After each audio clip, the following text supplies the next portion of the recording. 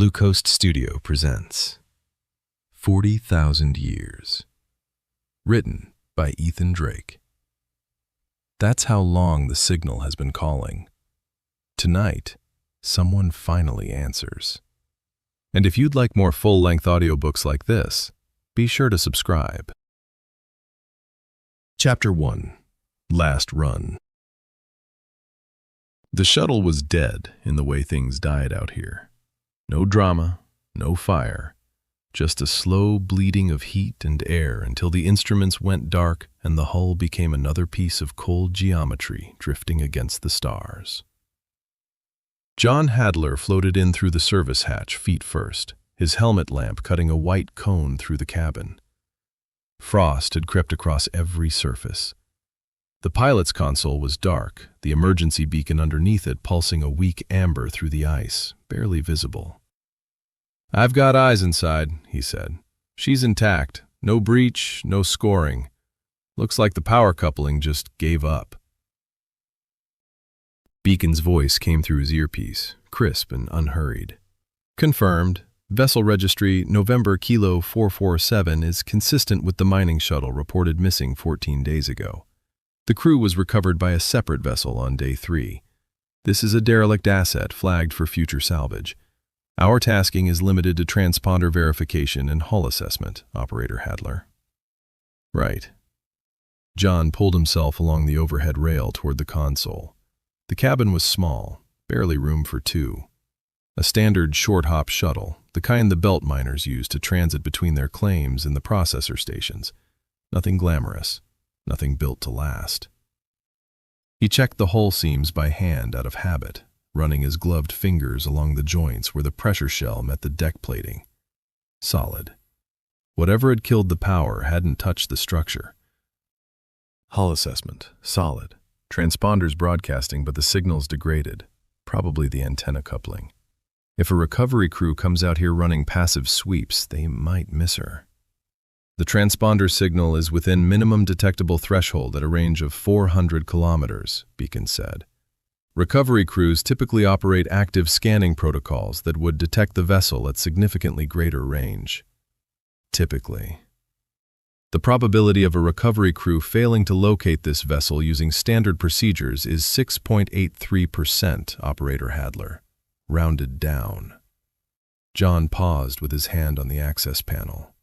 6.83%, rounded down. As if the rounding were a concession to his fragile human need for simplicity.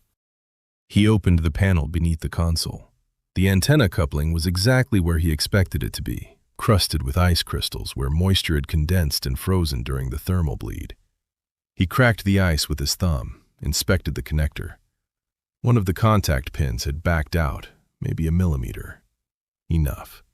Got it. Contact pin worked loose. Probably vibration from the coupling failure. He fished a multi-driver from his suit pocket and seated the pin, then cycled the connector. The transponder's amber pulse steadied, brightened, and the signal strength indicator on his helmet display ticked up from marginal to nominal. "Transponder signal is now broadcasting at full rated power," Beacon confirmed. "I will note that antenna repair was not within our assigned tasking for this verification. It was a loose pin. The repair required you to open a service panel, diagnose a fault, and execute a corrective action on hardware belonging to a vessel flagged for third-party salvage. That exceeds transponder verification and hull assessment." "Beacon, it was a loose pin." A pause, barely perceptible. "Noted." Jon smiled inside his helmet. He started to close the panel, then stopped. His lamp had caught something on the console above him. A piece of paper, held to the metal by a small magnetic clip. He reached up and tilted it into the light. A drawing, a child's drawing, done in what looked like crayon or grease pencil on the back of a supply requisition form. A figure in a spacesuit, standing next to something that was probably meant to be a shuttle. Big yellow star in the corner. At the bottom, in uneven block letters that leaned hard to the right, the word Dad. The crayon had faded. The edges of the paper were brittle with cold, curling slightly where the moisture had been pulled out of them. The magnetic clip was the only thing that had kept it in place through whatever had happened to the shuttle's power and heat. Jon held it in the light for a long moment. The spacesuit figure had an enormous smile. 5 fingers on each hand, splayed wide like starfish. He set it back against the console, carefully, making sure the clip held. Operator Hadler, your biometric data indicates a transient reduction in heart rate. Are you experiencing any suit environment irregularities? No, I'm good. He closed the access panel. Let's button up. He pulled himself back toward the service hatch, taking one last look at the cabin. Everything in order. Transponder broadcasting strong. Whoever came to haul this thing back to a processing yard would find her clean and easy. He sealed the hatch behind him and kicked off toward the far lance, hanging 50 meters off the shuttle's port side. His ship looked the way she always looked, compact, scarred, functional. A blunt wedge of hull plating and sensor arrays, not much bigger than the shuttle he'd just left, but deeper, heavier, built for weeks alone in the dark. The kind of ship that didn't impress anyone in dock, but kept you breathing when everything else went wrong. Home, more or less. The only one that didn't ask him to explain where he'd been. He cycled through the airlock, stripped his gloves and helmet in the suiting bay, and felt the warmth of the far lance's air on his face. The environmental system was running 1.5 degrees above standard. He'd adjusted it weeks ago and never bothered to set it back. Beacon hadn't mentioned it. Probably filed it under acceptable operator preference. "Salvage verification complete," he said, stowing his gear. "Log it, and let's get moving. We've got, 6 hours to the waypoint?" 7 hours, 14 minutes to the refueling waypoint at current thrust profile. I have logged the transponder verification and hull assessment for vessel November Kilo 447 as complete. I have also logged the antenna repair as an addendum, attributed to Operator Hadler's discretion. Generous of you. Accurate. Jon dropped into the pilot's chair and pulled up the nav display. The route back was clean.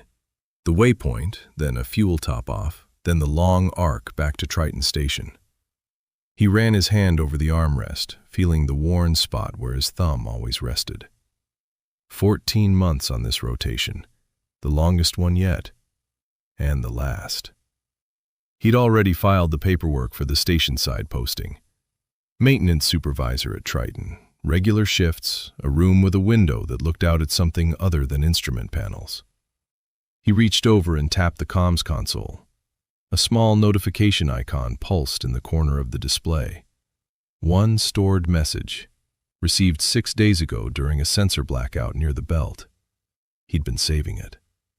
He pressed play. Mila's face filled the screen.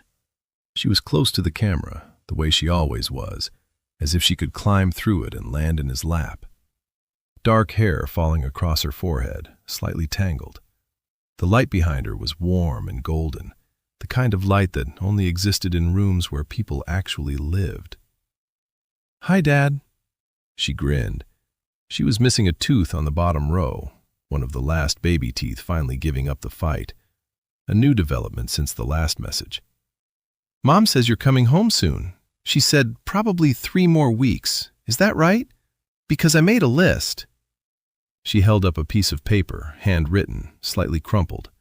Her tongue poked out between her teeth as she read from it. "Okay, so, first we're going to go to the aquarium because they got new fish. They have one that glows. Not like a screen glow, like actually glows, like from inside. Then we're going to eat at the noodle place, the one where they let you pick your own toppings, and you're not allowed to just get plain noodles this time because that's boring. Then we're going to the park, but only if it's not raining. And if it is raining, we're going to build a fort in the living room and watch a movie. Mom says I can pick." She lowered the list and looked directly at the camera. The grin softened into something else. Something 10-year-olds weren't supposed to know how to do with their faces. "I miss you. Come home soon, okay?" You always come home, Dad.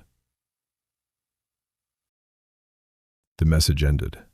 The screen held on the last frame for a second, Mila's face bright and expectant, before cycling back to the comms interface. Jon sat with it. The hum of the Farlance's systems around him, the quiet tick of the environmental processor, the faint vibration of the reactor through the deck plating. The chair held him the way it always did. The armrest wore against his thumb.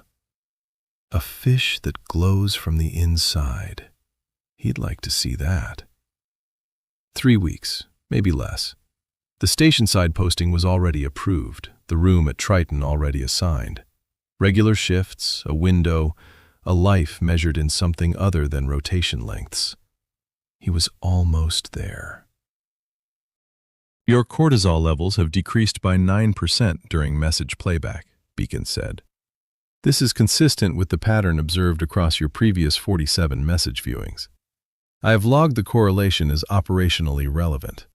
Adequate stress management contributes to sustained cognitive performance during extended deployments. You keep a count? I maintain comprehensive biometric records as part of standard crew health monitoring, Operator Hadler. But you keep a count of how many times I watch your messages. A pause, fractionally longer than Beacon's usual processing intervals. The data point is incidental to the broader biometric dataset. Sure it is. Jon leaned forward and opened the reply interface. The recording indicator blinked, waiting. He looked at it. The cursor pulsed, patient and green. He could say something. He should say something. Tell her about the shuttle, about the loose pin in the drawing. Tell her about the fish, the glowing one, how he'd read about bioluminescence when he was a kid, and that it was one of the things that made him want to come out here in the first place. Tell her he missed her in a way that didn't fit in words. A physical sensation, like gravity pulling on a part of him that didn't show up on any scan. The cursor pulsed. He closed the interface and pulled up the system diagnostics instead. Fuel margins, reactor status, consumables. Everything nominal. Everything where it should be. Shall I draft a suggested reply outline? Beacon asked. I have analyzed Mila Hadler's message content and can identify several conversational topics that would maximize engagement based on her demonstrated interests. I'll get to it. Acknowledged. I will flag the task as pending. Thanks, Beacon. Standing by. Jon cycled through the diagnostics with the efficiency of long practice. Green across the board. 3 weeks out. Maybe a little less if the waypoint fuel allotment was generous. He'd be sitting in that noodle place with toppings on his noodles and his daughter making fun of him for picking the wrong ones. And this rotation would compress into memory the way they all did. Compacted by distance until the 14 months felt like a single long afternoon. Last run. He was already thinking of it that way. Had been since he filed the transfer request. Every job between here and Triton Station was the last time he'd do this particular thing in this particular darkness. Last derelict. Last transponder fix. Last loose pin. He was ready for it. That was the truth of it, simple and clean. He was ready to stop leaving. Beacon, set course for the waypoint. Standard cruise profile. Course plotted. Time to arrival, 7 hours, 11 minutes. Initiating thrust. The Farlance hummed, orienting herself, and Jon felt the gentle push as the main drive engaged. Neptune was a faint blue jewel off the port quarter, barely distinguishable from the stars at this distance. He watched it for a moment, then turned back to the console. That was when Beacon spoke again, and something in the cadence was different. Not urgent, not alarmed, just shifted. The way a precisely calibrated instrument shifts when it registers something outside its expected range. Operator Hadler, I am detecting an anomalous signal on long-range passive sensors. Jon's hands stopped over the console. Define anomalous. The signal is structured and repeating on a frequency that does not correspond to any entry in the Consolidated Human Communications Database. Bearing is 274 Mark 15, originating from deep trans-Neptunian space, well outside our designated patrol zone. Signal strength is extremely low but consistent. I am detecting no drift or degradation in the repeat interval, which suggests an active transmission source rather than a reflected or residual emission. Jon pulled up the sensor display. The signal was there. A thin green line pulsing at regular intervals on a frequency chart that was otherwise empty. It sat alone in a band of spectrum that nothing human used, repeating with a precision that made the hairs on his arms stand up. How long has it been broadcasting? I am unable to determine total broadcast duration from current data. The repeat interval is 11.3 seconds. The signal structure contains embedded subharmonics that suggest layered encoding. I have attempted to match the encoding pattern against all known human, commercial, military, and scientific transmission formats. No match found. Jon stared at the display. The green line pulsed. 11.3 seconds. Pulse. 11.3 seconds. Pulse. Steady as breathing. Distance to source? Estimated range to the signal origin is approximately 31 astronomical units from our current position, deep in trans-Neptunian space. Given our fuel state and thrust capacity, an investigation would require approximately 19 days round trip. However, roughly 8 days of that detour overlap with our existing return trajectory. The net addition to your return timeline would be approximately 11 days. 19 days. At minimum, the estimate assumes favorable conditions and no requirement for extended on-site operations. The deviation would place us well beyond our assigned patrol zone and significantly exceed our mission parameters. Jon enlarged the signal on the display, zooming in on the waveform. It wasn't noise. It wasn't random. The subharmonics Beacon mentioned were there, nested inside the primary pulse like the grain inside wood. Layers. Intentional layers. In 13 years of deep space search and rescue, he had pulled bodies from wrecked freighters, reignited failing reactors, talked panicking miners through suit breaches, and fixed more things than he could count that other people had given up on.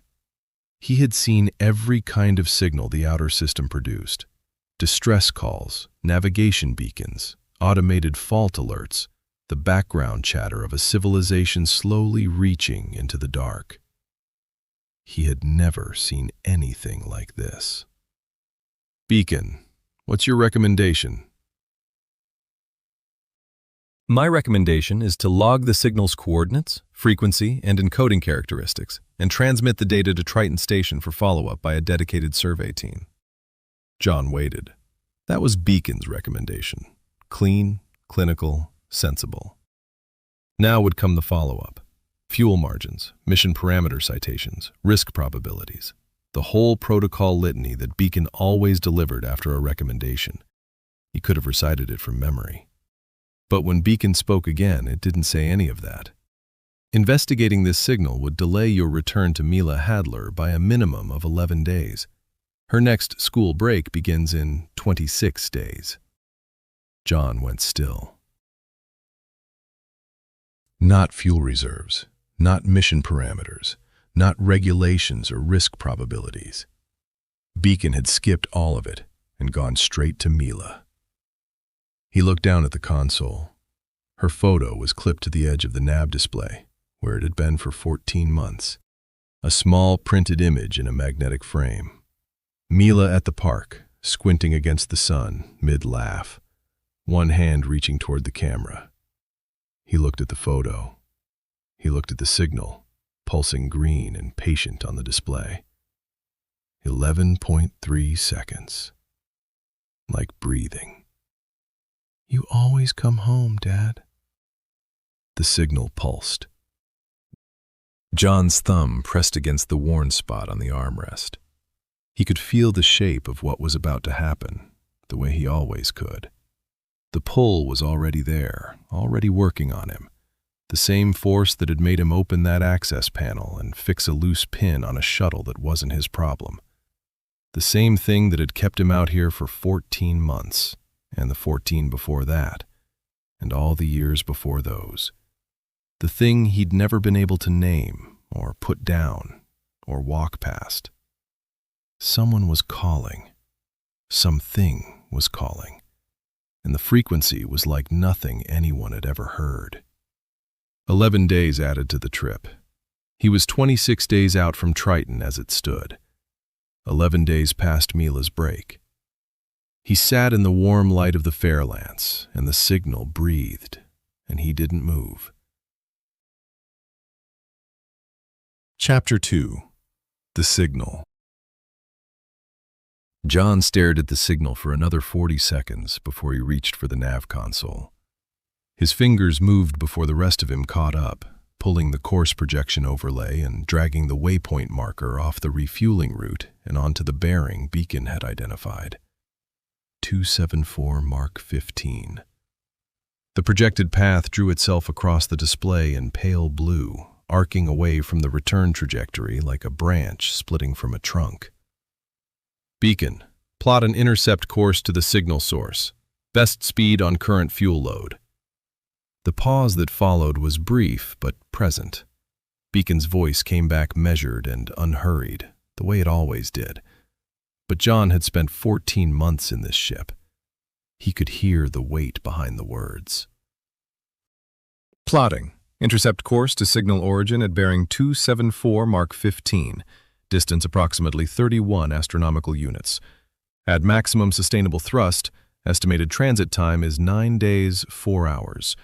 Round-trip transit would consume 71% of remaining fuel reserves, leaving a margin of 29% for the return to the refueling waypoint.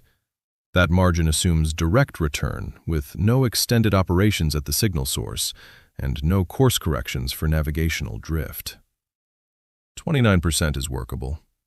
29% leaves no contingency for mechanical failure, unexpected maneuvers, or rescue operations. Standard operating minimums for deep space SAR vessels require a 40% fuel reserve at all times. I'm aware of the standard. I note that awareness of the standard and compliance with the standard are operationally distinct. Jon leaned back in the seat. Through the forward viewport, Neptune had already drifted to a pale point barely distinguishable from the stars. Ahead was nothing. Behind was everything. The signal is structured, Beacon. You confirmed that. It's repeating on a fixed interval with layered subharmonic encoding. That's not natural. Correct. The signal characteristics are inconsistent with any known natural phenomenon in our databases, and it doesn't match anything human. Also correct. No match was found against any consolidated human communications database, including commercial, military, scientific, and navigational formats. So it's either an instrument artifact, which you've already ruled out, or it's a transmission from something we've never encountered. And it's coming from a fixed point in deep trans-Neptunian space, 31 AU out, where nobody has any business being. Your summary is accurate. Then this qualifies as an unidentified signal of potential distress origin, and SAR protocol requires investigation. Another pause, longer this time. That is a generous interpretation of the protocol, Operator Hadler. Section 9, subsection 4 of the Search and Rescue Operating Manual defines a distress signal as a transmission matching recognized emergency formats or exhibiting characteristics consistent with vessel emergency beacons. This signal matches neither criterion. It's structured, it's repeating, and it's coming from somewhere no one should be. That's 3 for 3 on characteristics consistent with someone asking for help. It is also consistent with a navigational beacon, a scientific probe, an automated survey marker, or several dozen other non-emergency transmission types, all of which would be in the database. Beacon did not respond to that immediately. When it did, the sentence structure had shifted in a way Jon recognized. The AI was choosing its words. Investigating this signal will add a minimum of 11 days to your return transit. You are currently 26 days from Triton Station. Mila Hadler's school break begins in 26 days. An 11-day delay would place your arrival approximately 11 days after her break has started. You already told me that. I am reiterating it because you are currently entering the course change into the navigation system. Jon's hands stopped on the console. He looked down. Beacon was right. His fingers had continued working while they talked, entering the heading adjustment, the thrust profile, the fuel allocation. Half the course change was already loaded. He pulled his hand back and sat with it for a moment. Mila's photo was right there, clipped to the edge of the nav display, squinting in the sun, reaching toward the camera, the gap in her bottom teeth visible in the middle of that laugh. He should record her a message, right now. Tell her he'd found something strange and had to check it out, that it would add a few days, that he was sorry. She'd understand. She always did. That was the problem with Mila. She understood too well, and she forgave too easily. And every time she said it was okay, the word cost her something she was too young to recognize she was spending. He'd record it after. Once he knew what he was dealing with, he could explain it properly. Give her the real picture instead of a vague apology from a father who couldn't stop chasing signals into the dark. Beacon, confirm course change. Confirming. New heading 274, Mark 15. Transit time 9 days, 4 hours at maximum sustainable thrust. A beat. Operator Hadler is proceeding contrary to recommendation, logging for continuity of record.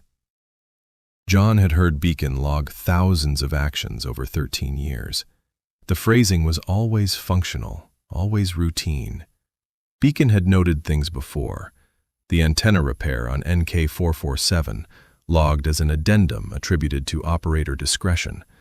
A procedural footnote. Scope creep. But that was Jon doing more than asked, not Jon doing the opposite of what Beacon recommended. This was different. Proceeding contrary to recommendation. That was a new category, and Beacon had chosen to name it. He finished entering the course change and initiated thrust. The Farlance shuddered as the engines ramped, then settled into the steady vibration that meant open cruise. The refueling waypoint dropped off the navigation display, replaced by a single blinking marker deep in the black. 9 days out, 9 days back, 11 days late for his daughter. Jon adjusted Mila's photo so it faced him squarely, then turned his attention to the signal readout. The waveform pulsed on the screen, steady and patient. 11.3 seconds. Like breathing. He watched it breathe, and he flew toward it. The days compressed the way they always did in deep space. Jon ran maintenance cycles, checked hull integrity, ate meals that tasted like the packaging they came in, and slept in shifts that Beacon monitored with its usual precision. The signal grew stronger as the distance closed. On the third day, Beacon flagged a change. The subharmonic encoding is more complex than initial analysis indicated. I am detecting at least 7 nested layers of structured data within the primary carrier wave. 7 layers? What kind of data? Unknown. The encoding architecture does not correspond to any human information format. The mathematical relationships between the layers are consistent with intentional design, but I cannot determine the content without a decryption framework I do not possess. Jon pulled up the signal analysis and stared at it. 7 layers of meaning, nested like the rings of an old tree, and he couldn't read any of them. How old is this transmission, Beacon? Can you estimate? Based on signal degradation patterns, hydrogen absorption characteristics along the transmission path, and the observed rate of frequency drift, I can provide a rough estimate. Beacon paused. Approximately 40,000 years. Jon's hands went still on the console. He opened his mouth, closed it. Say that again? The signal has been broadcasting continuously for approximately 40,000 years. The margin of error is plus or minus 3,000 years, but the order of magnitude is consistent across all analytical methods I have applied. 40,000 years. Before recorded human history, before agriculture, before cities, before written language, when humans were still painting on cave walls and chipping stone tools, something out here had started calling. And it was still calling. Beacon, is there any possibility this is an artifact, instrument error, echo, anything? I have considered and eliminated 17 potential sources of error. The signal is genuine, originates from a discrete point source at the projected coordinates, and has been broadcasting for a period consistent with my estimate. I have no alternative explanation. On the 7th day, the signal source resolved on long-range sensors, not as a point, as a shape. Beacon, what am I looking at? A structure, artificial, metallic and composite hull materials, heavily degraded, approximately 2.3 kilometers along its longest axis. It is tumbling on a slow rotational period of approximately 94 minutes. I am detecting no active power emissions, no thermal signature consistent with operational systems, and no electromagnetic output apart from the distress signal itself. 2.3 kilometers. Correct. Jon leaned forward. That's bigger than anything we've ever built. By a significant margin, yes. Jon was still sitting with that number. 40,000 years. A span so vast it made his own lifespan feel like a rounding error, when Beacon spoke again. They were on the 8th day now, still 21 hours from the source. Operator Hadler, I'm detecting a new emission from the signal source. It is distinct from the primary distress signal. Narrow beam, extremely high energy, and directed. Directed at what? At us. The sentence was still hanging in the air when the Fairlance lurched. It didn't lurch the way a ship lurches when thrust goes asymmetric or a gyro fails. This was something seizing the ship from outside, a force that bypassed the hull entirely and took hold of something deeper, something structural. The deck heaved under him. His harness caught across his chest and shoulders, biting hard. Every display on the console flared white, then red, then scrambled into noise. The engines screamed, a rising metallic shriek that climbed through the bones of the ship. "Beacon!" Beacon's voice came back fragmented, sheared into bursts between washes of static. "External field has engaged the unable to structural stress exceeding." The stars outside the viewport were stretching, smearing, the light itself dragging into streaks that lengthened and brightened until the viewport was a wall of white fire. Jon couldn't move. The force pressing him into his seat wasn't acceleration, or not just acceleration. It was something else, something that felt like the ship was being pulled through a space that was too small for it, every atom compressed and then released, and then compressed again, in a rhythm that made his vision pulse gray at the edges. Hull stress alarms, thermal overload warnings, Beacon's voice cutting in and out, each fragment a damage report. Port lateral hull plating deforming, reactor containment holding, navigation array, lost, long-range communications. A sound like the ship being torn in half, and Jon's ears popped so hard his vision went white. Then silence. Not quiet. Silence. The absence of everything. The engines were dead. The alarms had stopped. The displays were dark. For 3 seconds that stretched into something close to eternity, Jon hung in his harness in a ship that had stopped making any sound at all. Then the emergency lighting kicked on, red and dim, and the displays began cycling through reboot sequences, and Beacon's voice returned, steady, clinical. Primary systems rebooting, emergency power engaged, conducting full diagnostic sweep. John's hands were shaking. He gripped the armrests until the tremor stilled, then released the harness lock and leaned forward to check the console manually. The displays were coming back one at a time, each one painting a different shade of damage. Navigation array destroyed. Long-range communications array destroyed. Port lateral hull plating showing stress fractures along 3 seam lines. Reactor containment intact. Life support intact and functional. Engines functional, but operating at reduced capacity. Fuel reserves showed 68% remaining, roughly what 8 days of maximum sustainable thrust should have consumed, minus a little extra. He'd been burning for 8 days straight, but the beam had seized them with 21 hours still to go, skipping the final leg of transit entirely. Whatever that beam was, it hadn't used the Fairlance's engines to move them. The fuel he'd saved was that last day of burn he never had to make. The extra fuel he'd lost, a couple of % beyond the projected 8-day consumption, was the engines fighting against the field during those 11 seconds of white fire, straining against a force they were never designed to resist. How long did that last, Beacon?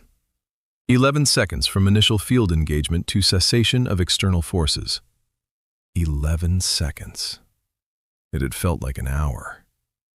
John watched the reports come in and tried to build a picture of what was left.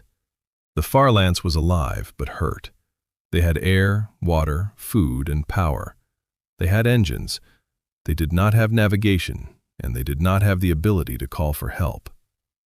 He noticed the diagnostic cycle repeating, each pass running longer than standard, methodical, thorough, as if the AI were checking its own work with unusual care, then repeating again. Beacon? He kept his voice even. You okay? The pause before the response was half a second too long. All primary systems functional. John watched the diagnostic scroll past a third time. How many times have you run that diagnostic? 3. Standard post-event protocol is 1 sweep, 2 if the first returns anomalous results.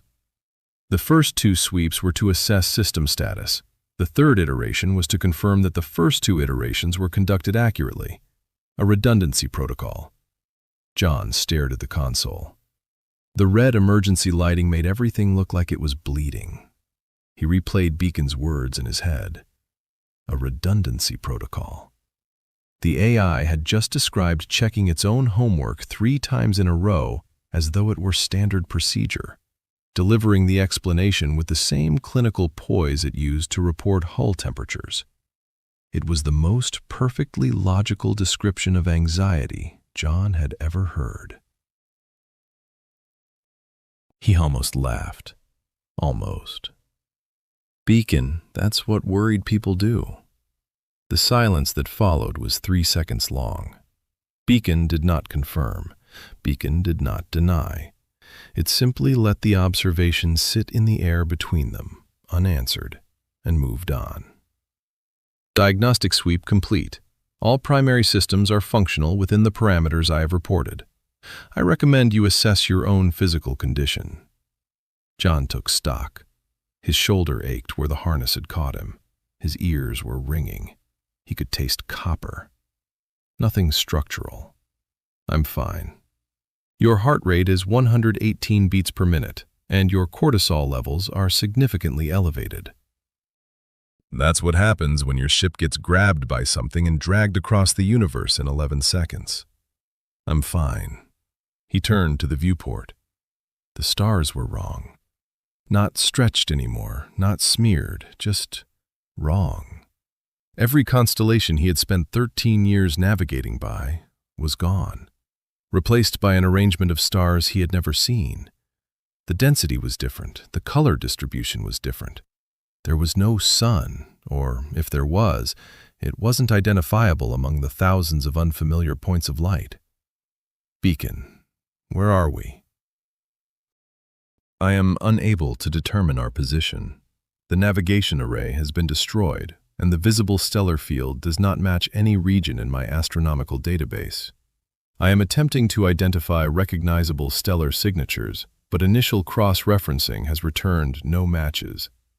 No matches. None. Wherever we are, it is not within the catalogued observational range of any human astronomical survey. Life support status. Functional.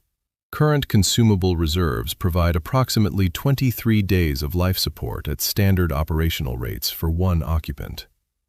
Long-range communications? The communications array was destroyed during transit.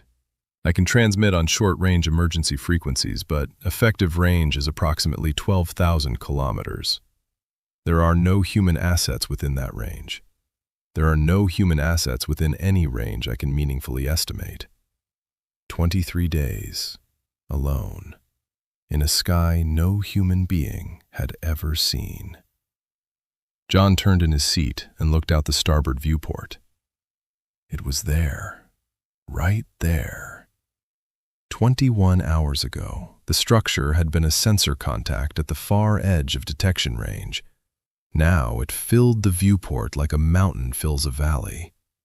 Whatever that beam had done, it hadn't just moved them fast.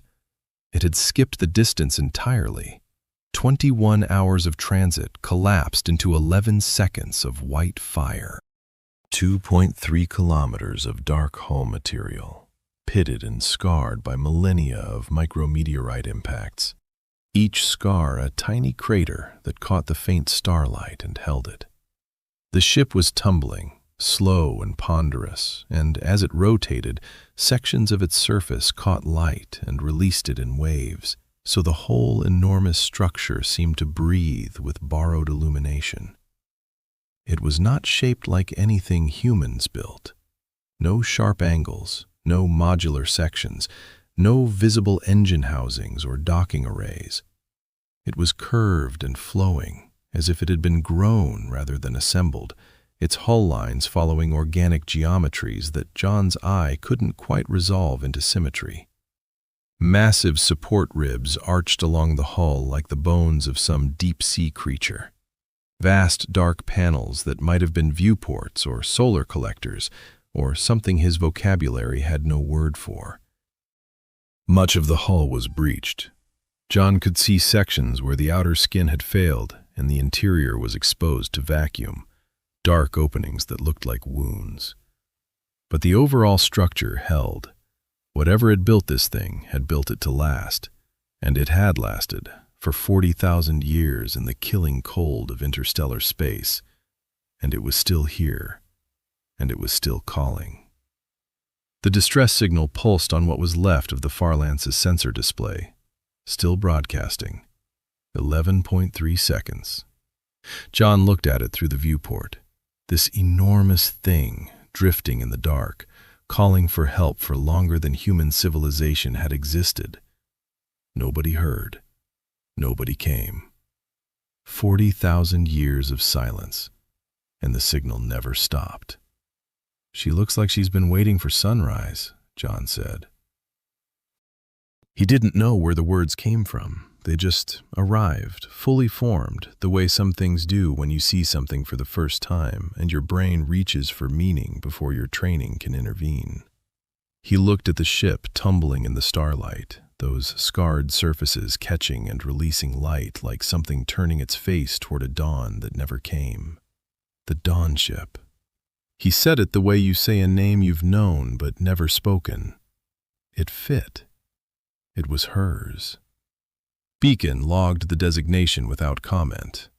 When it spoke next, it used the name as if it had always been there. "The Dawn ship is the only structure within sensor range.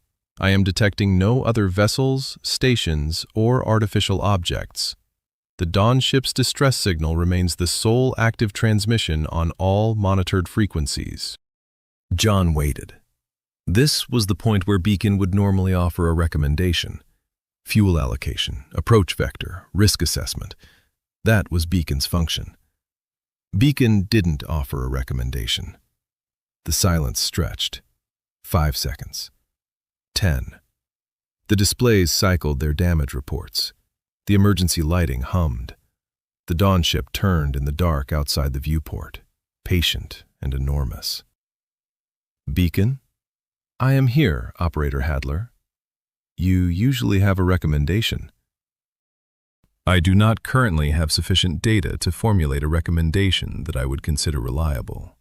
My operational models do not contain protocols for this situation.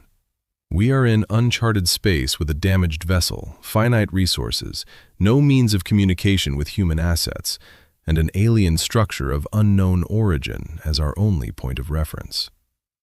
A pause. I can report what I observe. I cannot, at this time, recommend what you should do about it. Jon looked at Mila's photo, still there, clipped to the edge of the nav display, untouched by the transit that had scrambled everything else. Her face, the sun, the laugh, the gap in her teeth. He looked at the Dawn ship. 23 days of air. No way to call home. No way to get home. And something out there that had reached across the dark and pulled him here.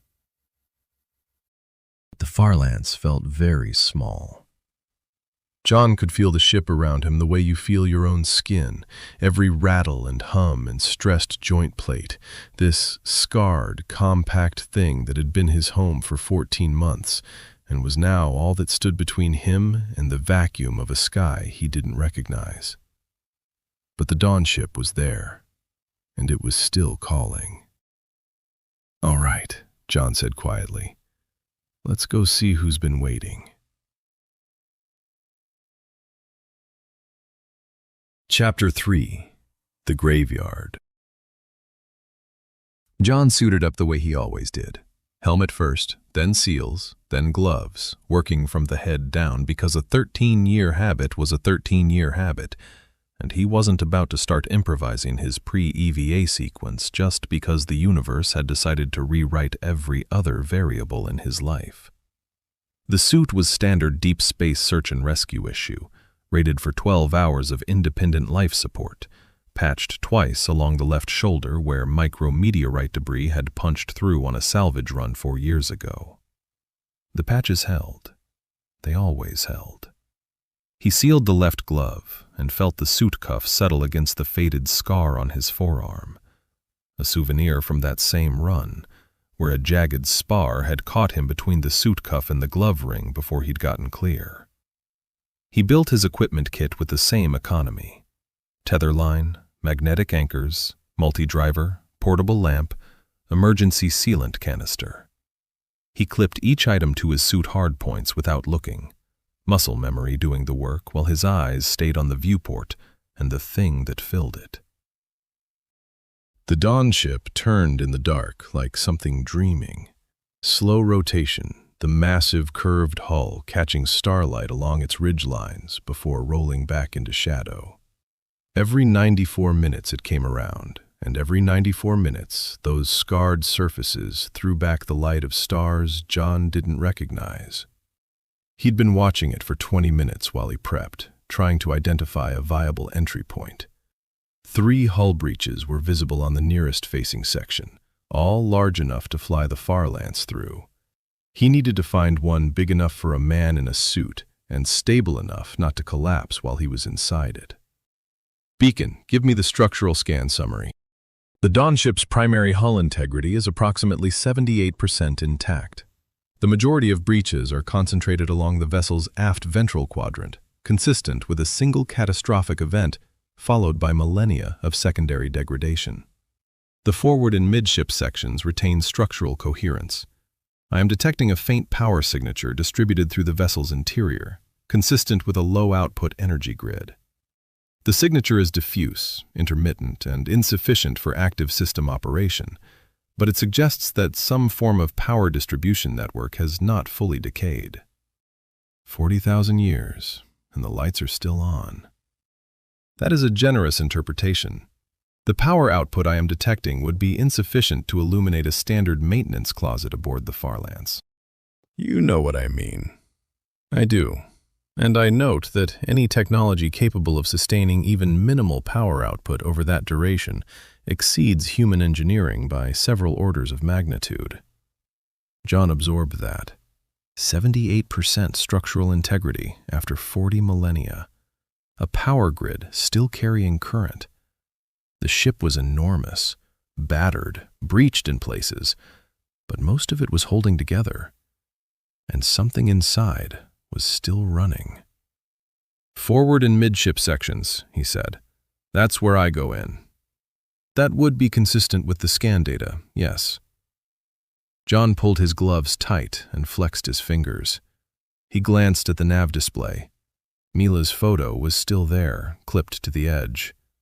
The sun on her face, the laugh, the hand reaching toward whoever held the camera. "Be right back," he said. "That is not a statement I can verify, Operator Hadler." Jon paused, one hand on the airlock frame. "Fair enough," he said. "Log it as operator intent." "Logged." He cycled the airlock. The crossing took 11 minutes. Jon used the Farlance's maneuvering thrusters to close the distance, timing his approach against the Dawn ship's rotation so he'd arrive at a breach amidships during a stable window. The tumbling meant every surface was in constant motion relative to his approach vector, and he had to thread the Farlance close enough to anchor a tether line without clipping the hull. He managed it on the second pass. The magnetic anchor bit into the Dawn ship's hull with a dull clang that transmitted through the tether into his gloves, and then he was pulling himself along the line, hand over hand, the Farlance shrinking behind him, and the alien vessel growing until it was the only thing in his field of vision. The breach he'd chosen was ragged, its edges curled inward like something had bloomed through the hull from inside. The metal, if it was metal, had a crystalline grain structure visible even through his helmet's lamp. Not welded, not riveted, not bolted. The material looked grown, the way coral grows, layer by accretive layer over time. He pulled himself through the breach and into the Dawn ship. The first thing he noticed was the silence. His suit had excellent audio pickup, sensitive enough to catch the vibration of a failing bolt at 20 meters. Inside the Dawn ship, it caught nothing. No hum of systems, no creak of thermal expansion, just dead, absolute quiet, the kind that presses against the ears like a physical thing. The second thing was the shape of the space. The corridor was not a corridor, not really. It was an arched passage roughly 3 meters across, but shaped more like an oval flattened along the bottom, with walls that curved upward and inward before meeting in a shallow ridge overhead. No right angles anywhere. Every surface flowed into the next, the walls becoming the floor, becoming the ceiling, in unbroken continuity. The material was dark, mineral-like, with a faint crystalline texture that caught his helmet lamp and threw back tiny refractions, pinpoints of color buried in what looked like solid stone.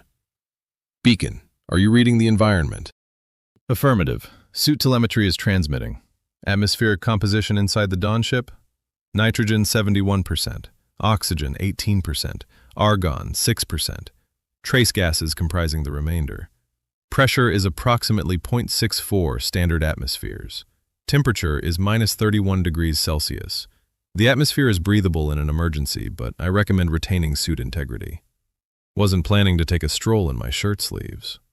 "Noted." He moved deeper.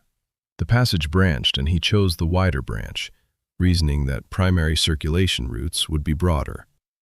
The wider passage opened into a chamber roughly 15 meters across, its ceiling vaulting upward into shadow beyond his lamp's reach. The walls were lined with alcoves, each one about a meter wide and 2 meters deep, recessed into the mineral surface in gentle curves. Some contained objects he couldn't identify, angular shapes resting on shallow shelves, their function completely opaque. Others were empty.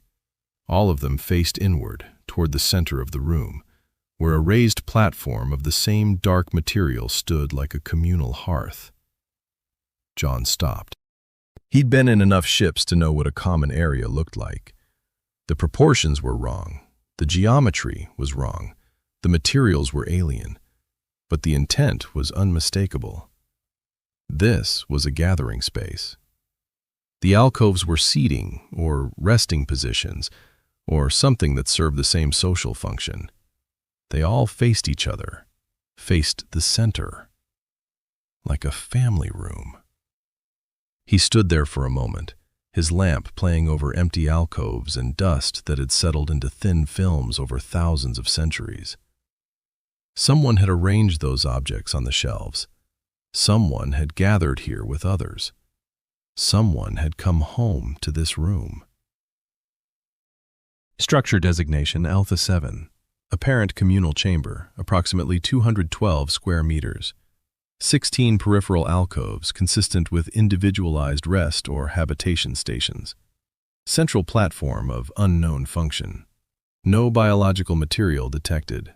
No active energy signatures. Jon didn't respond. He moved on. The Dawn ship revealed itself in layers. Workstations studded with interfaces of crystalline material embedded directly in the walls. Narrow passages that forced him to turn sideways, clearly designed for bodies shaped differently than his. A long chamber with what looked like plumbing running through the walls in spiraling conduits, some shattered crystalline fragments scattered on the floor like shards of dark glass. Everything was built for beings wider and lower than him. The passages assumed a center of gravity about 2/3 his height. The alcoves were broad and shallow, where a human would want tall and deep. The textures under his gloves suggested grip surfaces designed for manipulators with a wider spread than human fingers. Whoever had lived here was dense and heavy and moved close to the ground. They built in curves and gradients instead of corners and edges, and they'd been here long enough to make it home. "Beacon, how far in am I?" "Approximately 370 meters from your entry point. You have been aboard for 41 minutes. Suit life support is nominal." He checked his tether. The magnetic anchor at the breech held firm, and the line paid out smoothly behind him. He pressed deeper. The cryovault announced itself before he reached it. The passage widened gradually, the ceiling climbing, the mineral walls giving way to a smooth, almost glassy surface with a faintly reflective quality. The temperature dropped another 6 degrees. His lamp pushed into a space that swallowed the beam, and he understood why a moment later, when he stepped through the threshold. It was enormous. A chamber easily 60 meters across and maybe 20 high, ringed with concentric tiers like an amphitheater, each tier lined with pods. The pods were oval, translucent, set into cradles of the same dark mineral material, and there were hundreds of them. Jon swept his lamp across the nearest tier and counted 30 before losing track in the curvature. 3 tiers visible, more in shadow beyond. All dark, all still. He approached the nearest pod. The translucent surface was clouded with age, but his lamp cut through enough to see what was inside. Dense, heavy, with a body that looked like a cross-section of a geode, faceted surfaces of dark silicate, tessellated, interlocking. No face he could recognize. Limbs thick and broad, ending in wide, segmented manipulators. Beautiful, in the way minerals are beautiful, and very dead. The crystalline surfaces had lost whatever light they might once have carried. The body was inert, its facets dull and fractured in places, entropy doing what entropy always does, given enough time. Beacon. I see it. Biological material, non-terrestrial, crystalline mineral composition with complex internal structure. No metabolic activity detected. The organism has been deceased for an extended period. I am classifying this as a stasis failure, resulting in occupant death. Jon moved to the next pod. Same thing. And the next. And the next. He walked along the first tier in silence, his lamp sweeping from pod to pod, and every one told the same story. Clouded casings, still forms, dark crystal, dead. He descended to the second tier, then the third, moving among them the way you move through a cemetery, carefully, with a quietness that has nothing to do with being heard. 47 pods examined, 47 confirmed deceased occupants. Pattern is consistent. Stasis system failure across all observed units. Power supply to individual pods appears to have been routed through a centralized distribution network that experienced cascading failure. Every pod in the vault connected to the same power grid, and when it went down, they all went down. No redundancy, or not enough. Hundreds of beings in suspended animation, trusting the ship to keep them alive. And the ship failed. Jon stopped at a pod on the outer edge of the third tier. This one was different from the others, only in one detail. The occupant's hand, broad, heavy, multi-segmented, was pressed flat against the interior surface of the pod. Not curled in rest, not limp in death. Pressed against the wall, segments spread, reaching out. Jon looked at it for a long time. He thought about the drawing on the mining shuttle, the stick figure with the big smile and the 5 splayed fingers. Dad. He thought about Mila. "Beacon," he said. "Classify the vessel." "Based on current evidence, I am classifying the Dawn ship as a cryo-equipped generation ship that experienced catastrophic life support failure during transit. All examined occupants are deceased. The vessel meets the definitional criteria for a tomb." A tomb. 40,000 years old, 2.5 kilometers long, still calling for help. Jon turned back toward the passage that led to the breach, and the tether, and the far lance, and his 23 days of air. "Operator Hadler, I am detecting an anomalous reading." He stopped. "Where?" "Approximately 80 meters from your current position, bearing 157 relative. Deep in the vault, 4th tier. I am reading a faint but distinct energy signature. One pod in the vault is still drawing power from the residual grid." Jon's hand tightened on his lamp. "And I am detecting a biological signature within the pod. It is extremely faint. Metabolic output is at the lower threshold of my detection capability. But the signature is present, and it is consistent with a living organism." The vault was silent around him. Hundreds of dead in their clouded casings. And somewhere in the dark, on the 4th tier, one light still on.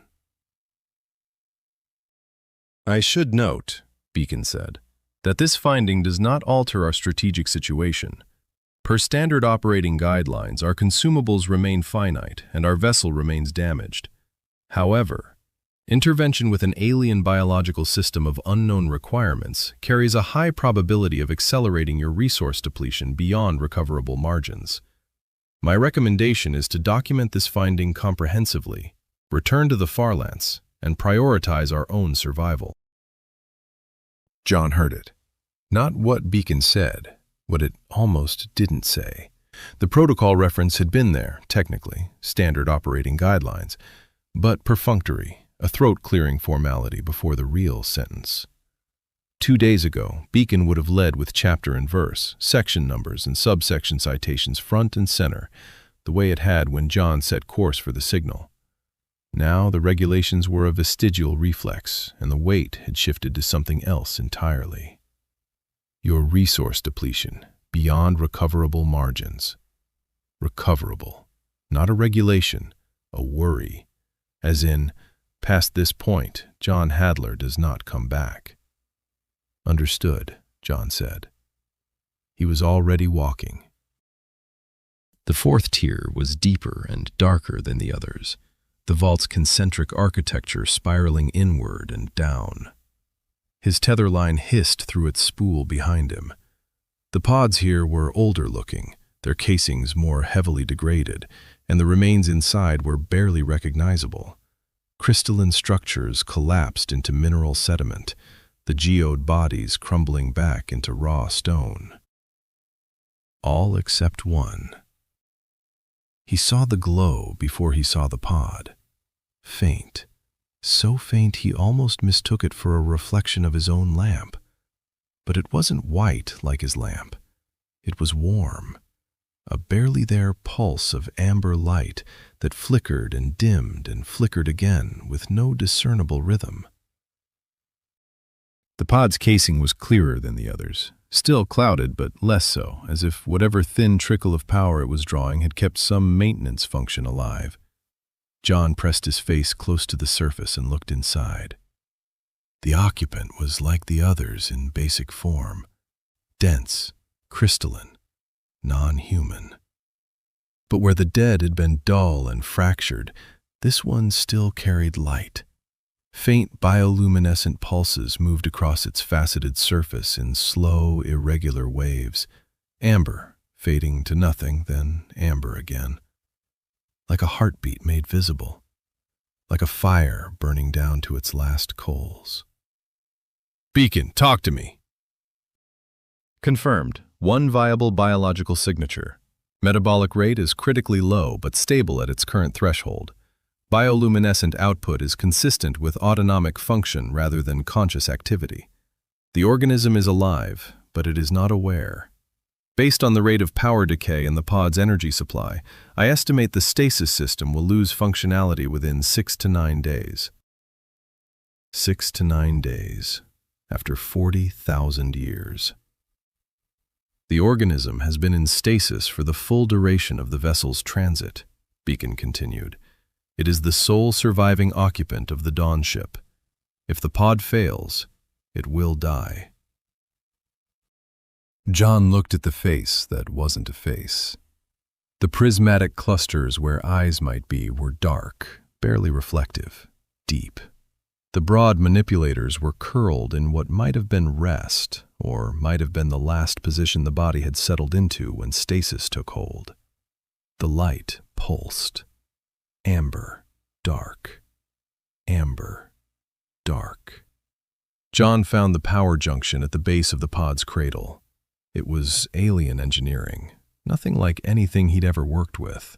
But power distribution followed principles that didn't care about species. Current flows from source to load. Resistance creates heat. Connections corrode. He traced the lines with his gloved fingers, following conduits that ran from the pod into the vault's wall. One conduit was nearly severed. Crystalline cabling fractured down to a few remaining filaments carrying a trickle of power that should have died millennia ago. He could bridge it. Emergency sealant over the fracture to stabilize the physical connection, then reroute from a junction node he'd passed 2 tiers up, where the grid still showed marginally higher output. It wouldn't fix anything. It would buy time. He pulled the sealant canister from his suit hardpoint. "Operator Hadler, I want to be clear about what this action entails. Rerouting power from the Dawn ship's grid to sustain this pod will require you to extend your EVA by a minimum of several hours. Your suit is rated for 12 hours of independent life support. You have currently expended approximately 1 hour and 40 minutes, leaving roughly 10 hours and 20 minutes of reserves. At current expenditure rates, the extended repair effort will consume approximately 6 hours of additional EVA time, reducing your remaining suit reserves to approximately 4 hours and leaving minimal contingency for complications during your return to the Farlance. Separately, committing to this repair reduces the Farlance's overall predicted survival margin by approximately 14%, accounting for the additional consumables, power, and recovery time required to support the effort." "I hear you." "That reduction is cumulative with our existing deficit. It moves you further from recoverable margins." "I know what it moves me toward, Beacon." He applied the sealant. The canister hissed against the alien cabling, the compound bonding to the crystalline surface in a rough but functional bridge. He worked the junction with his multi-driver, adapting human tools to alien architecture through the universal language of things that needed to connect to other things. It was ugly. It was inelegant. A proper engineer would have winced. The trickle of power to the pod steadied. The fluctuation in the amber light smoothed out, just slightly. Still faint, still erratic, but with longer intervals of presence between the dark gaps. Jon sat back on his heels in the dark of the fourth tier, surrounded by the dead, and watched the light pulse in the body of something that had been alive for 40,000 years and had no idea he was here. There was a hand pressed against a pod casing 2 tiers above him, reaching for help that never came. There was a photo clipped to a nav display on a ship floating 300 meters away, a girl reaching toward a camera with a gap in her teeth. You answered the call. That was what you did. That was what it meant to be the one who showed up. The light pulsed. Amber, holding. Amber, holding. Jon keyed his comm. Beacon. Yes, Operator Hadler. I'm going to need you to start mapping the Dawn ship's power distribution network. Every junction, every conduit, every node you can trace from the residual grid. I need to know what's still carrying current and what can be rerouted. A pause. 2 seconds. 3. Understood, Beacon said. Commencing power grid analysis. I should note that this activity is consistent with a long-term stabilization effort rather than documentation and withdrawal. Yes.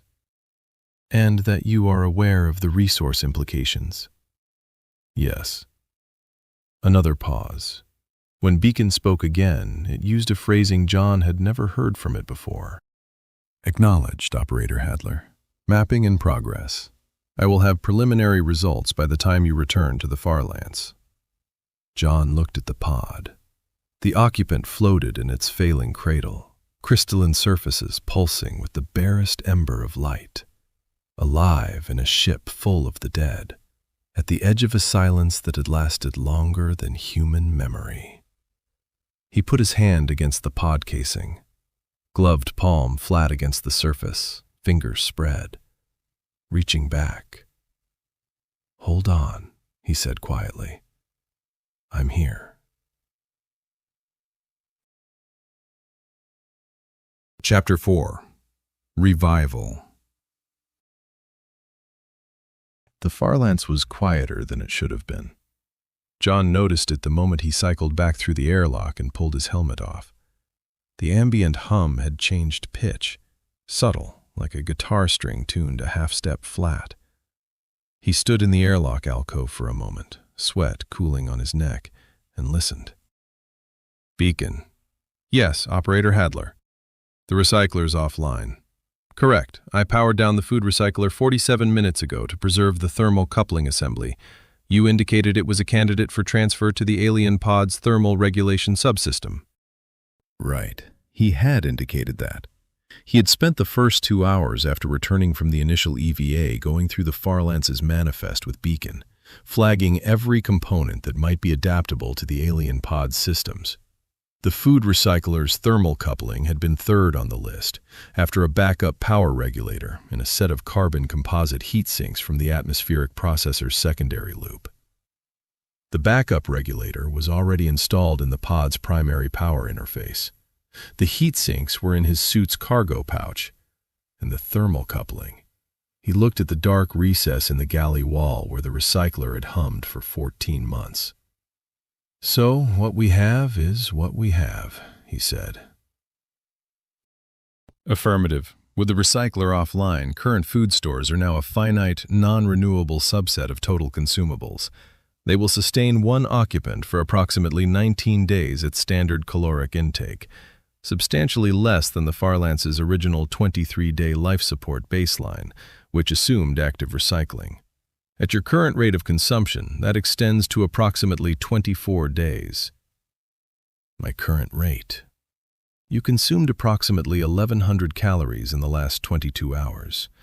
Recommended operational minimum for sustained EVA activity is 2,200. Jon opened the ration locker. 12 sealed bars, 4 meal packets, 2 protein supplements. He pulled a bar out, broke it precisely in half along the score line, and unwrapped one piece. The other half he sealed back into the foil, pressing the edges flat with his thumb. The bar tasted like compressed chalk and artificial vanilla. He chewed slowly, leaning against the galley counter. His stomach cramped once, not from the food, but from the reminder of how long it had been since the last meal. He chewed, he swallowed. He drank 2 measured sips of water from the dispenser. Then he picked up his datapad and pulled up Beacon's latest scan results. The alien's cryopod was not a cryopod. Not in any way a human engineer would recognize. Human cryogenics worked by slowing biological processes through cold, suspending cellular activity in molecular pause. The Dawn ship's stasis system did something else entirely. Beacon's best analysis described it as a resonance field. The pod generated a precise harmonic frequency tuned to the occupant's crystalline biology, holding every molecular structure in coherent stillness. Not frozen, suspended. Like a bell stopped mid-ring, the waveform preserved at the exact moment of interruption.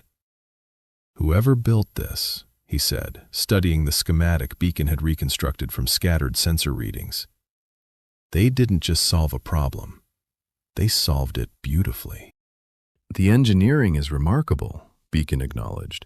"The resonance harmonics are tailored to the organism's specific crystalline lattice structure. Each pod appears to have been individually calibrated." Individually? Yes, every occupant's stasis field was tuned to its unique molecular signature. The system required precise knowledge of each individual's biology. Jon stared at the scan data. Hundreds of pods, each one custom-built for the person inside it. Not mass-produced coffins. Instruments. Someone had known every occupant well enough to calibrate a field to their molecular structure, and someone had cared enough to do it. He had been thinking of the Dawn ship's builders as engineers. For the first time, he thought of them as people. He sealed the remaining half of his ration bar into his chest pocket and picked up the heat sinks. The crossing took 9 minutes this time, 2 minutes faster than the first. He knew the rotation now, could read the tumble in his body the way he read ocean swells during his one shore leave trip to the Pacific, timing his release from the tether line to match the arc of the breach. He caught the lip of the hull fracture one-handed and pulled himself through.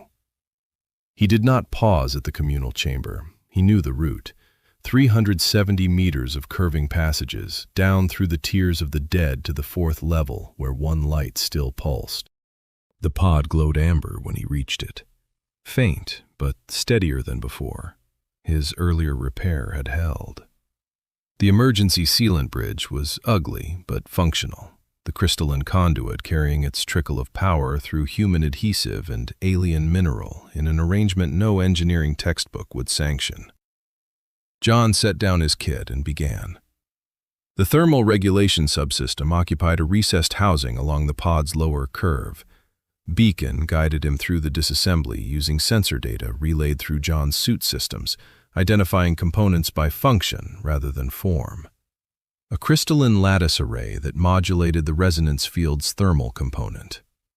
A fractured coupling that had once distributed heat in precise gradients across the pod's interior.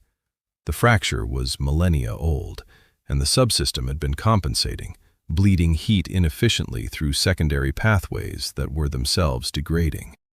"The organism's core temperature has been drifting for approximately 12,000 years, Beacon said. The rate of drift is extremely slow, approximately 0.003 degrees Celsius per century. But it's cumulative. Yes, current core temperature is 6.1 degrees above the calibrated stasis optimum.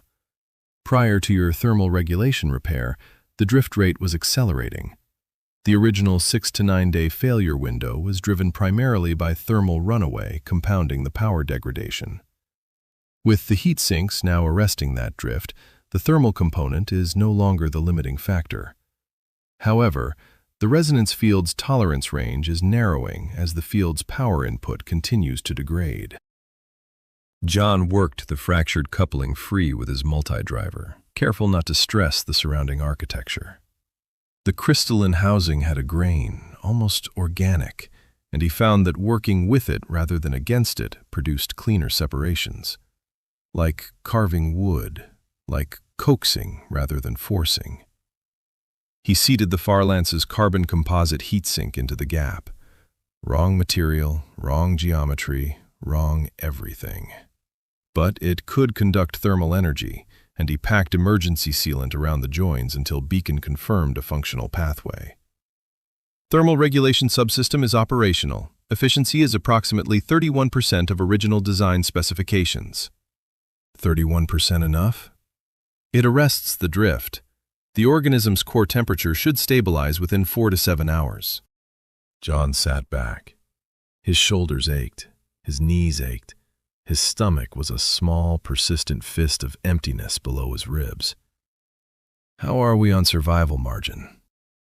Transfer of the thermal coupling assembly and heat sinks reduces the Farlance's atmospheric processing redundancy by 40%. Combined with the power regulator transfer, your overall survival margin has decreased by an additional 9% from the previous reduction. Cumulative reduction from baseline is now 23%. Jon nodded. 23%. Meals not eaten, warmth not generated, air not recycled as efficiently. Your probability of survival decreases with each component transferred, Beacon said. I am required to note this. Jon looked at the pod. The amber light pulsed beneath the clouded casing, slow and rhythmic, alive. The pod's failing, Beacon. If I don't act, the occupant dies. A pause. The kind of pause that, in a human conversation, would have been filled with all the arguments the other person chose not to make. Understood, Beacon said. Jon wiped sealant residue from his gloves and pulled up the next diagnostic. He had 3 more subsystems to assess, and the resonance field generator itself still needed evaluation.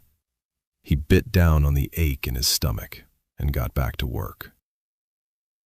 6 hours later, the resonance field generator told him something he did not want to hear.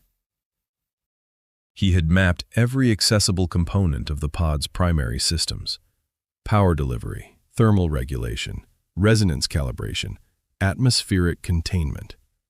The picture was comprehensive, and it was bad. Walk me through it again, he said, sitting cross-legged on the vault floor with his back against the pod's cradle. The resonance field is maintaining molecular coherence, Beacon said, but the organism's biology is not static within the field. There is measurable degradation at the crystalline lattice level, microfractures accumulating along grain boundaries. The process is extremely slow by human biological standards, but it has been occurring for 40,000 years. So stasis isn't perfect, it's just very slow dying. That characterization is imprecise but functionally accurate. With the thermal regulation stabilized, the revised timeline is significantly longer than my original estimate. At the current rate of degradation, the organism's crystalline integrity will fall below the threshold for viable biological function within approximately 19 to 23 days. Jon closed his eyes. He had stabilized the pod. He had arrested the thermal drift. He had given the occupant's stasis system everything he could give it. And none of it mattered, because stasis itself was the problem now.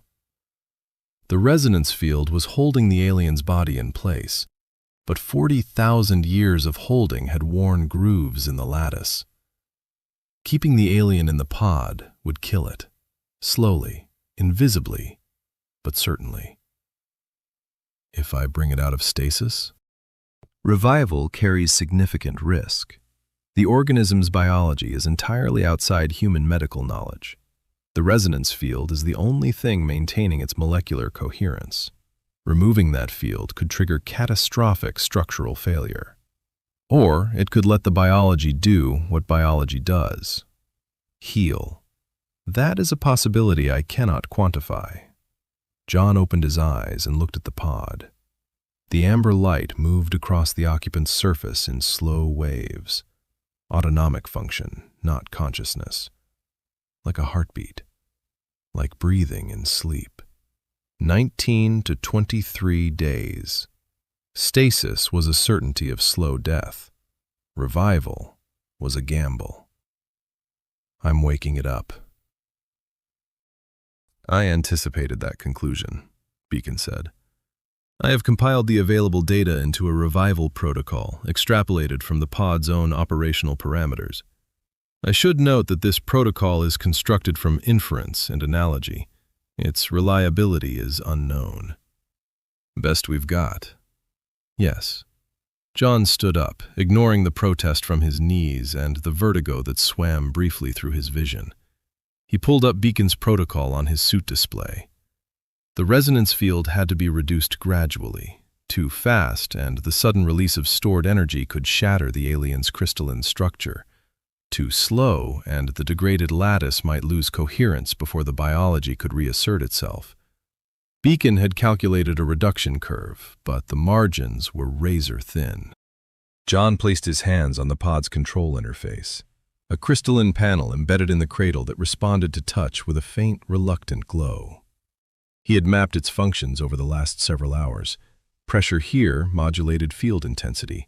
Pressure there adjusted thermal output. A sliding contact along the panel's lower edge controlled the resonance frequency itself. Reducing field intensity to 95%, he said. Acknowledged. Organism's biosignatures stable. He held the pressure for 2 minutes, watching the data on his display. 90%. The first change was thermal. The pod's internal temperature rose by 0.5 degrees as the resonance field released its grip on molecular motion. Jon watched the readout tick upward and adjusted the thermal regulation. 85%. A new signal appeared on Beacon's readout, low-frequency vibration emanating from the occupant's body, barely detectable, more felt than heard. The organism's crystalline matrix is beginning to resonate independently, Beacon said. This may be analogous to involuntary muscle contractions during human revival from cryogenic states. It's shivering. In a very loose metaphorical sense, yes. Jon watched the vibration frequency and matched his reduction curve to it, slowing the descent when the vibrations spiked, letting the biology find its own rhythm. Like bringing someone up from a deep dive. Too fast and the pressure differential would kill them. 70%. The amber light brightened. From a dim pulse to something resembling a steady glow, like a candle flame finding its wick. 60%. Thermal spike. The pod's internal temperature jumped 3 degrees in 4 seconds. Jon's hands moved on the interface, redirecting thermal energy through the regulation subsystem, bleeding heat before it could crack the crystalline structure that had endured 40 millennia and was now, in these fragile seconds, at its most vulnerable. Temperature stabilizing, Beacon reported. The spike was within recoverable range. Jon exhaled. 50%. The vibrations deepened. Jon could feel them through the pod's cradle now, transmitted up through the mineral floor and into his knees. A low subsonic thrum that resonated in his chest cavity. The alien's body was waking up, its crystalline biology beginning to vibrate at frequencies that had been silenced for 40,000 years. Chemical activity detected, Beacon said. Unknown compounds mobilizing within the organism's internal fluid matrices. I have no framework for interpreting this data. Is it consistent with biological revival? Best guess. Best guess? Yes. 40%. The amber light began to shift. New colors bled through the occupant's faceted surface. Deep blue, then green, then something that had no name in Jon's vocabulary. A color that seemed to exist just outside the spectrum he could comfortably see. The bioluminescence was awakening, spreading outward from the alien's core in waves that moved like liquid light across tessellated stone. 30%. The pod casing shuddered. A crack appeared along one of the translucent panels. Not the alien's body, the pod itself. 40,000 years of structural fatigue and the thermal gradients of revival were finding every weakness. 20%. Coming up fast. I don't think the pod can take much more. Agreed. The casing's structural integrity is failing. Recommend completing the reduction within the next 90 seconds. 15%. A sound. Not through his suit's audio, not through the pod's systems, through the floor, through the walls. A resonance that traveled through the mineral architecture of the Dawn ship itself, as though the alien's body, stirring back to life, was remembering a frequency the ship had been built to carry. 10%. And then the readings collapsed. Every biosignature on Jon's display flatlined simultaneously. The amber light died. The vibrations stopped. The alien's crystalline surface went dark and still. Metabolic activity has ceased, Beacon said. No biological signatures detected. Jon stared at the display. 0 across every metric. Timestamp it. 17:41 hours and 9 seconds. He pressed his palm flat against the pod casing, cold beneath his glove. No vibration, no warmth, no tremor of life. Beacon spoke again, measured and precise. Recommend aborting revival protocol and documenting the event for potential future analysis. No. The organism is displaying no vital signs. Continued intervention. Count for me. Beacon paused. Counting. 4 seconds. 5. 6. Jon kept his hand on the pod. He thought of every patient he had ever lost in 13 years of search and rescue. The ones who coded in transit. The ones whose suits breached too fast. The ones who were already cold when he arrived. He had learned to let go. He was good at letting go. He could not let go of this. 12 seconds. 13. 14. The flat line held. His hand pressed harder against the casing, fingers spread against the translucent surface in exactly the posture of the dead alien 2 tiers above, the one who had reached out from inside its own pod and never been answered. 15. 16. A flicker. Deep inside the alien's body, at the very center of its crystalline mass, something pulsed. Not amber. A pale blue-white light, barely visible, like a star seen through deep water. 17 seconds. Biosignatures restarting. Core crystalline vibration detected. Chemical mobilization resuming. The light spread. Outward from the center, through the faceted lattice of the alien's body, following pathways that lit up like a city seen from orbit, node to node, junction to junction, a network of light reactivating after the longest sleep in human memory. 20 seconds. Metabolic indicators climbing. Resonance field at 5% and holding. The organism's biology is sustaining its own coherence. Jon pulled his hand back and killed the resonance field entirely. The pod casing cracked along 3 lines and went dark, but the occupant did not. Colors cascaded across its surface in chaotic, brilliant waves, amber and blue and green, and that nameless frequency beyond the edge of perception. The bioluminescence was frantic, disorganized, like a mind trying to scream through every channel at once. Beacon's voice cut through. The organism's biosignatures are elevated and erratic. Bioluminescent output exceeds anything in my baseline readings by several orders of magnitude.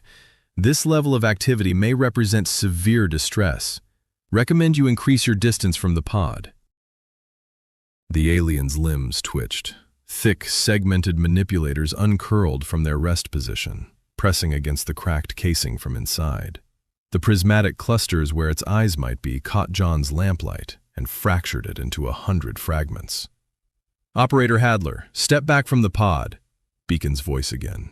A single sentence. No qualifiers. No probability assessment. No measured clauses bracketing the recommendation in context. Just the instruction, bare and short. Jon barely registered the difference. He stepped closer. The alien's surface blazed with light. Waves of color crashed against each other, violent, dissonant, nothing like the steady amber pulse of stasis.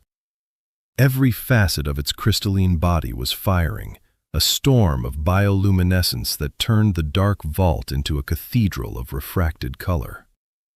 The pods of the dead caught the light and threw it back, hundreds of dark shells briefly alive with borrowed radiance. Jon put his hand against the cracked casing. The vibrations hit his palm like a struck tuning fork. He could feel the alien's panic in his bones, a frequency that bypassed language, bypassed species, bypassed every boundary between them. Something was alive and afraid, and it did not know where it was. "Easy," he said. His voice was quiet. "Easy." The chaotic patterns on the alien's nearest surface stuttered, reorganized. The frantic pulses slowed in that one region, just slightly, as if some part of the alien's sensory system had detected a new input amid the overwhelming flood of awakening. Jon held still. He breathed. He kept his hand where it was. The alien's prismatic visual organs shifted. They focused on him. Two beings looked at each other across a distance that could not be measured in meters.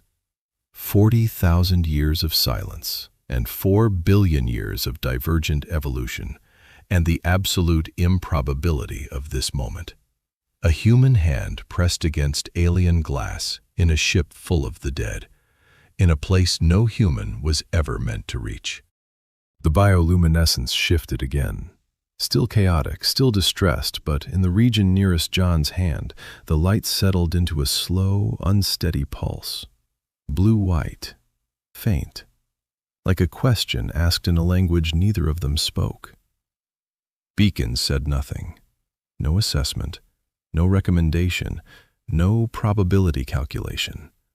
The silence was so complete that Jon could hear his own heartbeat in his suit's audio, steady against the subsonic thrum of the alien's body, waking up to a universe that had left it behind. Jon looked into eyes that were not eyes, prismatic clusters that reflected his lamplight back at him in fractured pieces, deep and alien and alive. "Hey," he said softly, "I'm here." The blue-white pulse held, flickered, held again. Everything before this had been engineering. Everything after would be something else entirely. Chapter 5.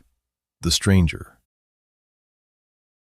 The alien was afraid of him. Jon had known that since the moment its prismatic clusters focused on his face. Since the chaotic bioluminescent storm that turned the cryovault into a cathedral of shattered color. But knowing something and watching it play out over the next several hours were different things entirely. The alien had pulled itself deeper into the cradle of its shattered pod, pressing against the mineral wall behind it with the slow, grinding deliberation of something that had never moved quickly in its life. Its bioluminescence flickered in irregular surges, amber shot through with veins of deep indigo. He tried the obvious things first. He held still. He dimmed his helmet lamp to its lowest setting so the beam wouldn't lance across those prismatic surfaces. He spoke in low, even tones, the same cadence he'd used coaching a panicked miner through a suit breach 6 years ago. "You're okay. I know this is a lot. You're okay." The alien did not find his voice soothing. Every syllable produced a ripple of agitated light across its tessellated surface, the patterns colliding and fragmenting like waves hitting a breakwater. Bioluminescent output spikes consistently with each vocalization. The organism appears to be reacting to the acoustic input as a stressor. Jon shut up. He tried light. He cycled his helmet lamp through color temperatures, letting each one hold for a full minute. Cool white, warm amber, soft blue. The alien's bioluminescence didn't synchronize or stabilize. If anything, the shifting light added another layer of agitation. He tried proximity. He edged half a meter closer, moving with what he considered agonizing slowness. The alien's surface erupted in bright, fractured amber, and a vibration rolled through the vault floor hard enough that Jon felt it in his knees. He backed off. The organism's cortisol-analogous chemical markers have increased 17% since your approach began. I recommend maintaining a minimum distance of 2 meters. I got that. Thanks. 20 minutes of nothing. Jon crouched at the edge of the pod cradle, arms loose on his thighs, watching. The alien's light settled into something closer to baseline, though the patterns were still jagged and irregular. It had stopped pressing itself against the wall with quite so much force. Jon tried gesture. He raised his right hand slowly, palm out, fingers spread. He'd made the gesture 1,000 times. Accident scenes, debris fields, rescue pods where people were screaming and needed someone steady to focus on. Open palm. Nothing in my hand. You're safe. The alien saw the gesture. Its entire body detonated. Every facet of its crystalline surface ignited simultaneously in searing red-orange, a color so vivid it burned afterimages across Jon's vision, even through his helmet's auto-dimming filter. The alien launched itself backward against the mineral wall with force that cracked the surface behind it, its thick limbs splaying wide, its body vibrating at a frequency that Jon felt not in his chest, but in his teeth, in his jaw, in the roots of his molars. A sound that wasn't sound filled the vault, a subsonic pressure wave that made his inner ear scream and his vision blur at the edges. The dead pods caught it and threw it back, hundreds of dark shells flickering with reflected alarm light, the whole vault pulsing like the inside of a warning klaxon. Jon yanked his hand back and stumbled 2 steps away, catching himself on the rim of an adjacent pod cradle. The alien was pressed flat against the far wall of its alcove, every surface blazing, vibrating so hard that a fine crystalline dust was sifting down from the mineral ceiling above it. The organism's threat response indicators have increased 400%. Correlated physiological distress markers are approaching critical thresholds. Recommendation: do not repeat that action. Something about the tone registered through Jon's adrenaline.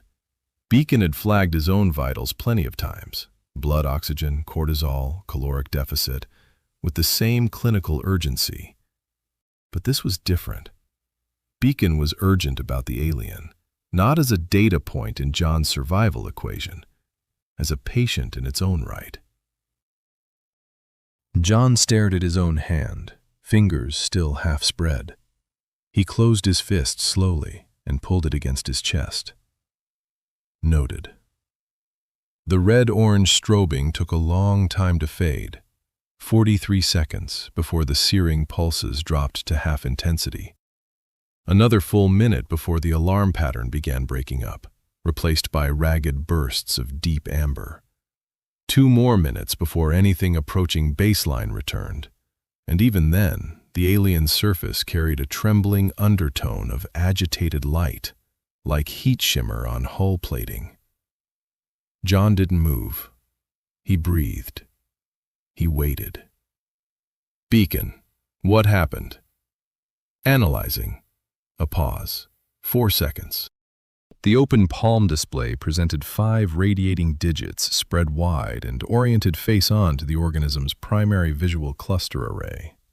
Based on the magnitude of the threat response, this configuration likely registers as an aggressive pattern within the organism's perceptual framework.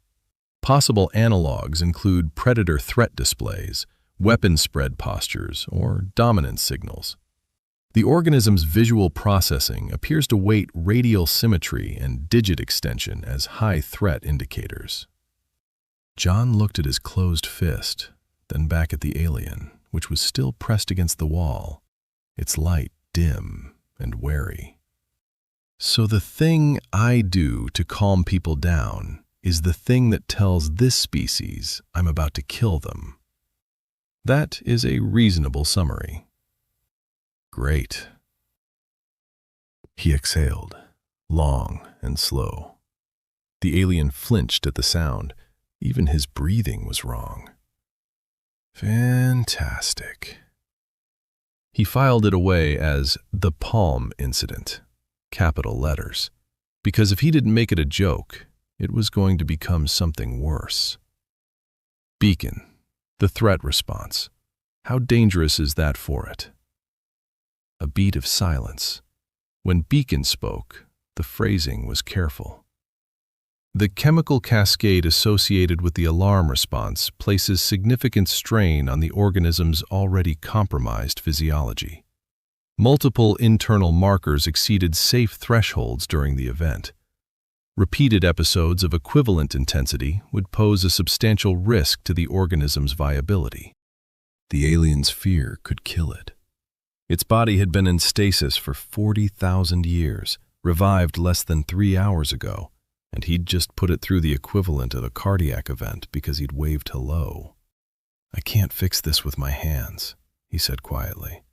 He sat down on the vault floor, 2.5 meters from the alien's alcove. He closed his eyes inside the helmet. He thought. Every tool in his kit was wrong. 13 years of search and rescue, and every technique he'd ever used assumed the person on the other end shared a body plan, a sensory world, a set of instincts that rhymed with his own. Open palm meant peace. Slow approach meant safety. Steady voice meant competence. Here, all of those translations were broken or inverted, and the penalty for getting it wrong was measured in the alien's blood chemistry. He sat. He breathed. He kept his hands in his lap, fingers curled. The alien watched him. After 20 minutes, Beacon spoke. I have been monitoring the organism's response patterns since awakening and correlating signal latency with known biological indicators. The AI's tone carried something Jon hadn't heard before. Not concern exactly. Focus. The kind of focus Beacon usually reserved for structural scans of failing reactor containment. The organism's bioluminescent signals exhibit a consistent temporal architecture. Response latency to external stimuli averages 4.7 seconds, with a range from 2.9 to 8.1 seconds. Signal duration for what appear to be coherent communication units averages 11 seconds. By comparison, human conversational response latency averages approximately 600 milliseconds. Jon opened his eyes. It's slow. The organism's natural cognitive rhythm appears to operate on a significantly different timescale.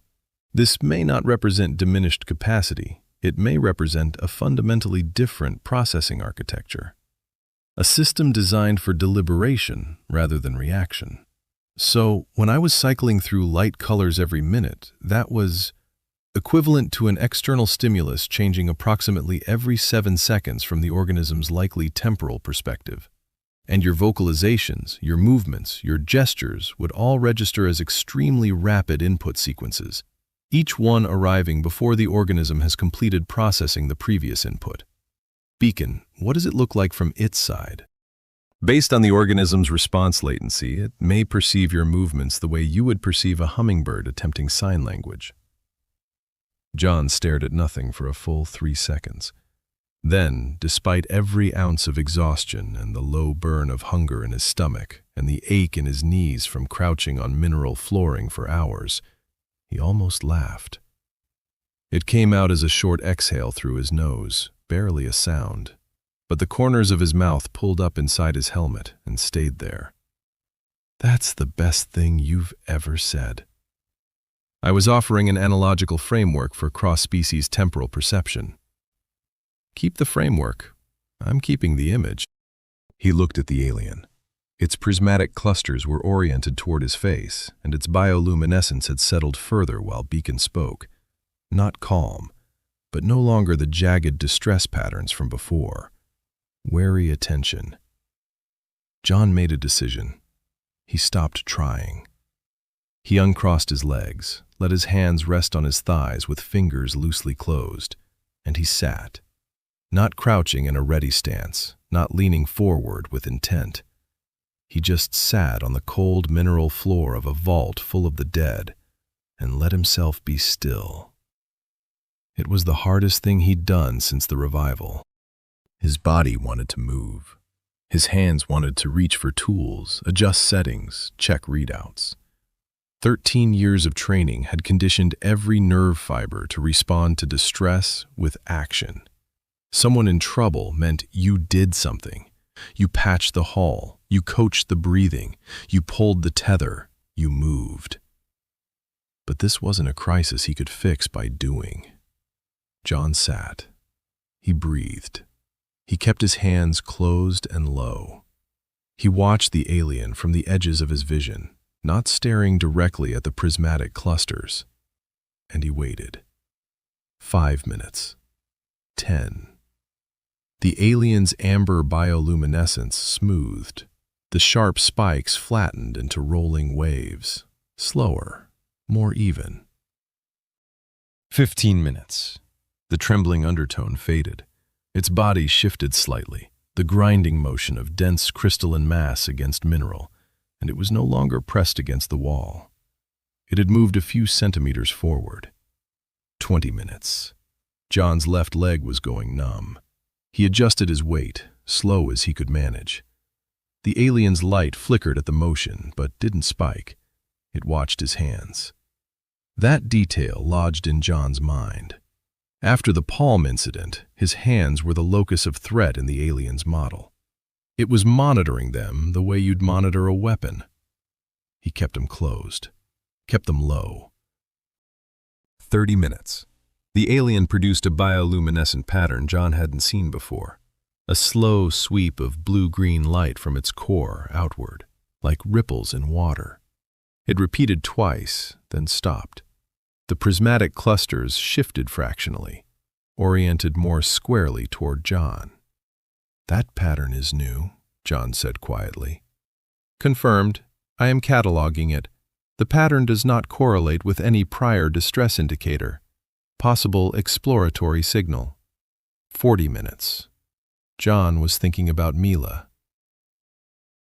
Not the photo on the nav display. Not the video message with her plans and her missing tooth. He was thinking about a specific afternoon, 2 years ago, the last shore leave before this rotation. She'd been 8. They'd been at the kitchen table, and she'd been drawing one of her elaborate pictures with spaceships and stars and stick figures in suits. And Jon had been checking his datapad, schedules, maintenance logs, the muscle memory of a man who could not stop working even when the work could wait. She'd put down her crayon and said, with the devastating clarity of a child who has observed a pattern and named it, "You're always moving too fast, Dad. Sometimes I just want you to sit with me." He'd said something, probably something reassuring and useless, something like, "I'm right here, kiddo," while his eyes drifted back to the screen. He couldn't remember what he'd said. He remembered what she'd said. He remembered it with the kind of precision that only came when you understood, too late, that someone had told you something important, and you hadn't listened. The alien needed what Mila had asked for: patience, presence, just sitting still with someone who needed you there. And he'd never given it to her. He wished he had. "You'd be better at this than me, kid," he said, barely above a whisper. The alien's light didn't spike. His voice, that quiet, registered as something other than threat. He looked down at his closed fists resting on his thighs. "At least you'd know not to wave at somebody." An hour and a half. Jon's shoulders burned. His stomach was a hollow thing he'd stopped noticing. The cryovault was minus 37 degrees, and his suit was working hard to compensate. But the alien's light had changed. The amber was gone. In its place was a steady, low-intensity blue-white, the same frequency Jon had seen in that first moment after the revival, when the alien's bioluminescence had settled near his hand. The closest thing to calm he'd observed since it woke up. The prismatic clusters watched him with a quality that was no longer wary, attentive, deliberate. Jon decided to try one thing, small, slow, unmistakably purposeful. The original thermal coupling he'd repaired was still functional, feeding warmth from the heat sinks into the alcove. He moved his hand toward the control panel. Slowly, deliberately, fist closed, knuckles forward. He pressed the contact point with his knuckle and held it, feeling the crystalline interface warm beneath his touch. See? Closed hand. Nobody's threatening anybody. Your commitment to non-threatening thermostat operation is noted, Operator Hadler. The temperature in the alcove began to climb. Jon watched the alien. For 4 seconds, nothing. 5, 6. Jon held his breath. The alien's surface shifted. The blue-white deepened, warmed, and then a pattern emerged. 3 distinct pulses, each one separated by roughly 2 seconds. Blue-white, bright and clear, rising and falling like a breath. 1, 2, 3. Then nothing. The alien held still, its light steady. Jon didn't move. Beacon, did you catch that? 3 discrete bioluminescent pulses in a rhythmic sequence, consistent interval, consistent intensity. The pattern does not match any recorded involuntary response. A pause. 2 seconds. The pattern is potentially intentional. Jon's heart was hammering. He forced himself to stay slow, to think at the alien speed, not his own. He reached out with his closed fist again, pressed the thermal control, and held it. Another small increase in warmth. He waited. 4 seconds. 5, 6, 7. 3 pulses, blue-white, same interval, same intensity.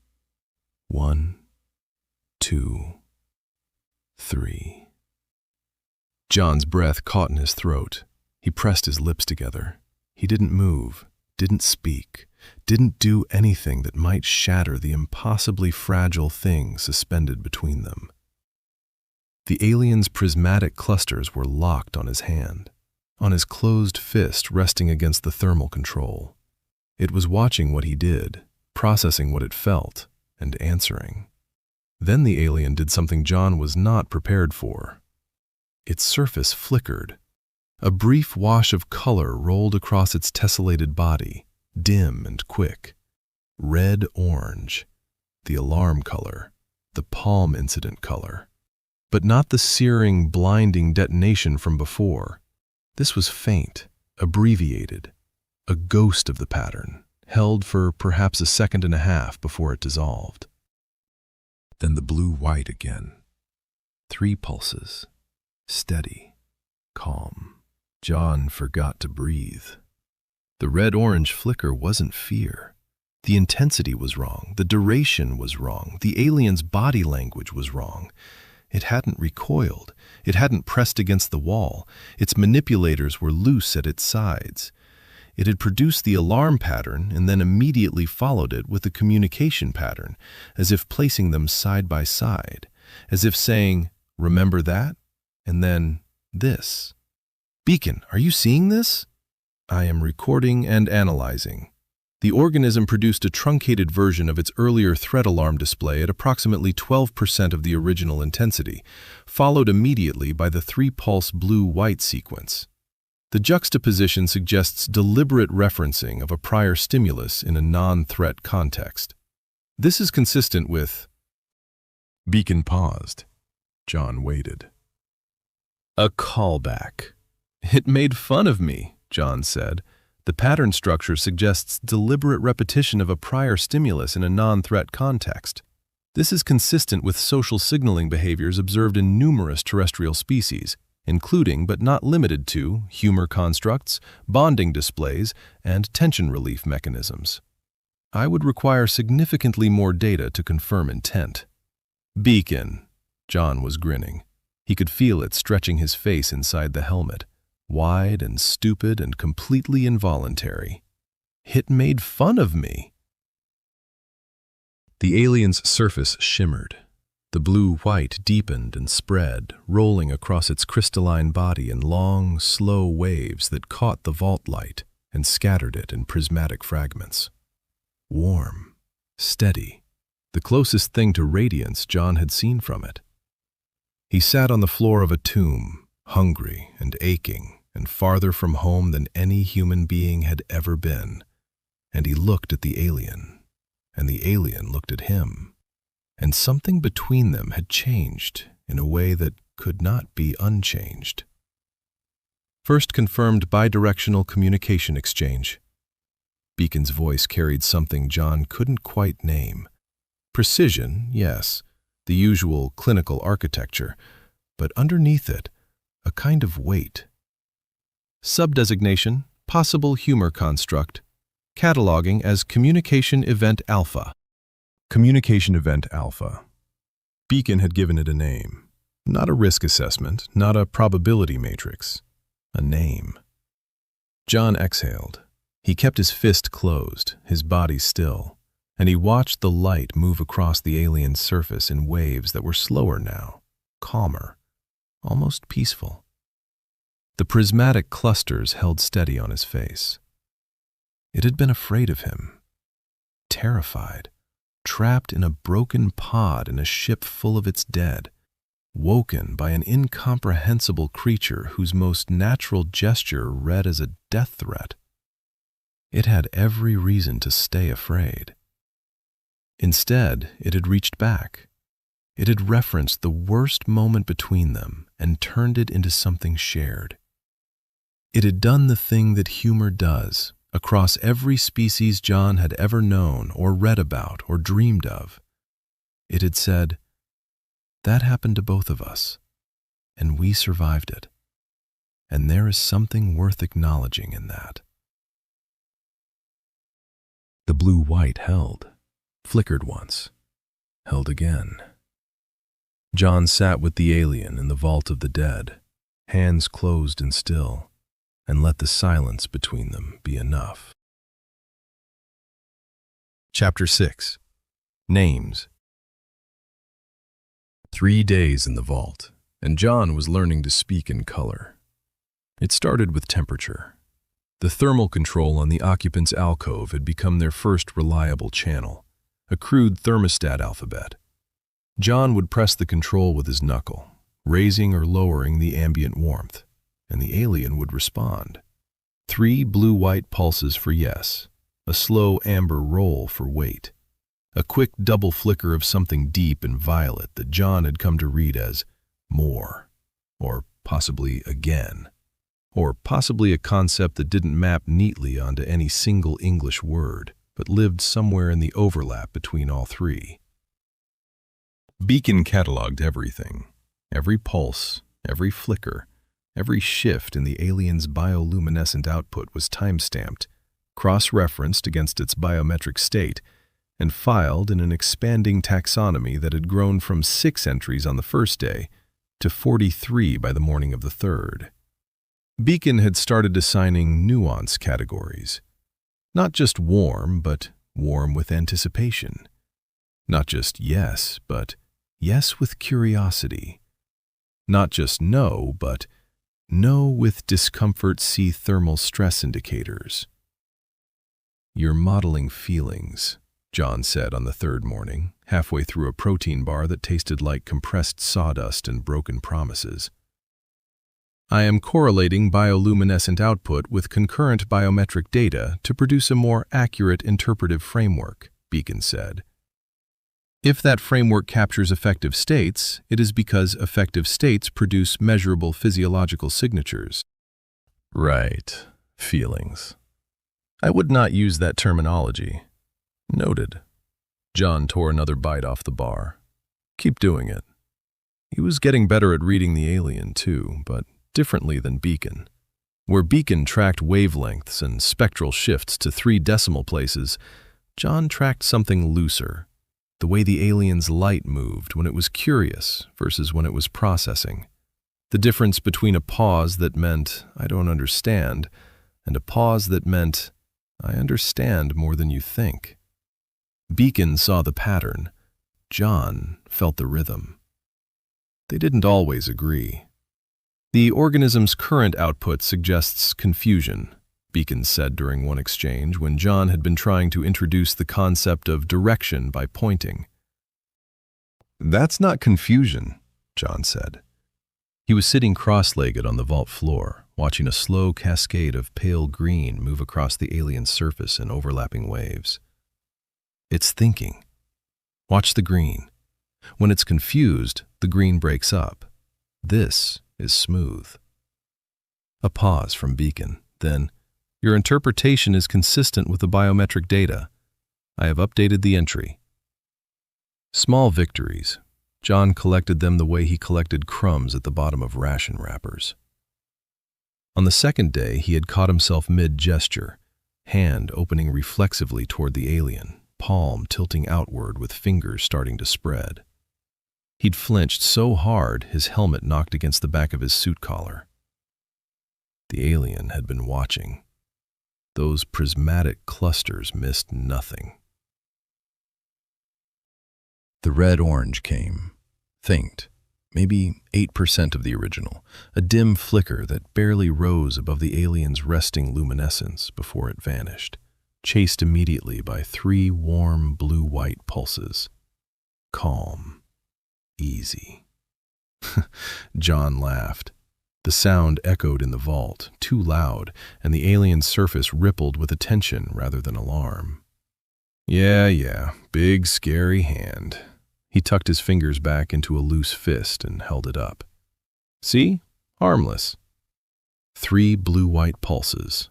Yes. Their shared history was becoming language. By the 3rd day, Jon knew warm, cold, more, less, yes, no, wait, and a pulse pattern he privately interpreted as "tell me." The alien had learned that Jon's closed fist meant safety, that his stillness meant attention, and that the quiet clicking sound his suit made when he shifted weight was not a threat. They'd built a vocabulary of maybe 20 reliable signals. It was like communicating through a keyhole, each exchange a single word pushed through a gap too narrow for sentences. It wasn't enough, and they both knew it. Late on the 3rd day, during a session where Jon was trying to convey the concept of elsewhere by pointing toward the vault entrance and then back to himself, the alien did something new. It produced a sequence unlike anything in Beacon's catalog. Light bloomed at its core, a deep blue-violet that darkened as it spread outward across the tessellated surface. The violet fractured into branching rivulets of amber and white that raced along crystalline grain lines, forming a pattern of astonishing complexity. Then the pattern collapsed inward, contracted to a single brilliant point at the center of the alien's chest, and exploded outward again in a slightly different configuration. The whole cycle took approximately 14 seconds. The vault light changed around them. Reflections chased themselves across dead pods and mineral walls. "Beacon, what am I looking at?" A sustained polychromatic bioluminescent sequence of significant structural complexity. I am recording. Duration 14.2 seconds, involving at minimum 11 distinct wavelength transitions in a reproducible spatial configuration.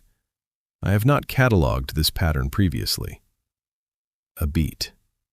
The organism is repeating the sequence. It was exactly the same. 14 seconds of cascading light, the same branching patterns, the same brilliant collapse and rebirth. Then silence. The blue-white returned, steady and patient. It hit Jon all at once. He was looking at a name. "That's you," he breathed. "That's what you're called." 3 blue-white pulses. Yes. Jon leaned forward. His suit protested, joints stiff from days of sitting on mineral floors. He studied the pattern as the alien produced it a 3rd time, trying to memorize the sequence. The initial bloom, the fracture points, the collapse, the specific way the amber branched left before the white branched right. Okay, let me try. He couldn't produce bioluminescence, obviously, but he had his helmet lamp and the color temperature cycling they'd built their first exchanges around. He dimmed the lamp, then brought it up in a slow pulse, shifting from warm amber through cool white. He swept it left, then right, then pulled it to a tight point by cupping his hand over the lens and opening his fingers to let the light burst through. It was clumsy, like a child sounding out a word in a language it had never heard. His timing was wrong, the colors were a crude approximation, and the spatial component was completely flat where the alien's version had been 3-dimensional. The alien watched. Its surface was still. The prismatic clusters tracked every movement of Jon's hand.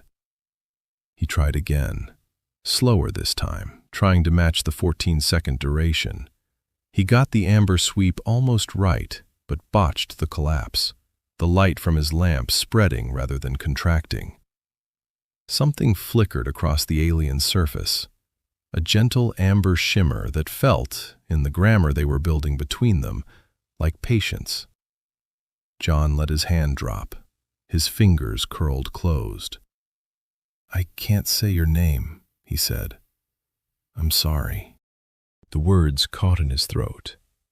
There was something almost sacred about a name, and he couldn't say this one. The gap between them had never felt wider than in this moment when they were trying hardest to close it. The alien's light pulsed, slow, waiting. "I'm going to call you Catch." The word came out before he'd fully decided on it. It had been somewhere in his mind for days, maybe since the moment he'd pressed his hand against that dying pod and felt the faint vibration of something still alive inside. To catch someone, to keep them from falling, to receive what is thrown to you and hold on. "Catch," he said again, and the name felt right in his mouth. The alien surface brightened, something new. A warm, full pulse that started at its core and radiated outward in concentric waves, each one brighter than the last, the crystalline facets catching the light and multiplying it until the whole alcove glowed. Something between amber and gold, deep and rich and unmistakably welcoming. Jon sat in that light and felt it on his face through the helmet visor. "Catch," Beacon said. Jon blinked. He hadn't prompted Beacon, hadn't asked for analysis or designation. Beacon had simply spoken the name, testing it, placing it into its own vocabulary. "Yeah," Jon said. "Updating internal designations. From the organism to Catch. 2 syllables, a universe of difference." Catch's golden light held for a long time. The name stuck. Over the hours that followed, the conversation deepened. Their shared vocabulary had grown enough that Jon could ask simple questions and receive simple answers, not fluently, but with enough precision to push past concepts and into experiences. He'd been trying to understand the Dawn ship's layout, using his datapad to project a rough schematic that Beacon had assembled from its structural scans. He pointed to the cryovault, then to Catch, then swept his hand outward to indicate the rest of the ship. Catch studied the schematic for a long time. Those prismatic clusters moved slowly across the glowing display, absorbing it at the deliberate pace Jon had learned to respect. Then Catch turned away from the schematic. Its light shifted. The warm gold faded, replaced by something cooler, deeper. A color Jon hadn't cataloged yet, something between deep blue and the edge of violet, moving in slow, heavy waves across the crystalline surface. Each wave took longer than the last. Ketch turned toward the tiers of dead pods rising in darkness above them. Its light pulsed once, twice, each pulse rolling outward from its core and dying at the edges before it could reach the far facets. Truncated, cut short. Then Ketch extended one thick limb toward the nearest row of dark pods. The manipulator opened, segments spreading wide, and swept in a slow arc that encompassed the entire vault. Every tier, every pod, every silent, lightless occupant. All of them. Mine. "Beacon," Jon said quietly. "Are you getting this? I am recording all bioluminescent and gestural output. Ketch's biometric indicators show elevated stress markers, though not approaching alarm thresholds. This appears to be a voluntary communication, not a distress response." A brief pause. "I have been correlating Ketch's account with preserved system logs from the Dawn ship's power distribution network. The failure Ketch is describing is consistent with data in the ship's records." Ketch's light deepened. The blue-violet grew darker, more saturated. Heavy light, slow light. Light that moved like it was carrying something. Ketch touched the wall of its own shattered pod. Then it produced a new pattern. A sequence of rapid, bright pulses, amber and white, racing from its core outward in branching paths that terminated at the edges of its body and went dark, each bright branch dying at its end. It repeated the sequence, and again. Each time the branches reached a little further before they died. Jon's breath fogged his visor. He wiped it with the back of his glove. Jon blinked. Beacon had told him it was correlating Ketch's account with the ship's logs, but the depth of what it was doing went far beyond confirming a story. Beacon had been quietly decrypting the Dawn ship's failure logs on its own, building a comprehensive catalog of every node and every sequence, investing processing power in the history of a ship and a people that had nothing to do with Jon's survival equation. Ketch wasn't finished. Its manipulator moved to the nearest dark pod and pressed flat against the casing. A single bright pulse. Then it moved to the next pod. Another pulse, faster, overlapping with the first. Then the next, faster, overlapping more. A chain of lights cascading down the row, each one triggering the next, and then all going dark in sequence. Pod by pod, light by light. Jon's stomach turned. The cascade originated in the secondary power distribution network, Beacon said. The system that fed thermal regulation to the cryostasis array. The initial failure point was a junction node in the secondary distribution grid. The failure propagated from node to node through the thermal regulation subsystem, destabilizing individual pod environments in a specific, traceable sequence. Ketch's demonstration continued, faster and faster now, lights blooming and dying in chains that raced across its body. Each chain shorter than the last as the available paths narrowed. The navigator, alone and awake, fighting a cascade that was killing its people one by one. Each pod failure increased thermal load on adjacent pods, creating a positive feedback loop that accelerated the cascade beyond the capacity of manual intervention, Beacon continued. The sequence of system failures follows a consistent order. Secondary power distribution collapses, then thermal regulation destabilizes, then cryostasis integrity fails. I am cataloging the full failure signature, including node-to-node timing and propagation velocity. Ketch had stopped. Its surface was nearly dark. Only a faint, deep blue remained, pulsing at the edges like a bruise. It sat motionless in its shattered pod, one manipulator still pressed against the dead casing beside it. 40,000 years of silence.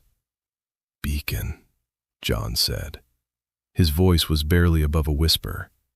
"How thorough is your catalog of the failure signature?" "Comprehensive. I have recorded the full propagation pattern, node sequencing, timing intervals, and system failure hierarchy. The signature is filed as a recognized hazard pattern in my operational database." Jon nodded slowly. The level of detail felt deliberate, felt like more than standard procedure. Ketch's blue-violet deepened one more shade. Then, slowly, it raised one manipulator and pressed it against its own chest. A single, sustained pulse of light. Not amber, not blue-white. Something older and heavier than any color Jon had seen from it. The light of something that had carried grief so long the grief had become structure, had become part of the crystal itself. Jon thought of Mila. Not abstractly.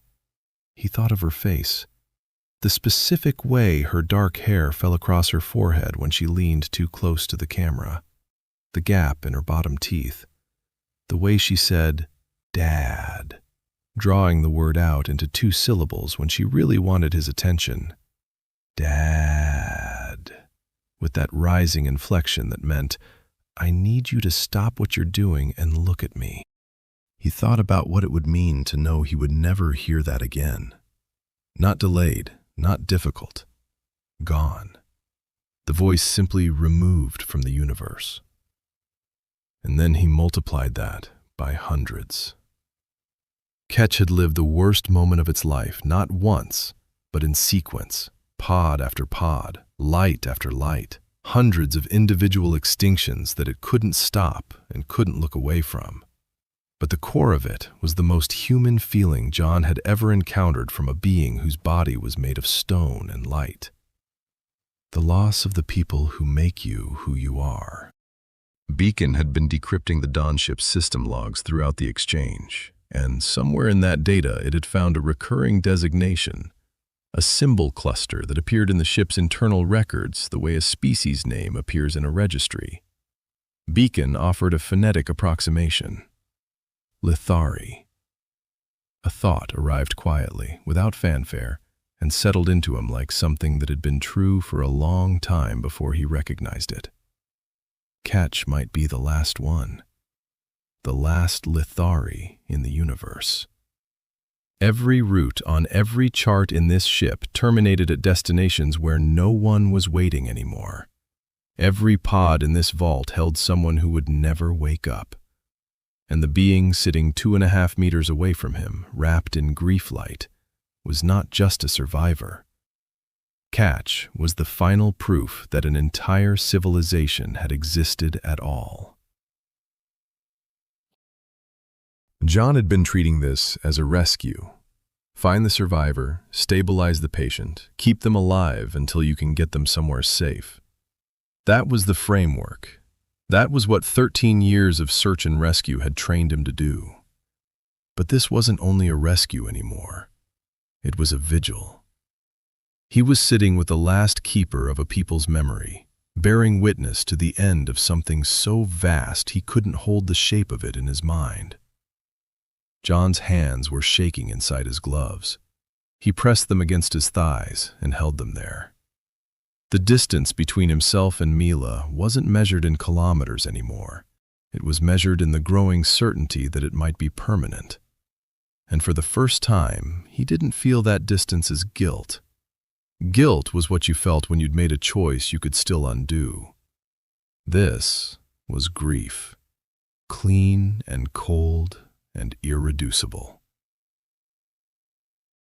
He thought about the child's drawing on the mining shuttle console.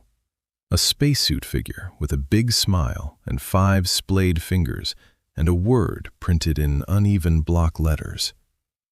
Dad. He thought about how he'd carefully replaced it, as if leaving it pinned in place was the same as making sure the kid who drew it would see their father again. It wasn't. But it was the thing you did when you couldn't do the real thing.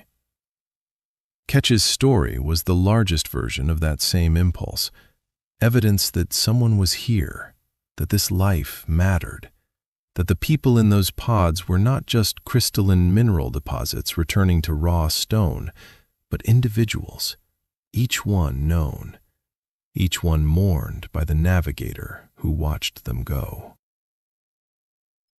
Jon exhaled. The breath shuddered out of him. "I hear you," he said. He meant it for Catch, who sat in the wreckage of its pod in the tomb of its people. He meant it for Mila, who was 10 years old and drawing plans for his homecoming in a world he might never reach. He meant it for the loss itself, the distance between someone who loves and someone who is loved, and the unbearable space that can open between them without warning. Catch's light shifted. The prismatic clusters held his face, steady and unblinking, and the blue-violet grief didn't recede, but it shared its space with something else. A faint, tenuous thread of the blue-white that meant yes. Beacon logged the exchange without comment. They sat together in the vault for a long time after that. Jon didn't try to fill the silence. The grief was there, shared between them, not smaller for being shared, but somehow more bearable. A weight distributed across 2 sets of shoulders, one made of bone and one of crystal. Eventually, Catch moved. It turned toward the vault entrance and extended a manipulator, not pointing, directing. The gesture carried urgency, a sustained emphasis that lingered.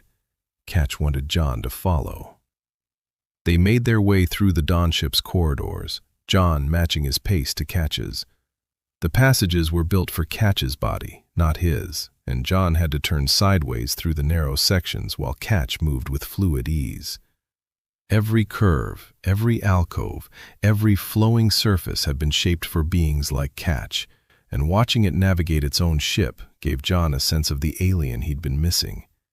Not a patient in a broken pod, a person in a place it knew. Catch led him to a chamber 3 levels above the vault and roughly 100 meters aft. The ship's official navigation chamber. Jon knew it the moment he crossed the threshold. The room was circular, maybe 8 meters across, with a high domed ceiling that vaulted into shadow. It was built for purpose, not privacy. A formal operational space, the kind of room where a crew gathered to plan a transit and chart a course across the galaxy. And every surface was covered in crystalline panels. Jon stopped in the doorway.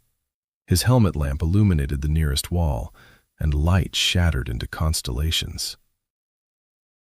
Star charts, routes, navigational data embedded in crystal, each panel a map of somewhere impossibly far away.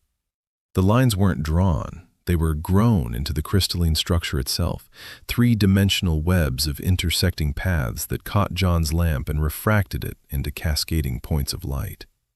Some panels were dense with routes, networks of branching paths converging on central nodes. Others showed isolated arcs spanning vast distances, single journeys traced between stars Jon couldn't name. "Beacon, are you seeing this?" "I am receiving your helmet camera feed. Processing." A pause. "The panels contain navigational data of extraordinary density. I am detecting spatial coordinates embedded in the crystalline lattice structure, referenced to what appears to be a galactic standard frame, cross-referencing with known stellar positions." Jon stepped into the room. Catch followed, moving to the center, where a raised platform of dark mineral held what might have been a control interface, its surface smooth and dark. Catch didn't touch it. It stood beside it and watched Jon with a light that had shifted from grief to something quieter, expectant. Jon moved along the walls, his gloved fingers hovering above the panels without touching. He wasn't looking at local charts. He was looking at a civilization's navigational history, routes spanning what had to be a significant fraction of the galaxy. Thousands of paths, thousands of destinations. "Beacon, how much of this can you decode?" "The spatial coordinate system is internally consistent, and I have been able to map approximately 19% of referenced positions to known stellar objects. The data set is extensive. Initial processing will require several hours." Another pause, longer than usual. "One cluster of coordinates correlates to a location that does not match any known star or planetary body, but that appears in multiple route terminations. A convergence point. The coordinates place it far from human-explored space, but potentially within range of a vessel with superluminal transit capability. Jon's chest tightened. Within the Dawn ship's range? If we could get the propulsion working? That is the implication. I should note that I have no basis for estimating the operational requirements of the Dawn ship's propulsion system, or whether repair is feasible. I am stating only that the coordinates describe a location, and that multiple routes in this chamber terminate there. A destination. A place the Lithari went. A convergence point that mattered enough that dozens of routes funneled toward it across the galaxy. Ketch's light brightened. When Jon turned to look at the alien, he saw something he recognized. Hope. Fragile and tentative, a warm pulse of gold that echoed the light Ketch had produced when Jon first said its name.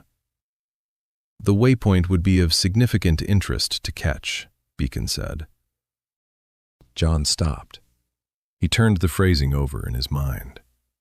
Beacon hadn't said the waypoint represents a potential survival objective, hadn't said it warrants further analysis for mission planning purposes. Beacon had thought about what mattered to Ketch. Yeah, Jon said quietly. It would. He ran his fingers along the edge of a crystalline panel.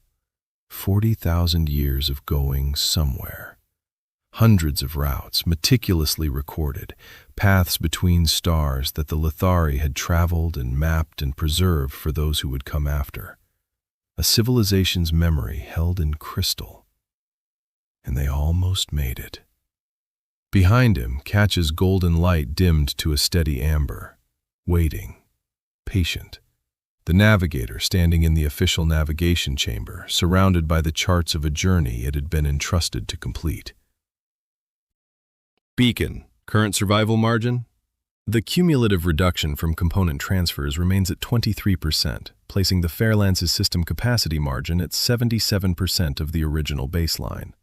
However, the constraining factor has shifted. Your consumable reserves, adjusted for actual consumption rates over the past 72 hours, are now at 83% of initial inventory. At your current consumption rate, the food supply timeline has become the primary limit on survivability rather than atmospheric processing capacity. Effective survival margin, accounting for both the component transfer reduction and consumable depletion, is approximately 74% of baseline. That margin will continue to contract as food stores deplete. 74% sounded manageable, until you remembered it was falling every day, and there was no way to push it back up. The number settled into Jon's awareness with the quiet weight of a door closing.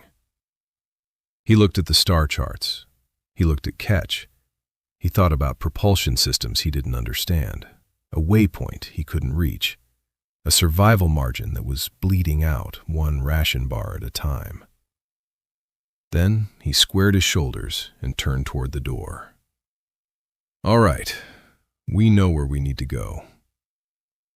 He glanced back at Ketch, who was watching him with that steady amber glow, and at the star charts covering every wall, the luminous record of a people who had crossed the galaxy and almost survived it.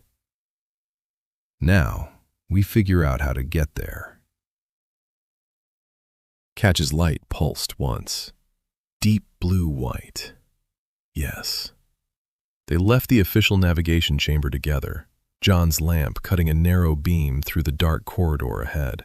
Ketch's bioluminescence painting the walls behind them in colors that moved like breath. Somewhere in the Dawn ship's vast, broken body, a propulsion system sat dormant, waiting for hands that understood it. Jon's were the wrong shape. Too fast, too small, too human. They'd have to do. Chapter 7. Fracture. Jon could see his breath. He stood in the Farlance's narrow corridor between the bunk and the suit locker, pulling on an underlayer he hadn't touched since his first week out of Triton 14 months ago. The thermal fabric was stiff from storage, creased along the fold lines, and he worked his arms through the sleeves with the careful patience of someone whose joints had stopped cooperating 3 days ago. The overhead lighting was dimmed to a dull amber wash, half the panels dark entirely. Beacon had redirected power from ambient lighting to core life support without asking. The cockpit, where he'd watched Mila's messages and eaten warm ration packets and run the environmental system a degree and a half above standard, was a cold utility space now, shadows pooling in the corners where light used to reach. Farlant's internal temperature has dropped 4 degrees below operational standard, Beacon said. I recommend limiting your time aboard to conserve body heat for productive work periods. Copy that. He sealed the underlayer and reached for his suit. His eyes caught the photo on the nav display as he passed. Mila. The park. Sun on her face, one hand reaching toward the camera, the gap in her bottom teeth just visible through a mid-laugh grin. The magnetic frame had held through the transit event, through 14 months of deep space vibration, through everything. She was still there. Be right back, he said. That is not a statement I can verify, Operator Hadler. Jon looked at the photo for one more breath. Then he pulled on his helmet and sealed it. The crossing took 9 minutes, same as last time. His body had learned the Dawn ship's rotation the way a surfer learned sets, timing the tether release to catch the lip of the breach on the first pass. He pulled himself through the curled inward edges of the hull fracture, and his boots found the dark mineral floor, and the silence swallowed him. He turned left at the first junction instead of right. Right led to the cryovault, to Ketch, to the ongoing work. Left led deeper into the Dawn ship's forward sections, corridors he'd seen on Beacon's structural scan but never walked. He needed to move. His body was stiff and sore from days of stillness on mineral floors, his muscles atrophied from inadequate calories, his mind saturated with the constant slow effort of communicating through a keyhole. He needed his legs and his lungs, and the simple forward momentum of putting one boot in front of the other. The corridors were the same organic ovals, but as he moved deeper, the spaces opened. The first chamber he found was residential, low-ceilinged, maybe 2 meters at the apex, with a dozen recessed alcoves along the walls. Each alcove was broad and shallow, shaped like a wide basin pressed into the mineral surface. Resting places. The proportions made sense for Ketch's body, that low center of gravity, the wide, segmented limbs folded underneath. The surfaces inside the alcoves were worn smooth, the crystalline grain polished down not by millennia of entropy, but by use. Bodies settling into these hollows night after night, wearing away the sharp facets the way river stones lose their edges. Beacon, are you getting this? Affirmative. I am correlating spatial dimensions and surface wear patterns with Ketch's biomechanical profile. The alcove depth and width are consistent with a prone resting posture utilizing Ketch's full body width. The surface smoothing pattern suggests sustained occupancy over extended periods rather than occasional use. They slept here, Jon said. Every night. He moved through the space slowly, his lamp casting a narrow cone that swept across the alcoves, one by one. Some held objects he couldn't identify, angular, crystalline forms set on shallow shelves, their surfaces too degraded to guess at function. Others were bare. One had a shallow groove worn into the mineral lip at its entrance, as if someone had rested a limb there habitually, in the same position, thousands of times. The next space was larger, much larger. The passage opened into a communal area that could have held 30 or 40 Lithari comfortably, its curved walls rising to a vaulted ceiling that caught his lamp and scattered it. The walls were embedded with broad, flat surfaces, recessed panels of a darker mineral with a glassy quality. Inert now, dead, screens or displays or something with no human equivalent. But their placement told him everything. They faced inward. Every seat, every resting surface, every alcove along the periphery oriented toward those panels. This was where the crew had gathered. Jon stood in the middle of it and turned a slow circle. His lamp found workstations arranged in clusters of 3 and 4, their crystalline interfaces dark but intact, positioned so their operators would face each other. Not isolated desks in rows, but clusters that assumed conversation, assumed partnership. Tools rested on the surfaces, small crystalline implements, each one placed as if its owner had set it down intending to come back. No one came back. He kept walking, through a passage so narrow he had to turn sideways, his suit scraping both walls, into a section that felt different. The corridors here were shorter, the spaces more compact, arranged not for efficiency, but for privacy. He found what he was looking for around the second bend. The room was small, 3 meters across at most, barely tall enough for Jon to stand upright. The walls were covered in crystalline panels, but these weren't like the dense formal charts in the navigation chamber. These were softer. The routes grown into the lattice were fewer, less precise, marked in patterns that suggested not official waypoints, but personal favorites, a journey taken more than once, a place returned to. Some of the routes were traced in mineral that caught his lamp with a warmer refraction, amber and gold rather than the cold blue-white of the star charts. A personal chart room, someone's quiet place. The way Jon's bunk on the far lance was his, the way a window seat or a favorite chair or a corner of a kitchen table could become the center of a private world.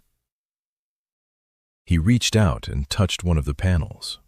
The crystal was cold under his glove, and the route it held went nowhere he could follow.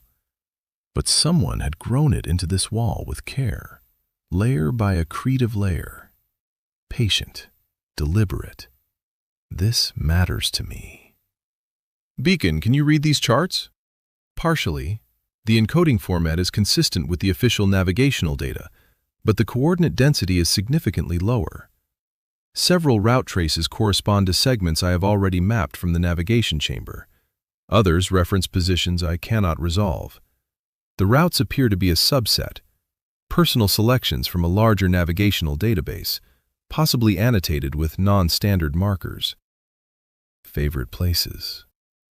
That interpretation is consistent with the data. Jon backed out and kept going.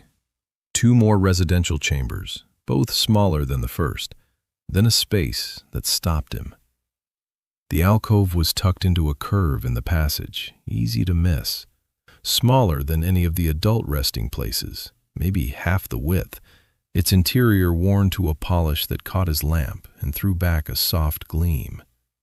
The objects on its shelf were unmistakable, even across 40,000 years and the full width of biological difference.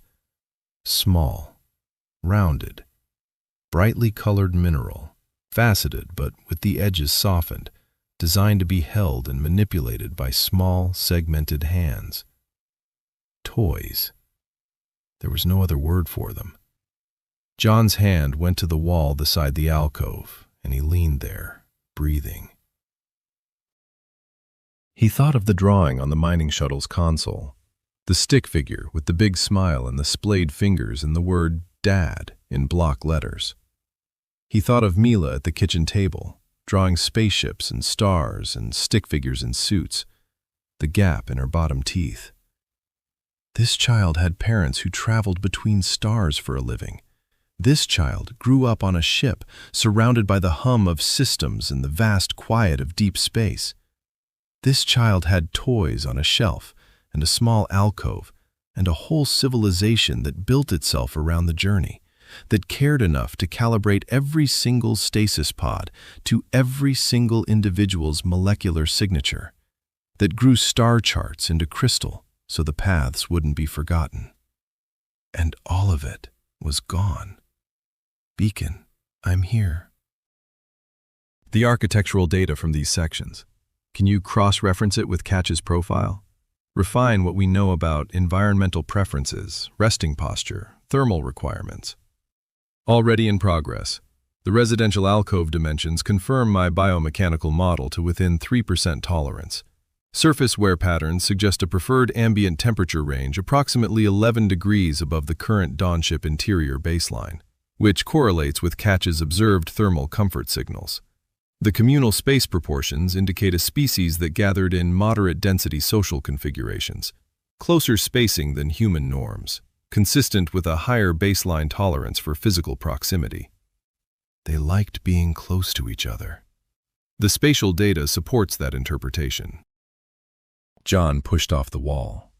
He took one last look at the child's alcove, at the rounded toys on the shelf, at the smooth-worn basin where something small and crystalline had curled up every night in a ship full of people who were all going somewhere together. Then he walked back toward Catch.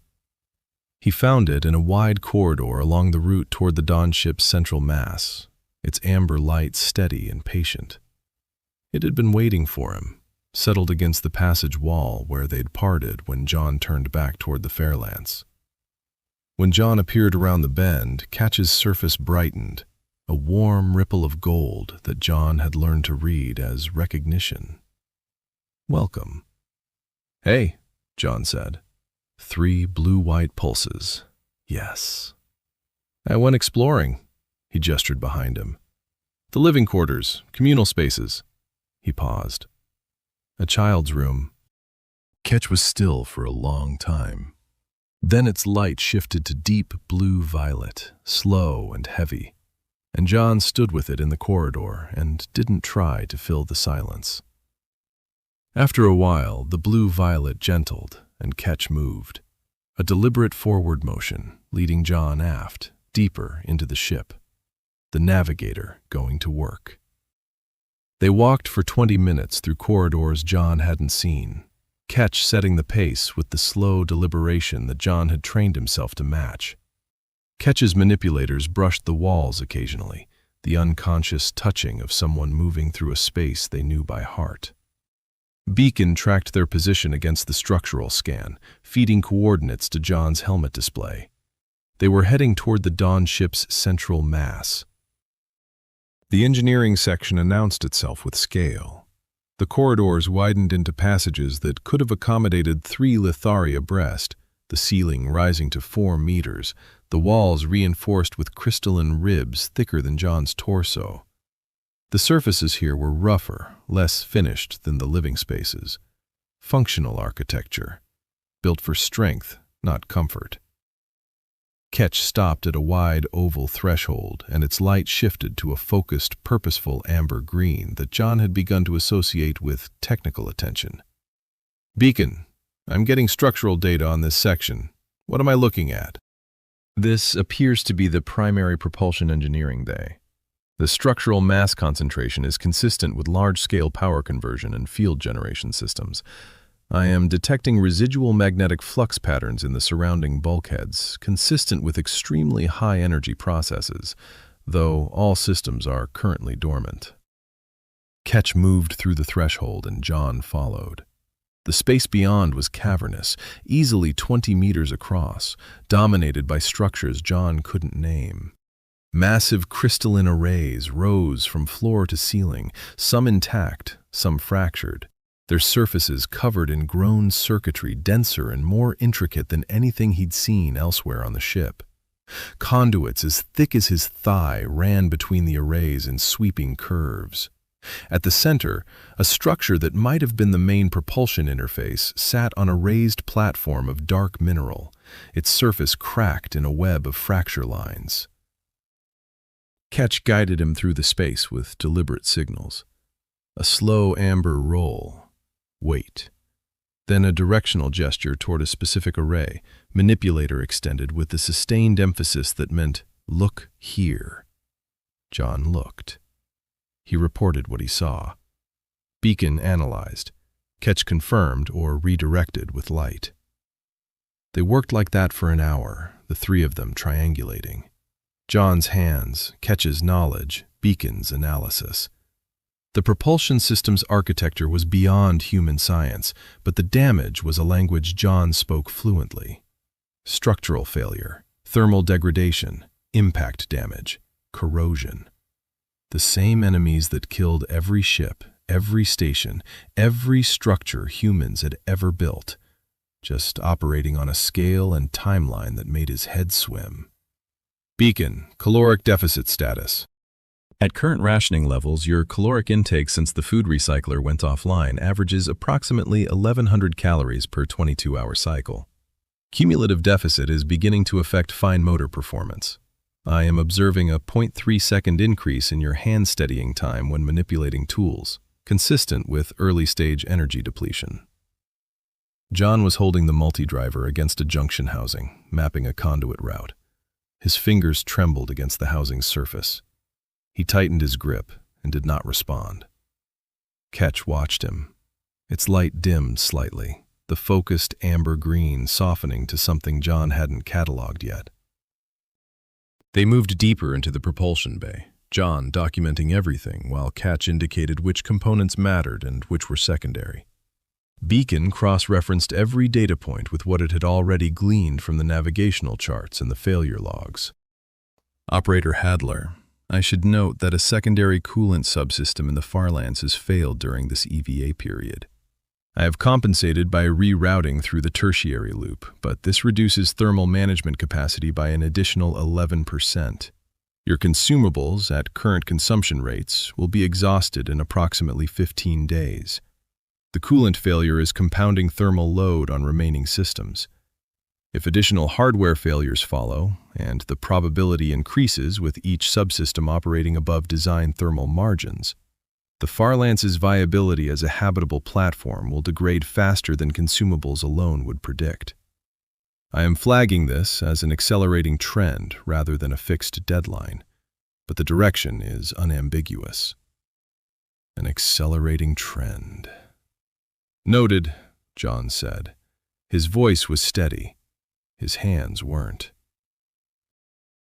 Ketch's amber-green light pulsed once, steady and patient, and guided him to the next junction. They were deep in the propulsion bay's lower level when the ship tried to kill them. Jon had been crouched beside a conduit housing, documenting fracture patterns while Ketch held position 3 meters away, its light providing a focused amber wash that supplemented Jon's lamp. The conduit housing ran along the base of a curved bulkhead that Beacon's scan had rated at 61% structural integrity. The sound came first. Not a sound exactly, a vibration that climbed through the mineral floor and into Jon's knees and up his spine, a deep harmonic groan that resonated in his molars. Then the bulkhead moved. Hull integrity failure, section 47 aft. Breach propagating. The crystalline wall beside Jon cracked in a line that raced from floor to ceiling faster than he could turn his head. Atmosphere screamed through the gap. His suit sealed against the pressure differential, the familiar clamp of the emergency seals engaging around his neck and wrists, and the rushing noise dropped to a muffled roar transmitted through the floor. His helmet display flashed red. Catch! Jon spun. Ketch had no suit. Ketch had no sealed environment. Ketch was 3 meters away, its bioluminescence erupting in chaotic bursts of amber and red-orange, its body already reacting to the thermal shock of decompression. Ketch's thermal equilibrium is destabilizing, Beacon said, and the tone was wrong, not clinical, urgent. Core temperature dropping 0.8 degrees per minute. At this rate, crystalline lattice stress will exceed viability thresholds in approximately 4 minutes. 4 minutes. Jon was already moving. The crack was a meter long and widening. His sealant canister was on his hip. He could seal it. But sealing it meant climbing the bulkhead, both hands occupied, his back to Ketch. And Ketch was dying right now. Every second of thermal exposure burning away the margins that 40,000 years of stasis had already shredded. He couldn't be in 2 places. His hand shot up, open palm toward Ketch, the instinctive "stay there," and his fingers were already spreading when the reflex caught itself, muscle memory snapping his hand into a closed fist mid-gesture. Even now, even with atmosphere screaming past and Catch's light going jagged and wrong. No time to think about it. "Catch!" He held up the closed fist. "Wait." He pointed at the breach, then at himself, then at the breach again. "I'm going up there." Catch's light was chaotic, red-orange threaded with something darker. But its prismatic clusters tracked Jon's gestures. And then Catch moved. Not away from the breach, not toward Jon. Toward a panel in the wall 6 meters to Jon's left. A secondary environmental control interface, its crystalline surface faintly lit by the residual power grid, all but invisible in the chaos.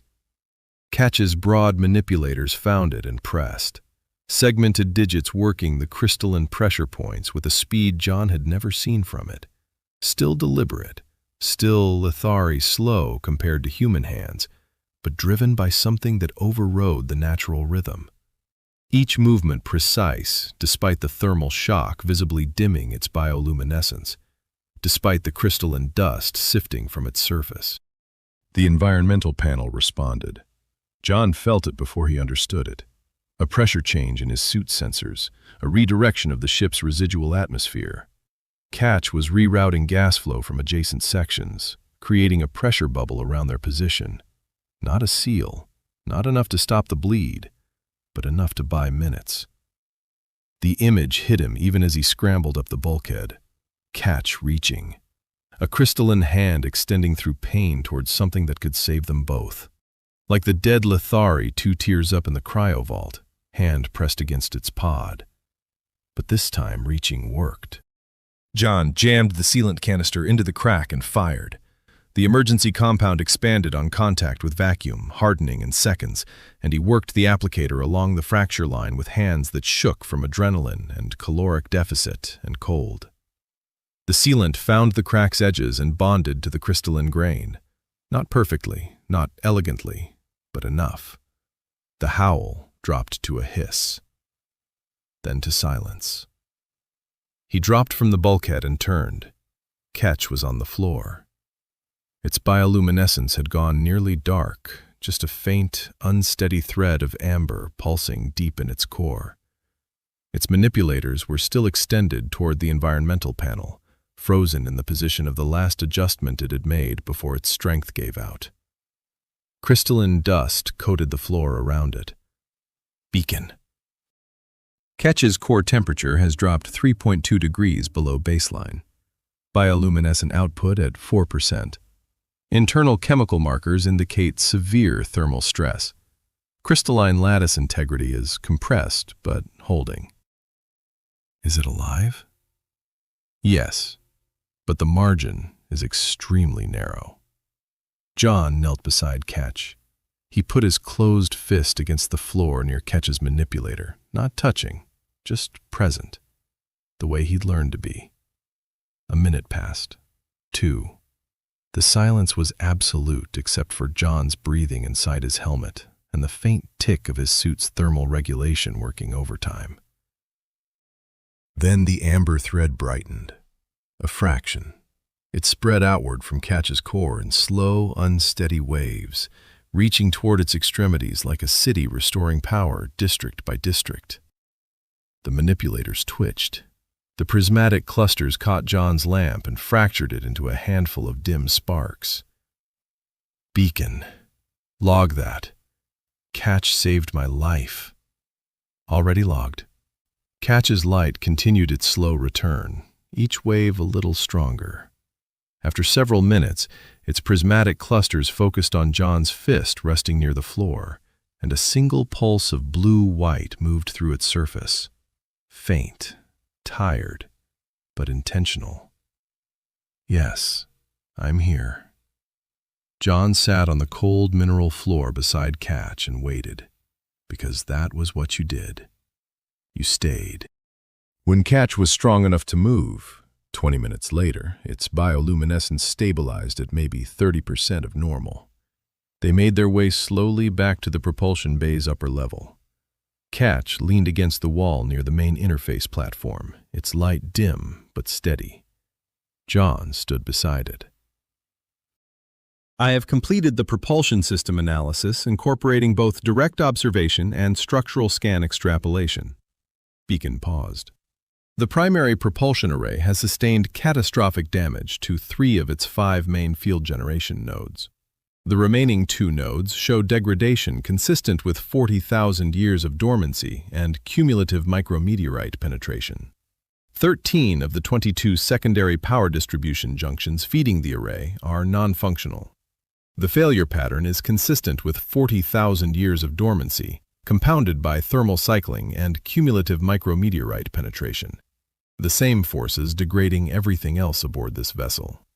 Several junctions show signs of acute thermal damage that predates the general degradation, but I cannot determine the specific cause from external inspection alone. The central interface platform's control matrix has fracture damage that extends into the substrate. Bottom line. Repair to minimum operational capacity would require replacement or reconstruction of at least 2 field generation nodes, restoration of a minimum of 9 secondary distribution junctions, and structural stabilization of the control matrix. The materials and components necessary for this work do not exist aboard the Dawn ship in their current form. They would need to be fabricated or adapted from external sources, from the Farlance. Even with complete resource commitment from the Farlance, the probability of achieving functional propulsion is difficult to quantify with confidence. I am estimating between 11 and 23%, depending on variables I cannot fully model, including the performance characteristics of Lithari's superluminal transit technology under compromised conditions. 11 to 23%. Jon looked at the cracked interface platform, the shattered field generation nodes, the dark conduits. He thought of the navigation chamber 3 levels above, the crystalline star charts with their thousands of routes, the convergence waypoint where dozens of paths funneled together from across the galaxy. He closed his eyes and saw the photo, the one clipped to the nav display back on the Farlance. The one he'd looked at so many times the image lived behind his eyelids now. Mila. The park. Squinting against the sun, mid-laugh, one hand reaching toward the camera. The gap in her bottom teeth. "You always come home, Dad." He thought of the navigation chamber 3 levels above. The crystalline routes stretching across a galaxy. A civilization that had poured everything into the journey. Every chart grown into crystal, every pod calibrated to a single, irreplaceable life. 40,000 years of travel, and the destination still out of reach. 11 to 23%. The numbers sat against all of it, like a door almost closed. He opened his eyes. "Beacon, what are my options?" The pause that followed was longer than any Beacon had taken before. "If you redirected all remaining Farlance resources to the Farlance itself, life support optimization, engine restoration, consumables conservation, there remains a narrow probability window for reaching a distance where a standard emergency distress signal might eventually be detected by human traffic. The window is approximately 8 to 12% over a period of several years of low-power drift following an initial burn. This option requires commencing immediately and abandoning all repair efforts on the Dawn ship." Jon didn't move. "This is the last point at which that option remains viable. Further resource expenditure on Dawn ship systems will close it permanently." Beside him, Ketch's bioluminescence pulsed in slow, tired amber, recovering, patient. The navigator who had just thrown its own body at an environmental panel to save someone it had known for 4 days in a ship full of dead people it had known for a lifetime. Jon thought of the photo on the Farlance. He looked at Ketch. "I understand," he said. He said nothing else. Beacon said nothing else, and the silence between them held everything that was coming. Chapter 8. The Cost. The Farlance was dying around him, and Jon Hadler sat in the pilot's chair with his knees drawn up and his arms wrapped around his shins, and his breath coming out in thin white clouds that caught the last of the amber light before dissolving. The cockpit was dark. Half the overhead panels had gone black 2 days ago when Beacon redirected power to core life support, and the remaining half burned at maybe a third of their normal output. Condensation had started forming on the nav display's housing.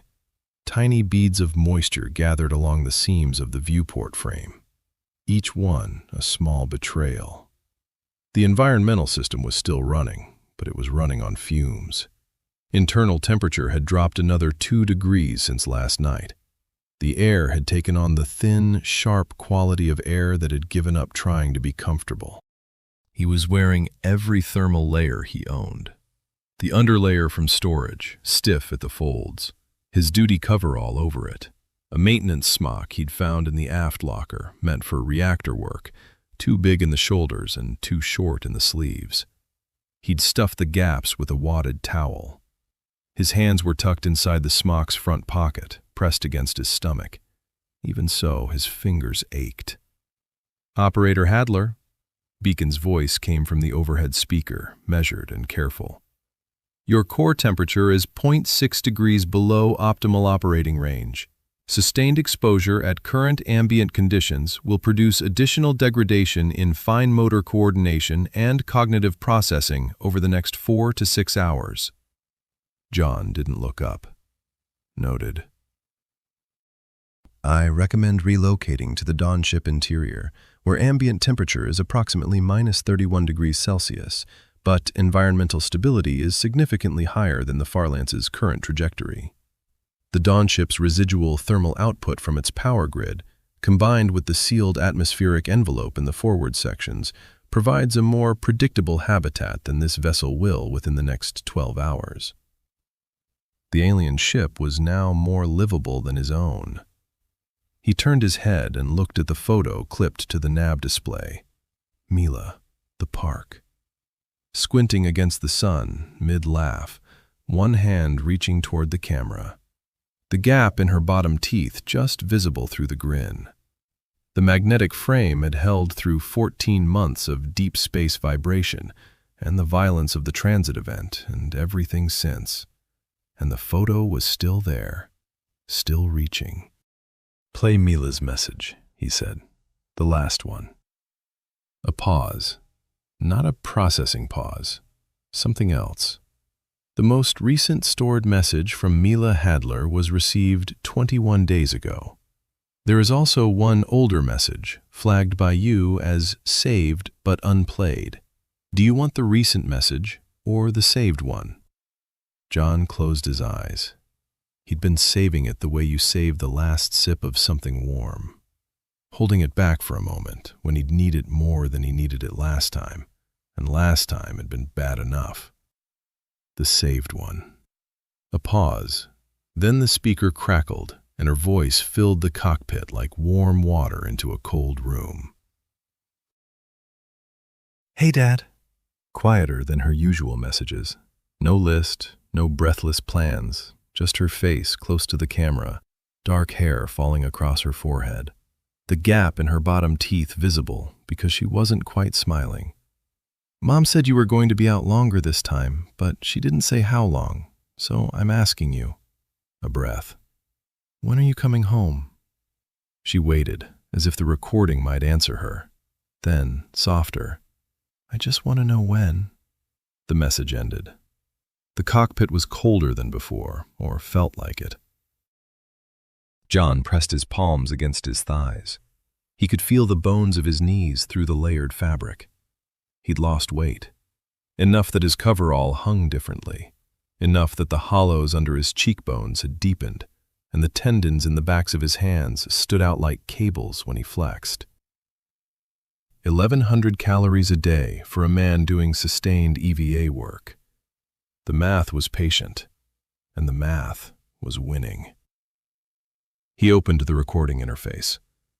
The amber light on the comm panel blinked, waiting. Twice before he'd pulled up this interface and closed it without pressing record. Before the transit, he'd planned to explain later, once he knew what he'd found. Now the interface blinked at him from a ship that couldn't send anything past 12,000 kilometers, in a region of space where no human had ever been or would ever come looking. And the blinking was the cruelest thing in the universe. He pressed record. "Hey kid, His voice caught, not on a word, on the space between words, the gap where the next thing was supposed to go. He swallowed and tried again. "I need to tell you." Tell her what? That he was sorry? For what? For being the kind of man who fixes loose transponder pins on shuttles that aren't his problem? For sitting with a dying alien when the rational choice was to walk away? For answering a 40,000-year-old call because some part of him, some deep and stubborn and possibly broken part, could not hear someone asking for help and do nothing? He didn't know what he would be apologizing for. The recording light pulsed, patient, like Catch's slow amber roll. "Wait. Mila, His voice broke, clean and sudden, like a fracture in crystal, and the sound that came after it wasn't a word at all. He pressed delete. The light went dark. He sat in the silence and breathed cold air and listened to the Farlance hum. The hum. 14 months he'd lived inside that sound, the low, thrumming resonance of engines and recyclers and atmospheric processors all doing their work, all keeping him alive without being asked. The Farlance hummed the way a house settles at night, the sound of a place that knows you're in it and adjusts. It was not warm now. 8 to 12% probability of rescue over several years of low-powered drift. That was the door that had been closing since Beacon's final assessment in the propulsion bay. The one that had already been nearly shut when Beacon said it was the last point at which the option remained viable. The numbers were etched into him like the roots in the Dawn ship's star charts, grown into his structure, impossible to remove. 8 to 12%. Years of drifting in a dead ship, alone, hoping someone's long-range sensors picked up a whisper from a vessel that shouldn't exist in a place where no vessel should be. Years of half rations becoming quarter rations, becoming nothing.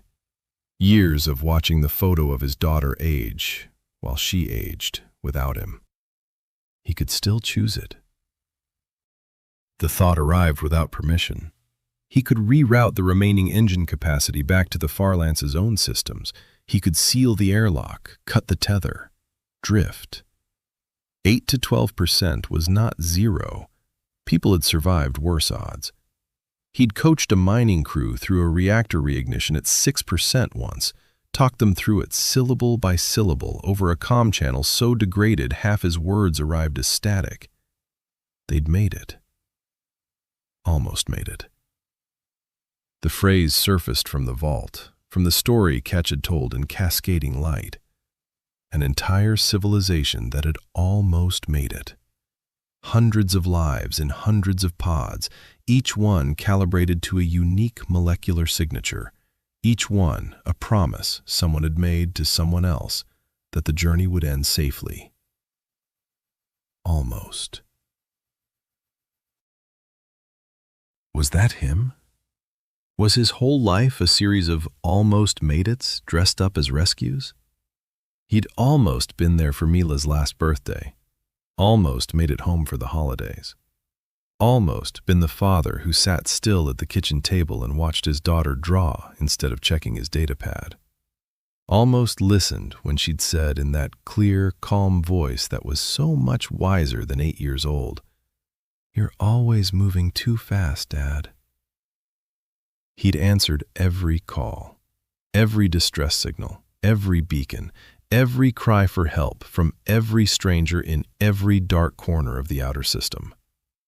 13 years of answering, and here he was at the edge of everything, wrapped in a maintenance smock in a dying ship, and the one person whose call actually mattered was a recorded message he couldn't reply to. He stared at the nav display. Mila's photo, his own reflection ghosted in the dark glass behind it, gaunt, shadowed. The face of a man who hadn't slept properly in days and had been running a caloric deficit since the recycler went offline. Was it a virtue, this compulsion? This reflex that had driven him out of his marriage and away from his daughter and across 31 astronomical units to die in someone else's tomb? Or was it a sickness? A need disguised as a calling? Something that felt noble because the consequences always landed on someone else's doorstep. He did not have an answer. The cockpit hummed faintly, still humming, still holding. An alarm tone cut through. Not the Fairlance. This was Beacon's monitoring feed from the Dawn ship, relayed through the tether link, a rapid double pulse, clinical and insistent. Beacon. A critical life support regulator maintaining thermal stability in Ketch's environment is failing. The unit was part of the backup power system you installed during initial stabilization of Ketch's pod. Performance has been degrading over the past 14 hours. It has now fallen below the threshold required to maintain Ketch's ambient temperature within viable range. Jon was on his feet before the sentence ended. His knees protested, his vision grayed at the edges for a beat. How fast? At current rate of degradation, Ketch's environmental temperature will exit viable parameters in approximately 47 minutes. Ketch's bioluminescent output on remote sensors has diminished 11% in the last 6 minutes. Chemical stress markers are beginning to elevate. Jon's hands found the engineering console. The display was dim, half its elements dark, but the schematic was still legible. The Farlance's remaining power distribution network laid out in amber lines and nodes, most of them already rerouted, already running at margins that would have made any station engineer file a formal protest. Options. One option. Beacon did not elaborate. Tell me. The regulator can be stabilized by supplementing its power feed from the Farlance's main engine bus. The reroute is straightforward. I can execute it from here.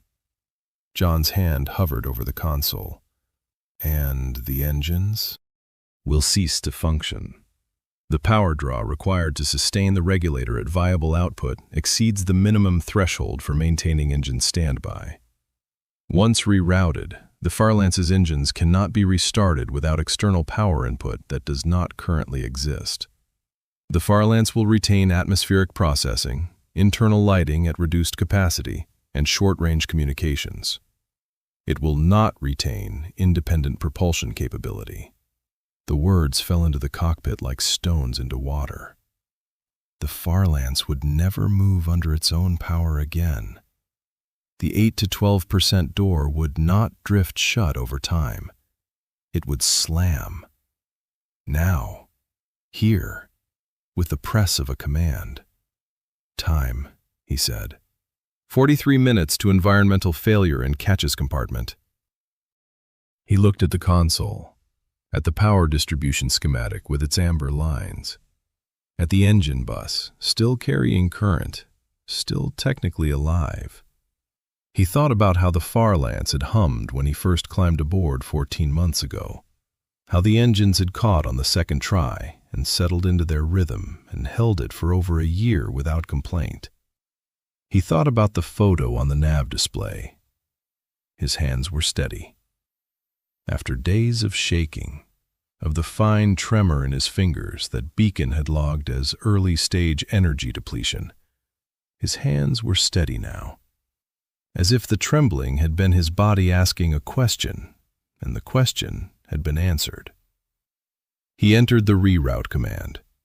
3 inputs, a confirmation, a transfer sequence. The kind of action that took less than a minute and unmade a life. The engine bus indicators dropped, one by one, like lights going out in a city seen from orbit. The power display shifted, amber lines dimming and rerouting, flowing away from the propulsion nodes and toward the tether link and the Dawn ship beyond. On Beacon's remote feed, the environmental data from Ketch's compartment stabilized, temperature arrest, stress markers leveling. On the Farlance, the hum changed. It didn't stop all at once. It dwindled. The deep resonance of the engines faded first, dropping through frequencies Jon felt more than heard.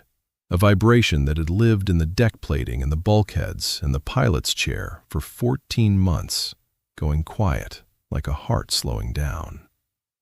The secondary systems compensated, shifted, adjusted.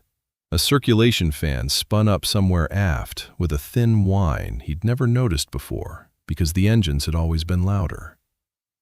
Then the engines were silent. The Farlance was still. Not the stillness of a ship at rest, the stillness of a ship that had stopped being a ship and become a room. Jon stood at the console with his steady hands and listened to the silence where home used to be. He sat down. The pilot's chair was cold. The armrests were cold. Without the engine bus generating waste heat, the thermal gradient would accelerate. Beacon would manage it, stretch the atmospheric processor, balance the remaining systems. But the trajectory was clear. He waited for Beacon to speak. From the very beginning, since the first anomalous signal on long-range passive sensors, Beacon had met every decision with data, every gamble with probability, every leap of faith with a measured and precisely worded counterpoint. The objections had evolved, softened, shifted from protocol citations to something closer to concern, but they had always come. He waited. The fan whined, the atmospheric processor cycled, condensation gathered on the viewport seams. Beacon said nothing. The silence stretched. 10 seconds, 20, a minute. There was no recommendation to make. No probability to cite, no alternative to offer. Every path led through the Dawn ship, or nowhere at all. Jon did not ask why Beacon was silent. Beacon did not explain. He pulled up the propulsion data on the dim display. 3 of 5 main field generation nodes catastrophically damaged. 13 of 22 secondary distribution junctions non-functional. Control matrix cracked into its substrate, 11 to 23% probability of achieving functional propulsion, assuming complete commitment of resources that now included everything the Farlance had left to give. He had given up his way home for a chance that might not even work. The thought should have been devastating. It was devastating. But it was also the kind of thought that arrives after you've already walked off the cliff. When the ground is gone, and all that's left is the air and the falling, and the strange, hollowed-out clarity of knowing exactly where you are. He looked at the dark engine indicators, at Mila's photo, still catching the last amber light. Beacon. Yes? The beam, the one that brought us here. A pause. The translation event, day 8 of transit. Something aimed it at us. Correct. The beam's emission characteristics were consistent with a directed, intentionally targeted energy projection. The Farlance was specifically acquired. We were 21 hours out, moving at maximum sustainable thrust on a direct intercept course, and something reached out and grabbed us. That is an accurate summary of the observational data. Jon leaned back in the chair. The cold of the headrest seeped through every layer and found his skin. Something out there knew we were coming, Beacon, or wanted us to come. Another pause, longer. The beam's targeting parameters imply intentional acquisition of the Farlance. The origin and purpose of that acquisition remain outside my analytical models. I have no framework for determining whether the targeting was responsive, activated by our approach, or anticipatory. Anticipatory. If the beam was anticipatory, then something had been waiting for them. The distress signal broadcasting for 40,000 years, patient and precise and tireless. And when a single small ship turned toward it from 31 astronomical units away, the Dawn ship had reached out and pulled it in. Had he chosen to come here? He'd made the decision 17 days ago, alone in this cockpit, staring at Mila's photo and the signal on his screen. He'd felt the pull, the same pull that had driven him to fix the transponder pin and answer every distress call for 13 years. And something, some intelligence or technology or ghost of a dead civilization, had answered that compulsion with a beam that erased 21 hours of distance in 11 seconds. Was his choice a choice at all, if something was waiting on the other end to ensure he made it? He couldn't know. The question had no edges he could grip. It was the kind of question that lived in the space between stars, vast and cold and unanswerable. "Does it change anything?" he asked. Not really to Beacon, not really to anyone. It does not change the current state of the Farlance, the status of the Dawn ship's propulsion system, or the probability estimates for repair. It does not change Catch's environmental requirements or your consumables timeline. "That's not what I asked." The fan whined. The processor cycled. No. Beacon's voice was smaller than Jon had ever heard it. Not measured, not precise. Just quiet, the way a room is quiet after something has ended. "It does not change anything." Jon closed his eyes. He thought of Catch in the propulsion bay, bioluminescence dimming after the hull breach, reaching for an environmental panel with manipulators that were already slowing from thermal shock. Reaching, because reaching was what you did. He thought of the dead Lithari 2 tiers above Catch's pod, hand pressed flat against the casing, fingers spread. Reaching. He thought of Mila in the photo, hand extended toward the camera. He thought of the child's alcove in the Dawn ship's forward section, small rounded toys with softened edges, a shelf polished smooth by small hands. He thought of Mila saying, "You're always moving too fast, Dad," and of Catch's slow, deliberate cognitive rhythm, and of the stillness that had unlocked everything between them. The Farlance was cooling around him. He could feel it in the metal, in the air, in the way his breath hung longer before dissolving. Within hours, the ship would equalize toward the ambient temperature of deep space, and Beacon would manage the decline until managing was no longer possible, and the Farlance would become what the Dawn ship had been when he first saw it through the viewport. A cold shell in the dark, beautiful and silent and empty. He opened his eyes and looked at the photo one more time. Mila, the park, squinting against the sun, mid-laugh, one hand reaching. "You always come home, Dad." "Not this time, kid." He reached out and touched the photo on the nav display. His fingertip found the edge of the magnetic frame, traced down to Mila's face, rested there. The surface was cold. Everything was cold now. His thumb found the release clip. One small motion and the frame would come free and the photo would be in his hand and then against his chest, warm under the layers, close to him.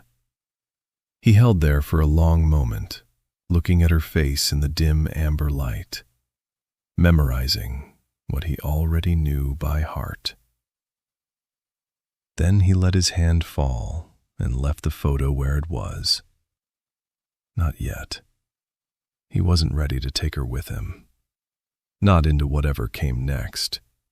Not while his hands were still shaking and the shape of the thing ahead was still forming. The magnetic frame had held through 14 months, and a transit event, and the slow dying of a ship. It would hold a little longer. When the time came to take her from that frame, he would know. He stood. "Beacon, I'm crossing to the Dawn ship." A beat, then, barely above the fan's whine. "Acknowledged." No recommendation, no objection, no probability assessment of EVA risk at his current caloric and thermal deficit. Just the word and the silence around it, and the cold deepening in a ship that was no longer home. Jon Hadler suited up, head down. Helmet first, seals, gloves. 13-year habit, the same as always, the same as the first time. He cycled the airlock and stepped into the dark, and behind him the Farlance sat still and silent and cold, its engines quiet, its hum gone, its single remaining purpose to keep a tether anchored to something larger than itself. The crossing took 9 minutes. Chapter 9. Crew. The Dawn ship's entry breach caught him the way it always did, the curled edges of hull material guiding his hand to the anchor point he had worn smooth over a dozen crossings. Jon pulled himself through, boots finding the mineral floor, and stood for a moment in the dark oval passage while his helmet lamp threw its dim cone of warm amber into the corridor ahead. He was shaking. Not the fine tremor of caloric deficit, which had become background noise over the past days. This was something deeper, a low vibration in his chest that had nothing to do with blood sugar or core temperature. He had left the Farlance silent behind him, engineless, its hum replaced by the thin whine of a circulation fan running on borrowed time. He had walked away from the only home he had known for 14 months, and the crossing had taken 9 minutes, and in those 9 minutes, the cold of interstellar space had pressed against his suit with the particular intimacy of something that knew it would win eventually. He turned right. The passage toward the cryovault was a path his body navigated without conscious input now, each turn and junction mapped into the muscles of his shoulders and the cant of his hips as he angled through the narrower sections built for bodies wider and lower than his own. Catch was waiting. Not in the vault. In the wide corridor that connected the residential sections to the cryovault approach. A broad, low shape in the darkness, crystalline surfaces catching the edge of Jon's lamp and scattering it into fractured amber. Catch's bioluminescence was active, a rolling pattern of muted blue-green that brightened slightly as Jon came into view. Jon stopped 3 meters away, the distance that had shrunk by millimeters over days until it was less a measurement than a habit. Catch's prismatic visual clusters tracked him.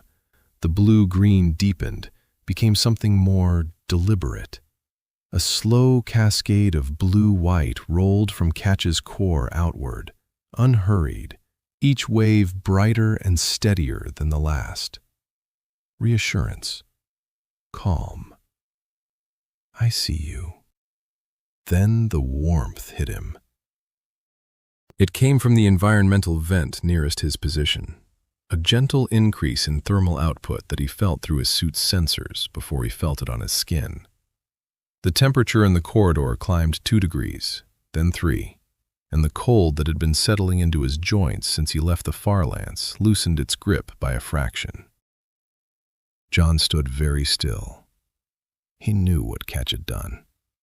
The secondary environmental controls in this section still responded to the residual power grid, and Catch had learned to manipulate them during the hull breach crisis. But this was not crisis management.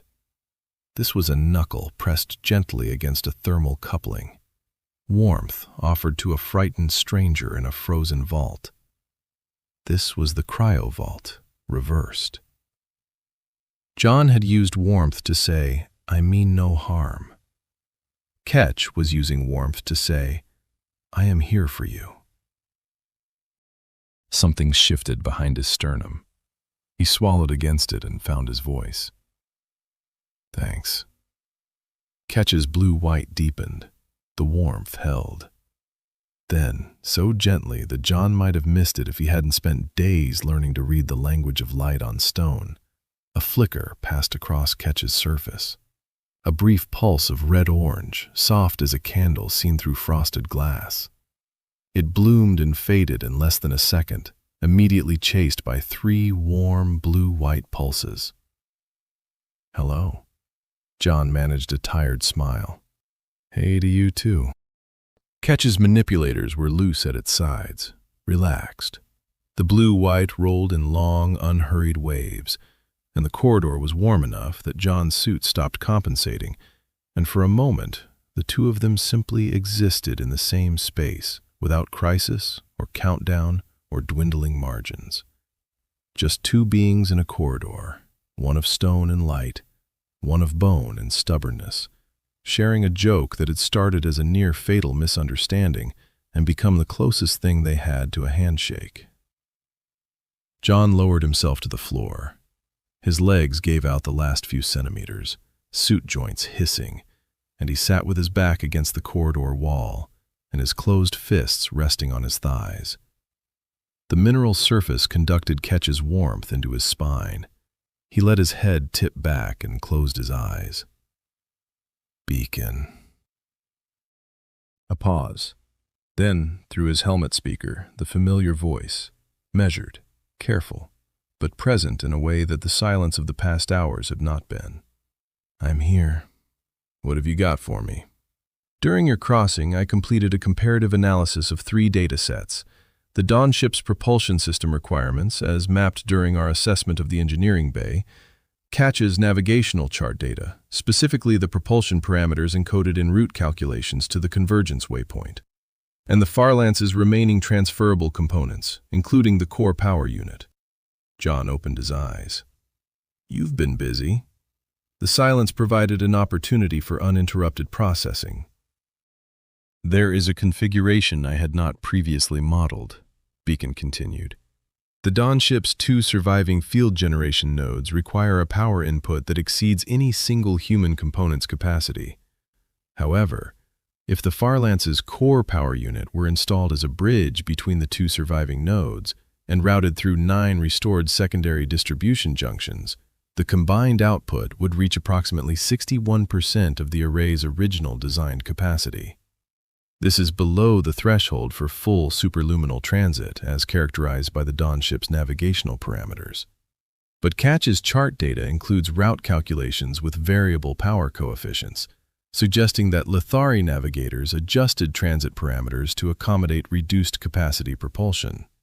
If the waypoint distance falls within the operational envelope of a 61% transit, the configuration is theoretically viable.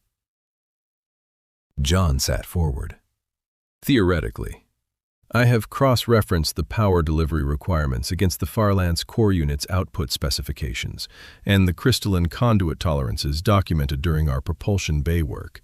The match is not precise. Lithari power architecture operates on harmonic resonance principles that differ fundamentally from human electrical engineering. Bridging the 2 systems would require adaptation of the core unit's output waveform to approximate Lithari harmonic signatures, and we have limited data on the tolerances involved. What's the probability?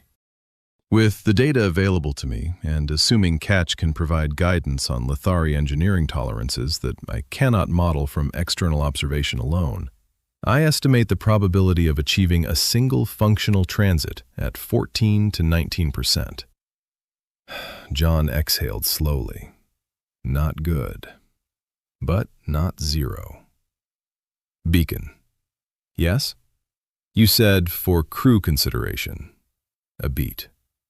I said I would present it as an option for crew consideration. That is correct. Jon looked at Ketch. Ketch's prismatic clusters were angled toward the corridor ceiling in the direction of Jon's helmet speaker. The blue-white had brightened, and underneath it ran a thread of warm gold Jon associated with hope, tentative and careful, like something testing the weight of a surface before committing. Crew, Jon said quietly.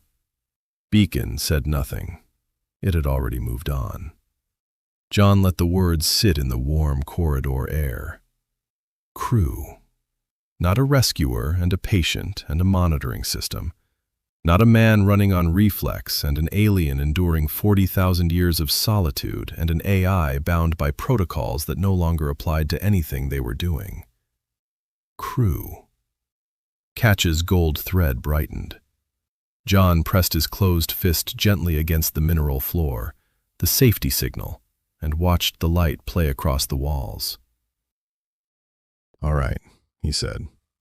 Let's go to work. The propulsion bay was exactly as they had left it. Jon's sealant patch, an ugly smear of gray compound bonded to crystalline grain, functional and graceless. He had a problem to solve, and people to solve it with. Ketch moved through the bay with the fluid certainty of someone returning to their own workshop.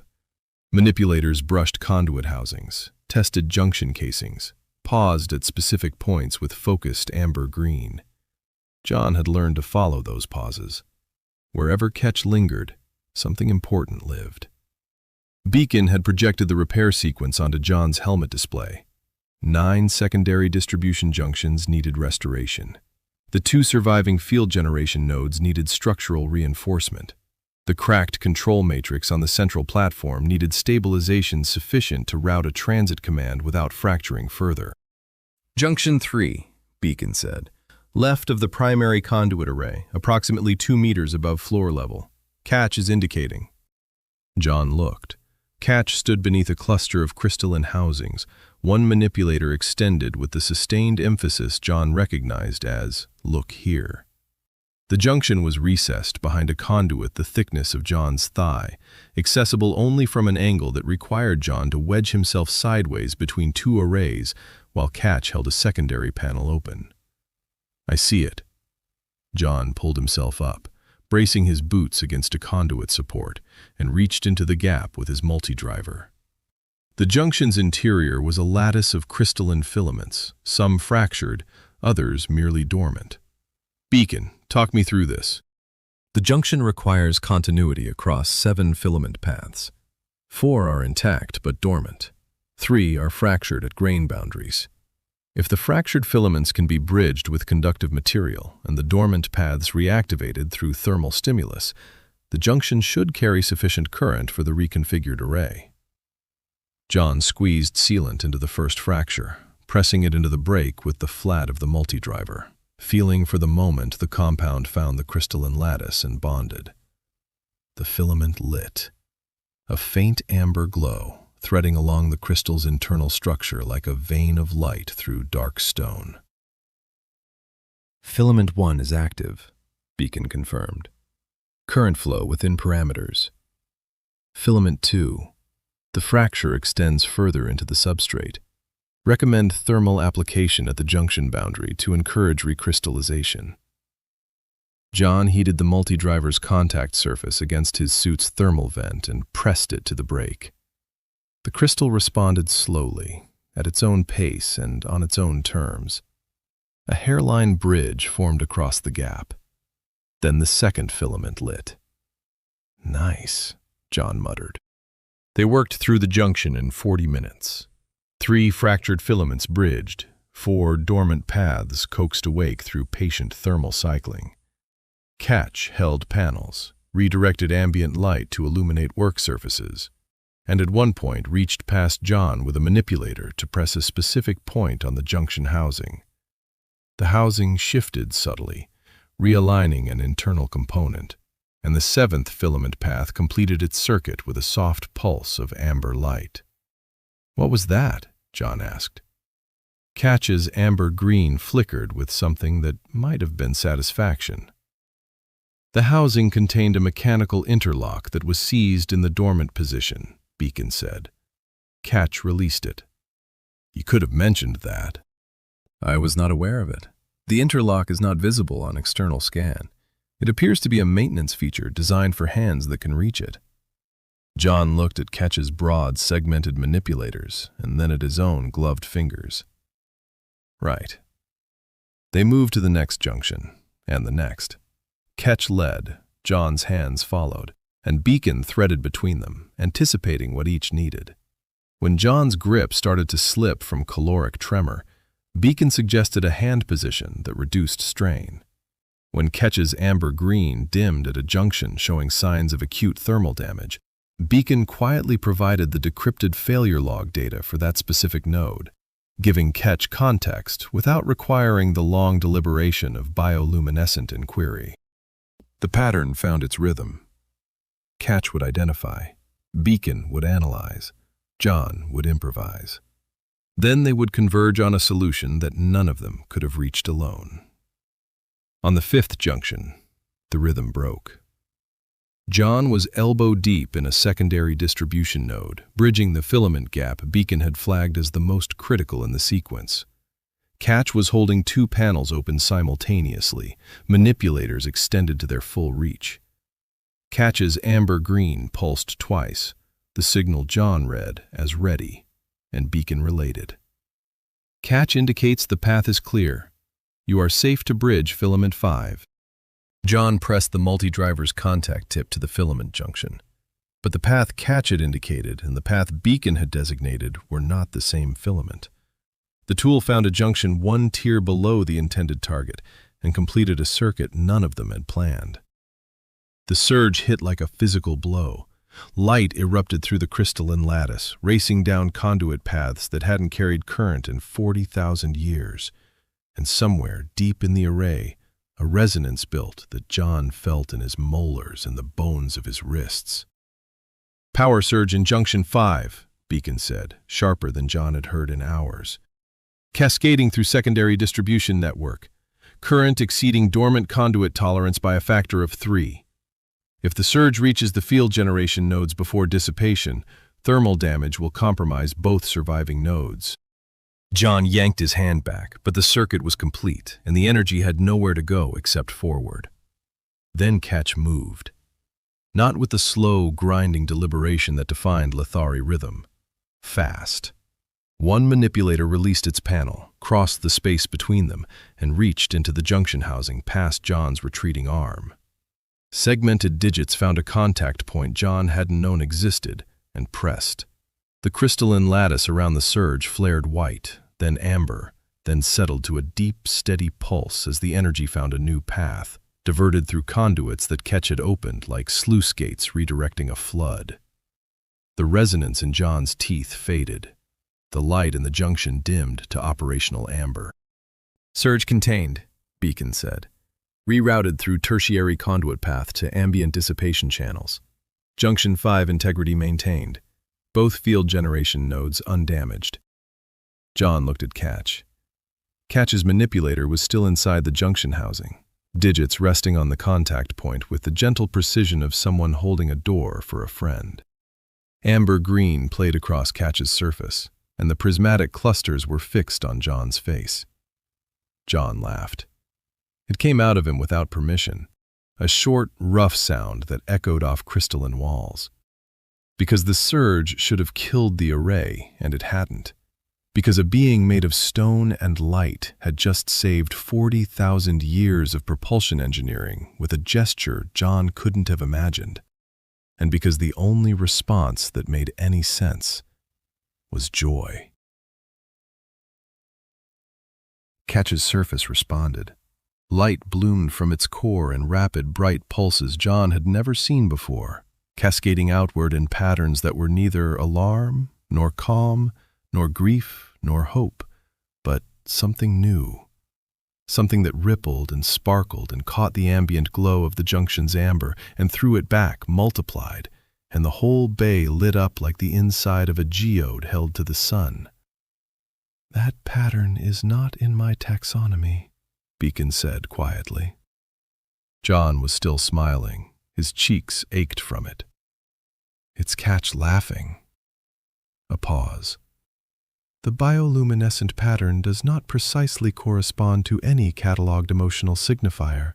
However, the biometric correlates, including elevated core temperature, increased circulatory activity, and a measurable spike in several markers previously associated with positive engagement, are consistent with your interpretation." "Beacon?" "Yes." "That was you not correcting me. That was me providing supporting data for your assessment." Catch's laughter light faded gradually, settling into warm gold, and the bay was quiet again except for the hum of 5 restored junctions and the sound of Jon's breathing. He reached out with a closed fist and held it near Catch's manipulator, not touching, just close. Catch's manipulator curled slightly toward the fist, segmented digits relaxing into the loose posture that meant safety. They rested for 5 minutes. Then they went back to work. Junction 6 and 7 fell in sequence. During the 8th junction, Jon noticed something on his helmet display. Beacon's operational log showed environmental adjustment entries he hadn't requested. Thermal output modifications to the corridor where Ketch rested between work sessions. Atmospheric pressure stabilization in the section of the vault nearest Ketch's shattered pod. Minor adjustments, logged precisely, executed without consultation. Beacon. Yes. You've been adjusting Ketch's environmental settings. Yes. I didn't ask you to do that. No. Jon waited. He had learned patience from a being that thought 8 times slower than he did.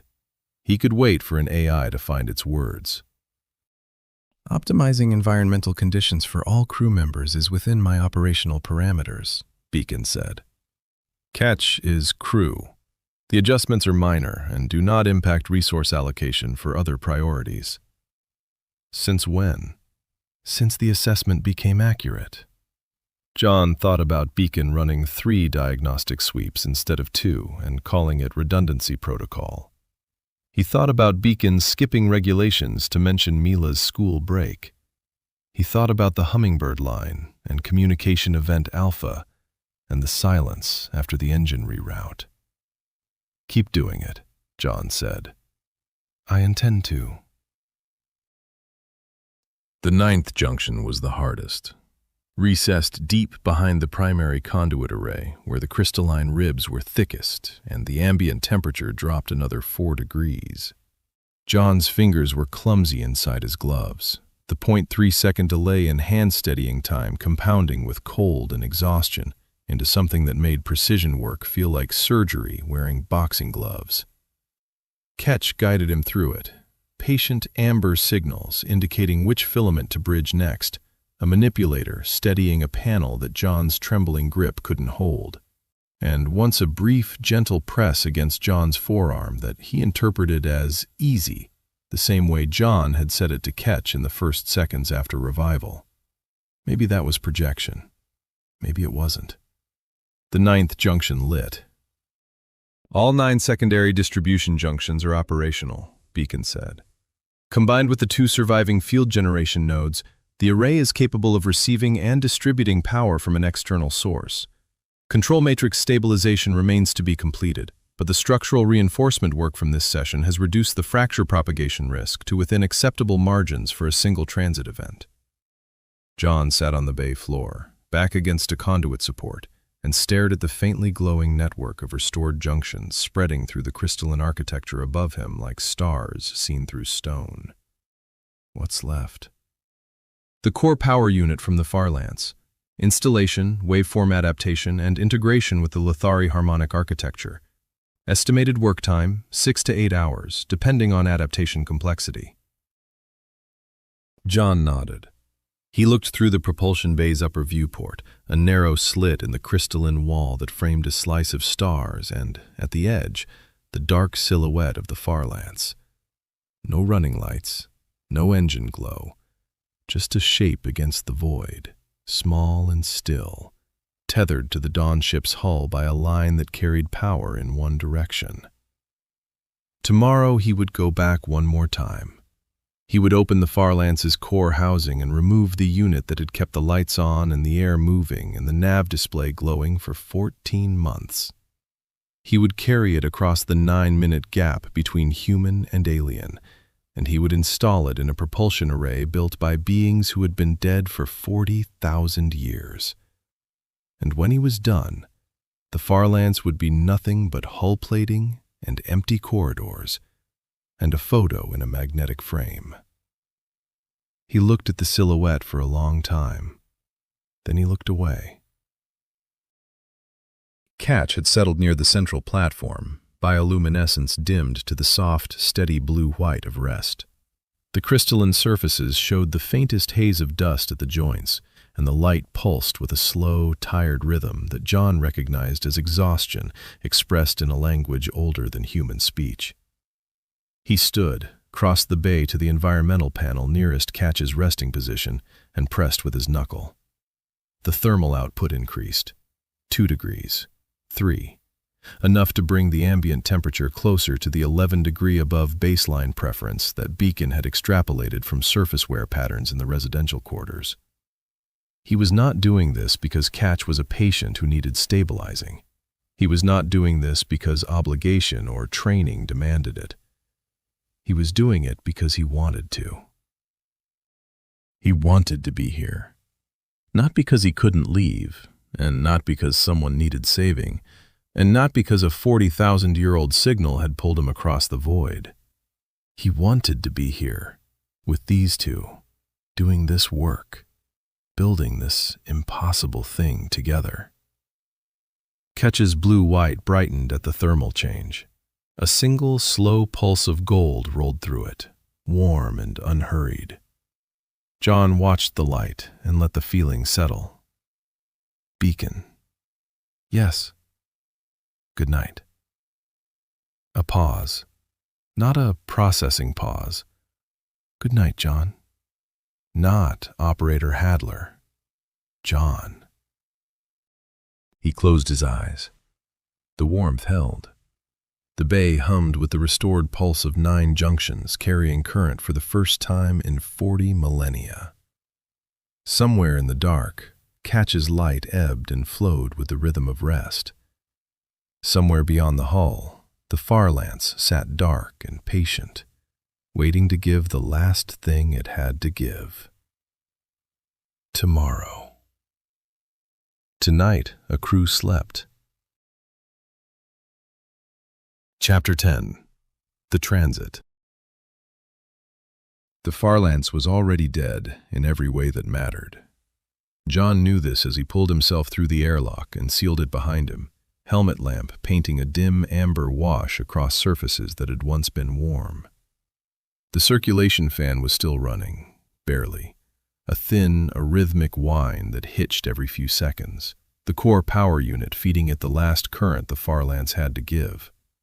Reduced lighting clung to a few overhead panels, amber and low, and somewhere behind the bulkhead the atmospheric processor cycled with a rhythm that sounded more like breathing than machinery. All of it borrowed time, all of it ending the moment he pulled the unit. He stood in the corridor and let the silence settle. It was different from the silence after he had killed the engines. That silence had been an amputation, sudden and sharp. This was the quiet of a house where nobody lived anymore. He moved forward. His boots found the deck grating by muscle memory, each step placed without thinking. 14 months of this corridor. Airlock, 3 steps. Right hand brushes the environmental panel housing. 4 more steps. The slight unevenness where the deck plate had been replaced after a micrometeorite impact 6 months in. He had never bothered to smooth the weld. It had become a landmark instead. The cockpit was dark, except for his lamp and the faint glow of systems running on their last borrowed current. The nav display still held its clean rectangle of light, Mila's photo catching the dim illumination. A single amber indicator pulsed on the environmental panel, atmospheric processing, still cycling, still trying. Most of the readouts and screens that had tracked his life through this stretch of deep space sat cold and inert. But the few that remained made the silence worse, the way a candle makes a room feel darker than no light at all. Condensation had frozen in a thin rime along the viewport seams. His breath fogged inside his helmet, and the suit's recycler caught it. Jon touched the pilot's console. The surface was cold enough to feel through his gloves. He ran his fingers along the edge where he had eaten 400 meals, read Beacon's assessments, watched stars that pointed home. His hand found the environmental control dial he had turned up 1.5 degrees above standard on his second day aboard and never adjusted again. Then he looked at the photo. Mila. Park. Sun on her face, squinting, mid-laugh, one hand reaching toward the camera. The gap in her bottom teeth. The magnetic frame held to the nav display housing exactly where he had clipped it 14 months ago. The edges of the prit were curling slightly from the cold. He reached up and unclipped it. The magnetic frame resisted for a fraction of a second, then released. His hands were steady. The last time he had stood here, they had been shaking, and he had left her in the frame because he was not ready, and he knew it. Now he knew. He slid it into the interior pocket of his suit, against his chest, where the thermal layer would keep it from the cold. The console looked wrong without it. A small rectangle of clean surface where the frame had blocked 14 months of dust. Jon pressed his palm flat against that clean rectangle and held it there. "You were a good ship," he said. His voice was rough from cold and disuse. He was not talking to Beacon. He was talking to the ship, to the hull plating and the deck grating and the bunk he had slept in, and the environmental system that had run warm because he liked it that way. "You brought me a long way. You kept me breathing. You were home when I didn't have one anywhere else." He paused. "Thank you." Beacon said nothing, simply present. Jon knelt at the base of the pilot's console and opened the access panel to the core power unit housing. The unit sat in its cradle, a dense cylinder of layered composites and superconducting filament, warm to the touch even now because it had been the last thing drawing current. Removing it was straightforward: 4 mounting bolts, 2 power bus connectors, 1 coolant line. "Beacon, walk me through the extraction sequence." "Mounting bolts first, counterclockwise, quarter-turn release. Coolant line second. The system is unpressurized, so no bleed procedure required. Power bus connectors last. They will separate with standard force." Jon fitted the multi-driver to the first bolt. Quarter turn. It released with a click that sounded like a period at the end of a sentence.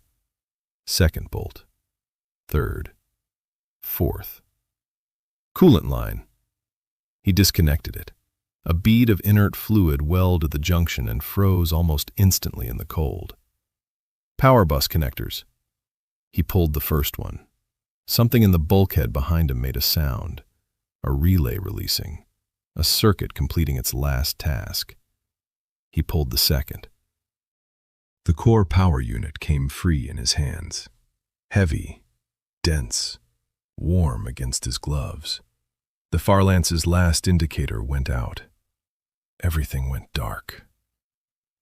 The silence was absolute. Hull plating cooling toward the temperature of the void. No hum, no tick, no whisper. Jon held the core power unit against his chest, next to the photo. Beacon. "I am here, Jon, operating on suit power and local processing. Farlance systems are no longer accessible." "I know." He stood. He walked the corridor one more time, running his hand along the wall. The environmental panel, the uneven deck plate, the airlock. "Would you like to record a message before we proceed?" Jon stopped at the airlock threshold. "Not yet," he said, "when we're on the other side." He cycled the airlock manually, the mechanism stiff without power assist. The outer door opened on stars he did not recognize, and the Dawn ship's hull catching their light. He clipped his tether, checked his magnetic anchor, and stepped out. The crossing took 9 minutes. He caught the lip of the entry breach one-handed, his other arm cradling the core power unit, and pulled himself inside. He did not look back at the Farlance. The propulsion bay was warm, warmer than it should have been. Ketch had been adjusting the environmental controls again. The bay hummed with current flowing through 9 restored junctions, and Ketch stood near the central platform, bioluminescence rolling in slow waves of focused amber green. Jon set the core power unit on the platform beside the cracked control matrix. It looked absurd there. A cylinder of human engineering, scratched and dented, sitting on a surface of alien crystal grown, layer by patient layer, by hands that worked in frequencies rather than fasteners. "All right," he said. "Let's make this fit." The installation was methodical. Beacon projected the integration schematic onto Jon's helmet display. Power bus routing through adapted crystalline conduit interfaces to the 2 surviving field generation nodes, waveform adaptation at each junction. Catch guided him through the harmonic architecture, indicating resonance points with sustained amber-green emphasis, steadying panels when Jon's hands trembled. 2 hours in. 3. The crystal responded to frequencies, not voltages, and finding the right harmonic relationship between human power output and Lithari field generation was like tuning an instrument he had never played by listening for overtones he could barely hear. Catch helped. Patient amber signals, a manipulator pressing here, then here. Its segmented digits found resonance points in the crystalline substrate the way a musician finds harmonics on a string. 4 hours. The waveform adaptation converged. Beacon confirmed harmonic coupling at 61% of original array design capacity. Jon straightened, wiping condensation from his visor. The core power unit sat embedded in the Dawn ship's propulsion platform like a transplanted organ, surrounded by crystalline conduit that pulsed faintly with carried current. Ugly, functional, alive. He looked through the viewport slit. The Farlance hung in the dark, a silhouette with no lights and no glow, tethered to the Dawn ship by a line that had once carried power to keep Catch alive, and now had nothing left to give. Jon looked at the tether line visible through the viewport slit, the magnetic anchor holding the Farlance to the Dawn ship's hull, a physical line connecting two ships, one of them dead. Beacon, the tether. Will it survive transit? Negative. The transit field will generate stresses well beyond the tether's structural tolerance. The magnetic anchors will separate under field expansion. The Farlance will remain at the point of origin. Jon nodded. He had known, but hearing it made it final. The last physical connection to the Farlance would break the moment they left. He looked at the dark silhouette through the viewport one more time. Then he turned back to the platform. Catch's bioluminescence changed, a deep, complex pattern rolling across its crystalline surface. Pulses of blue-violet grief threaded with sharp amber, overlaid with 3 repeated no signals and something else, a churning pattern that Jon's gut read before his mind could catalog it. Catch was looking at the viewport, at the Farlance. The pattern intensified. Blue-violet deepened. The no signal repeated, 3 times, 4, 5, each repetition more emphatic. Then a new sequence, the warm gold pulse from when Jon had named it, followed immediately by a harsh collapse to dark, followed by amber loss patterns that rippled outward and died at the edges. Jon's breath caught. Beacon, what am I seeing? Beacon's voice was quiet, careful. Catch is expressing objection. The bioluminescent pattern combines negation, grief-associated wavelengths, and a repeated sequence that cross-references with our established vocabulary for warmth, belonging, and loss. The belonging component is particularly significant. Catch appears to understand the concept of home. I believe Catch is communicating that it understands the Farlance was your home, and is refusing to accept the sacrifice. Catch moved closer. Its manipulators were tight against its body, the held-close configuration of distress. Its prismatic clusters fixed on Jon with an intensity that pushed light into his visor. The no signal again. Then, a slow, deliberate sweep encompassing the viewport and the dark silhouette beyond it, followed by a single, sustained amber pulse directed at Jon. The same pulse Catch used when it touched its own chest and spoke the deep grief of its lost crew. Catch, Jon said. He kept his voice low, whisper level. I know what I gave up. I know. Catch's surface flared. A deep indigo shot through with desperate amber, the light of a being that had watched sacrifice destroy everything it loved and could not bear to watch it again. The pattern rolled and broke and rolled again, each wave carrying the same refusal. No, not this, not for me. Jon's throat was tight. He had spent every chapter since the palm incident controlling his hands. Closed fists, knuckle presses, careful, deliberate gestures with fingers tucked and palms hidden. Muscle memory so deeply grooved that even during the hull breach, his body had caught the reflex and snapped an open palm into a closed fist before the signal could reach Catch's visual clusters. He uncurled his right fist. Slowly, deliberately, finger by finger, the way you open a door you are afraid to walk through. He extended his hand toward Catch, palm up, fingers spread. The gesture that had detonated Catch's threat response in the cryo vault. The gesture he had trained himself never to make. He held it there. Catch's bioluminescence stuttered. A microsecond flicker of red-orange ghosted across its surface, there and gone so fast Jon would have missed it if he had not spent weeks learning to read light the way other people read faces. Then, nothing. No flinch, no recoil, no subsonic pressure wave rattling his teeth.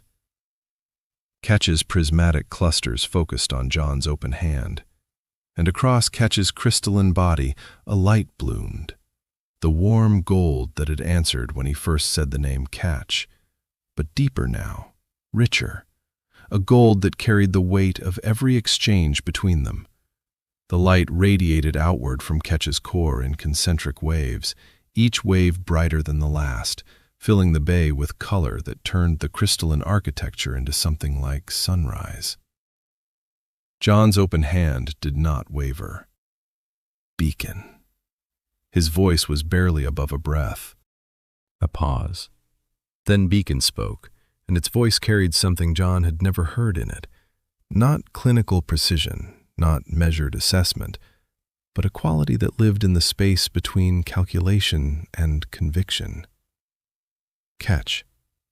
Jon Hadler's decision to transfer the Farlance's core power unit was not a loss.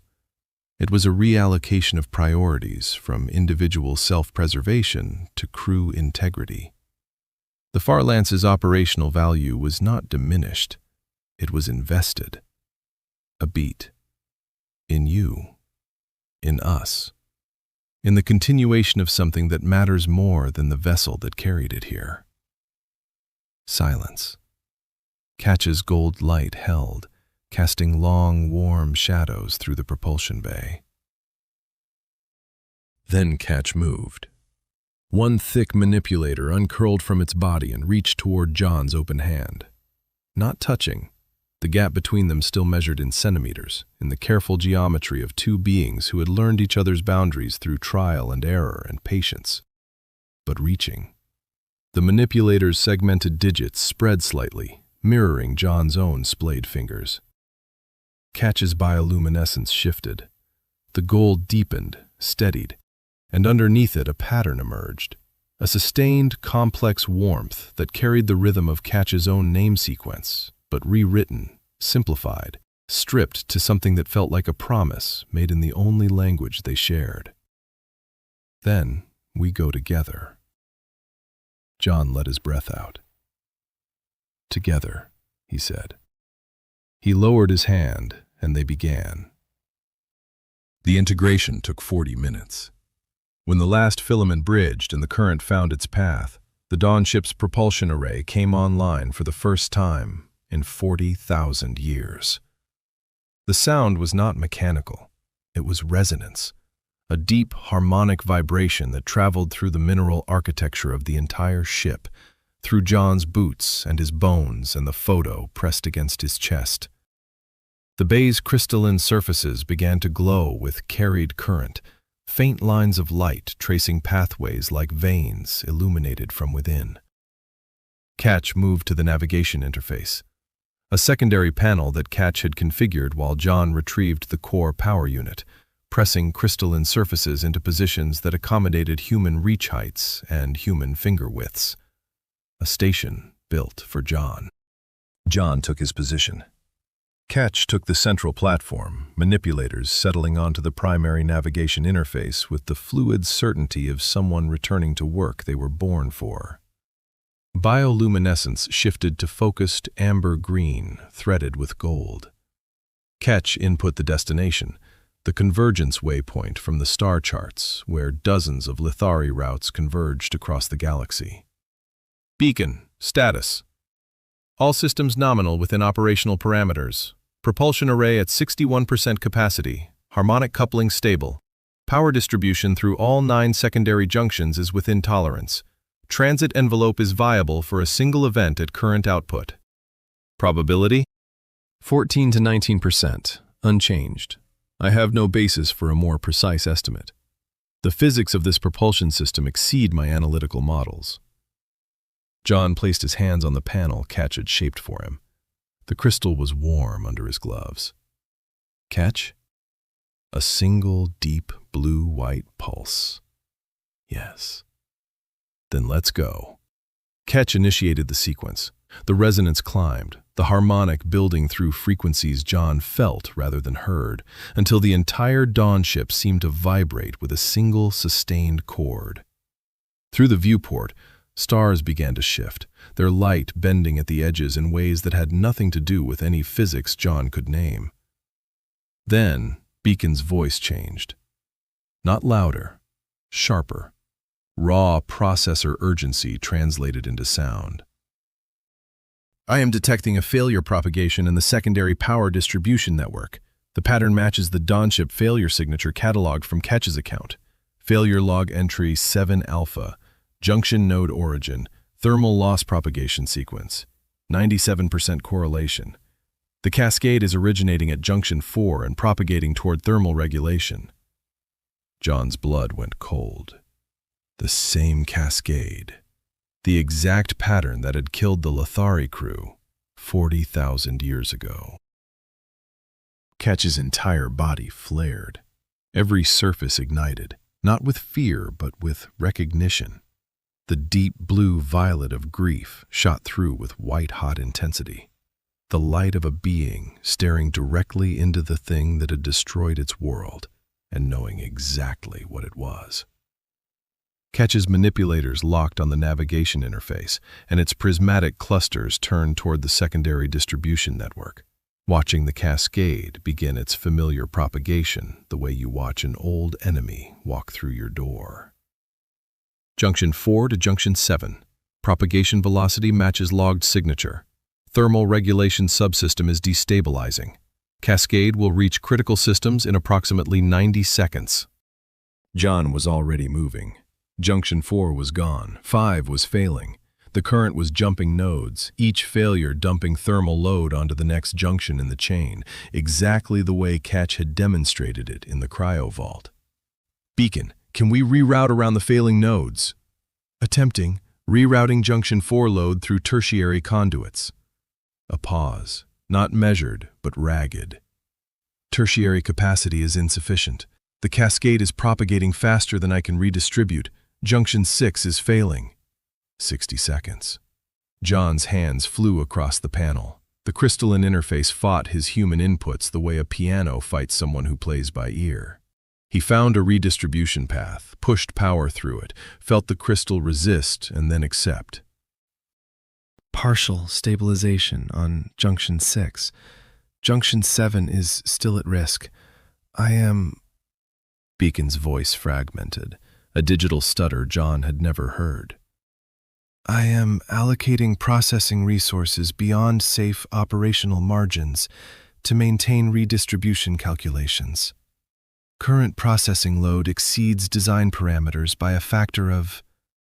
Another stutter. Silence. Then, I am still here.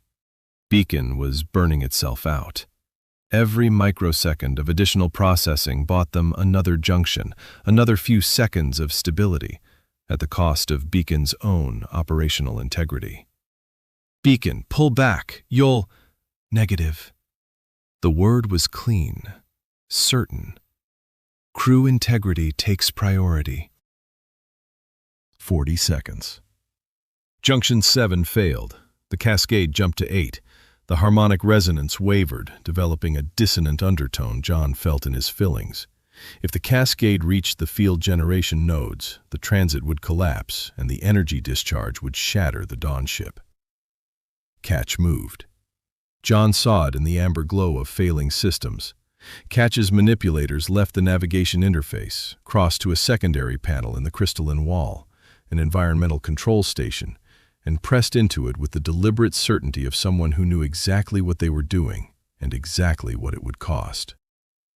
Catch's bioluminescence dimmed, not gradually, like a light switched off at the source. Catch is rerouting life support power into the propulsion array. Beacon reported, voice fragmenting between words. Bypassing the failing distribution nodes entirely, the cascade cannot propagate through a pathway it has been cut off from. A pause, broken by static. Catch's ambient thermal support has dropped below viable thresholds. Catch was dying.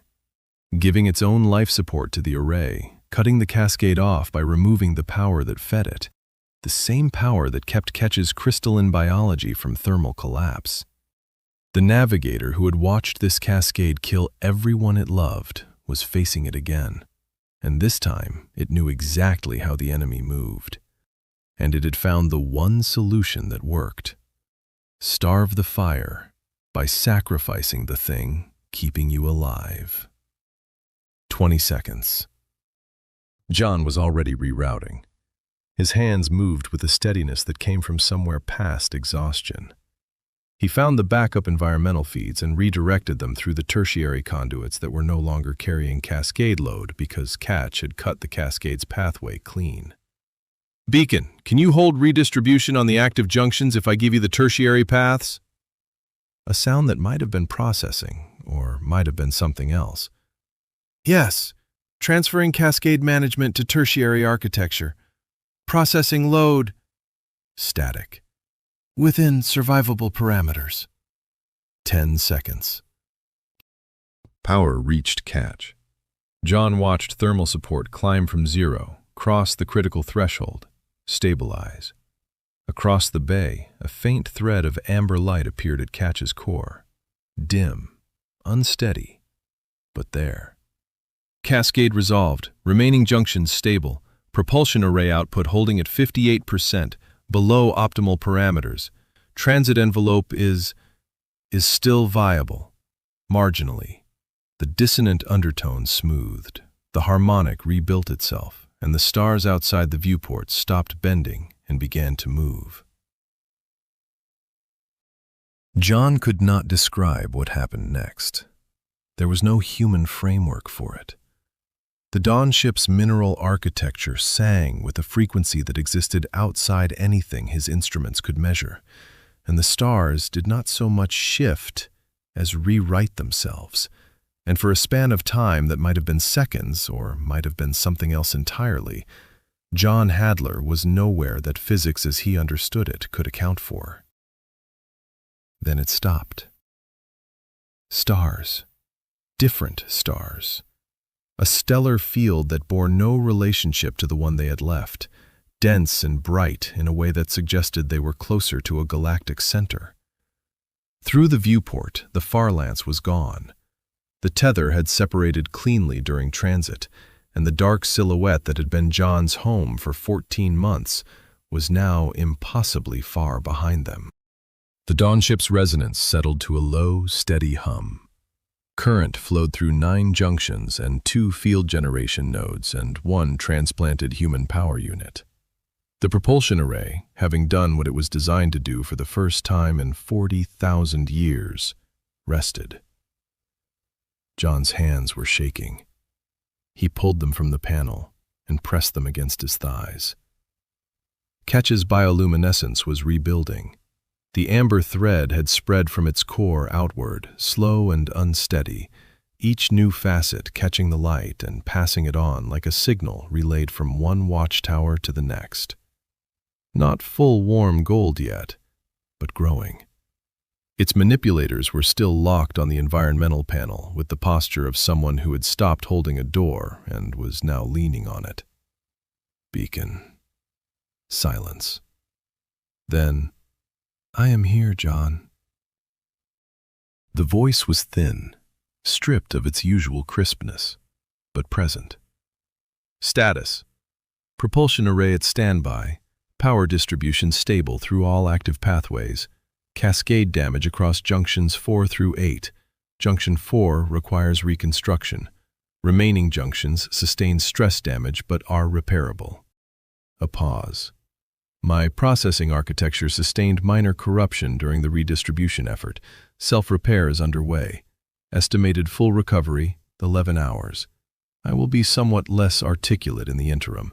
I mention this so you do not mistake reduced verbal precision for reduced operational commitment. Jon laughed. It came out broken, closer to a gasp, but it was real. He looked at Ketch. Ketch's prismatic clusters were focused on him, catching the bay's restored glow and fracturing it into fragments of amber and gold. Through the slow return of light, Jon could read the exhaustion and the pain, and underneath them both, something he had seen once before, in a cryovault, when a being woke from 40,000 years of sleep and chose, against every instinct, to reach back instead of pulling away. Ketch's surface settled into a pattern Jon knew. 3 blue-white pulses, slow and deliberate. Yes, I am here. Jon pressed his closed fist gently against the mineral floor between them.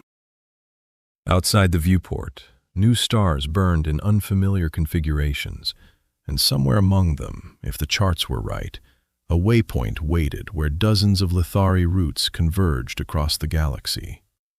They were not there yet. They were somewhere between where they had been and where they were going. 3 beings in a ship older than human civilization, carried by technology none of them fully understood, alive because each of them had been willing to stop being alive so the others could continue. Jon reached into his suit pocket and touched the edge of Mila's photo. Still there, still warm from his body heat. Not yet, he thought, but soon. He had a message to record, and for the first time, he knew what he wanted to say. Chapter 11. The Answer. Jon slept for 11 hours. He did not dream, or if he did, the dreams dissolved before waking, leaving only the sense of having been somewhere warm. When he opened his eyes, the propulsion bay's crystalline surfaces held a faint, steady glow from the current flowing through 9 junctions and 2 field generation nodes and 1 transplanted human heart of layered composites and superconducting filament. The hum was different from the Farlance's hum. Deeper, older. It traveled through the mineral floor and into his bones and settled there like it belonged. Ketch was awake. Its bioluminescence had rebuilt overnight into something approaching warm gold, though still muted at the edges. The amber thread from core to extremity had thickened, each facet passing the light to the next. Not full strength, but alive. Undeniably, stubbornly alive. Beacon. Good morning, Jon. A pause. Self-repair at 97%. Verbal precision remains somewhat reduced, but trending toward adequacy. You sound fine. I appreciate the assessment. It is not entirely supported by my internal diagnostics, but I will accept it in the spirit offered. Jon pulled himself upright, joints protesting, the caloric deficit announcing itself in the usual tremor through his hands. He pressed them against his thighs, still shaking. He ate the last of a ration bar that tasted like compressed dust and tried not to think about what came after the last ration bar. His stomach processed it like a rumor of food. Not enough to quiet the deficit, not enough to stop the shaking. Where are we? I have been refining positional calculations using the stellar field visible through the viewport. Our location correlates with a transit trajectory that has brought us to the near vicinity of the convergence waypoint coordinates, consistent with the array's 58% operating capacity, and the Lithari variable power coefficients encoded in Ketch's route data. Positional margin of error is significant given the reduced capacity transit, but the stellar field is consistent with the waypoint's charted region. So we made it. We made it. A beat. However, I am detecting a structure at bearing 017 Mark III, distance approximately 400,000 kilometers, consistent with artificial construction. Metallic and composite signature, significant degradation, but holding structural integrity above 60%.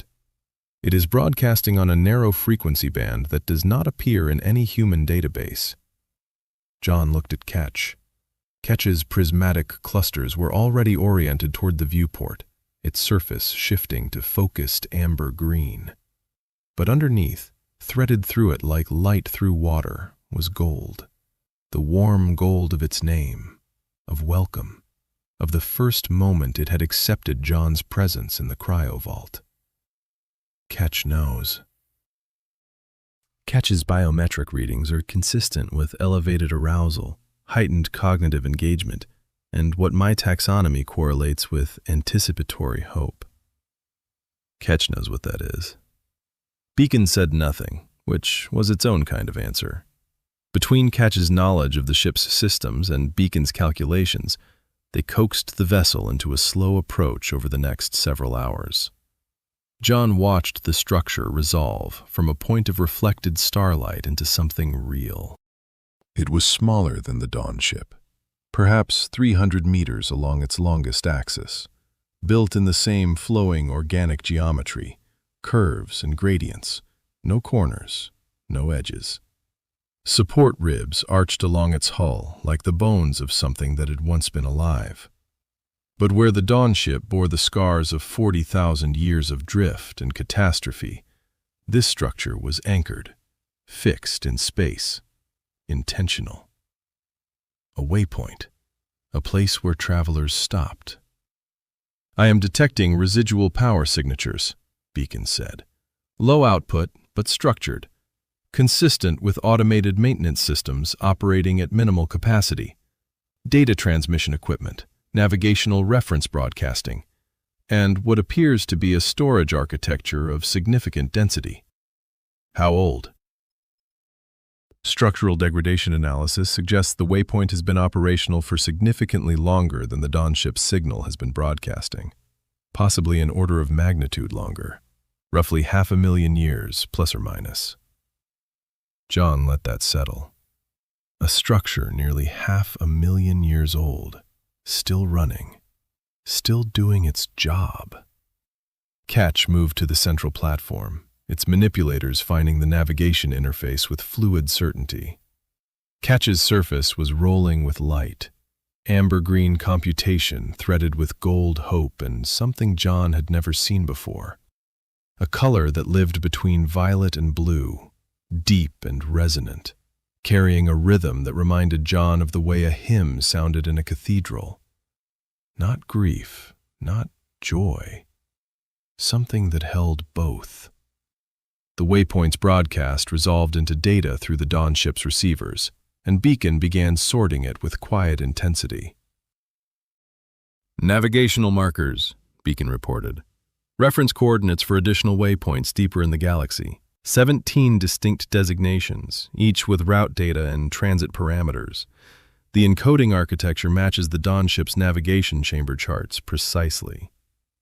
Other waypoints, like this one. Yes, a network.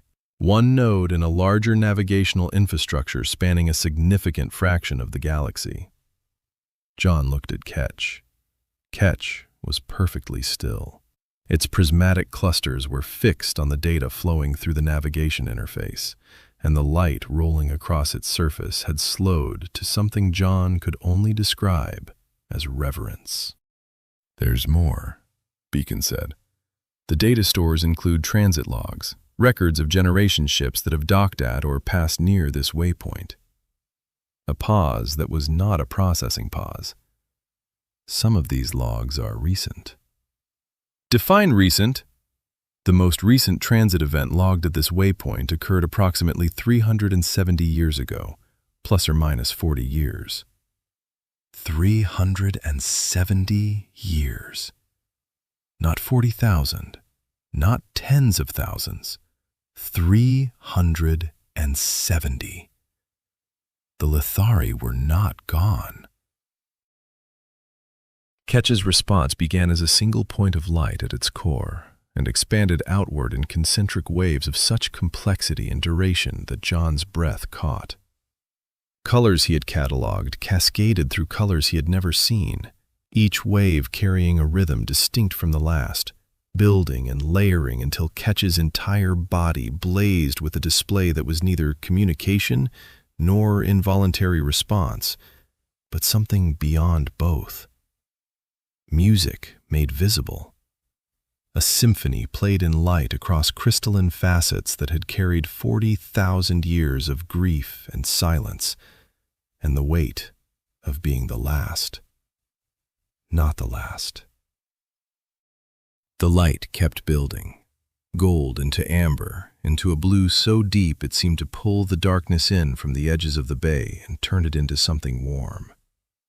Jon sat on the mineral floor and watched, his hands pressed flat against his thighs, giving Ketch the time and stillness it needed. Beacon was recording everything, every wavelength, every duration, every transition, with a thoroughness that went beyond data collection into something closer to preservation. The display lasted 4 minutes and 12 seconds. Jon didn't check the time. He counted nothing. He simply watched. When the light settled, Ketch's bioluminescence held at a warm, steady gold, brighter than anything Jon had seen since revival. Its prismatic clusters turned to Jon with a clarity that needed no taxonomy, no biometric cross-reference, no interpretive framework. Jon had spent days learning to read Ketch through a keyhole. This was a door thrown open. Then Ketch produced a sequence Jon had never seen. It began at the core, a deep amber pulse that darkened as it spread outward, the way a note deepens when you press it. The amber fractured into branching lines of white that traced Ketch's crystalline grain structure, each branch splitting and splitting again until the pattern covered its entire surface. The branches collapsed inward to a single point of brilliant light at Ketch's chest, held there for exactly 3 seconds, and then expanded outward in a configuration that was almost, but not quite, the same as the collapse. Jon's breath stopped. It was structurally identical to how Ketch's name began. The same syntax, the same deep to surface to core to expansion grammar. But the colors were different. The timing was different. The pattern was new. "Beacon," Jon whispered. "I see it." Beacon's voice was careful. "The pattern matches the structural syntax of Lithari navigational designations from the star chart data. Specifically, the encoding format used for location markers within the waypoint network, unique identifiers for specific positions of significance within the larger navigational framework." Jon looked at Ketch. Ketch's manipulators were loose at its sides. Its prismatic clusters held steady on Jon's face. The gold light was warm and patient and absolute. "Ketch is giving you a designation," Beacon said. "A position in the Lithari navigational system. A place in their system of meaning." Jon's vision blurred. He blinked hard. The display repeated, amber deepening, white branches tracing, collapsed to a point of light, and the expansion outward in its own unique configuration. The same pattern, the same gift, given again, deliberately, the way Ketch had repeated its name 3 times in the cryovault, so Jon would understand. Now Ketch was naming him back. Not in a language Jon could speak, in a language written in light and grown into crystal. The same language that mapped routes across the galaxy and marked waypoints where travelers stopped and rested and continued. Ketch was writing Jon into the chart. Jon said it aloud. He did not try to reproduce the bioluminescent sequence. Instead, he described what he saw: the amber, the branching white, the collapse and expansion, in a halting human approximation that caught none of the complexity and all of the intent. Ketch's warmth pulse flared bright, brighter than the naming gold, brighter than the waypoint display. A single sustained burst that turned the propulsion bay into something like sunrise for the second time in this ship's new life. Jon pressed his closed fist gently against the floor between them. Ketch's manipulator uncurled and rested beside it, not touching, close enough. He thought of hands. A dead Lithari, 2 tiers up in the cryovault, palm pressed flat against clouded glass, reaching for someone who never came. His own gloved hand against that same pod casing, fingers spread, mirroring the gesture before he understood what he was promising.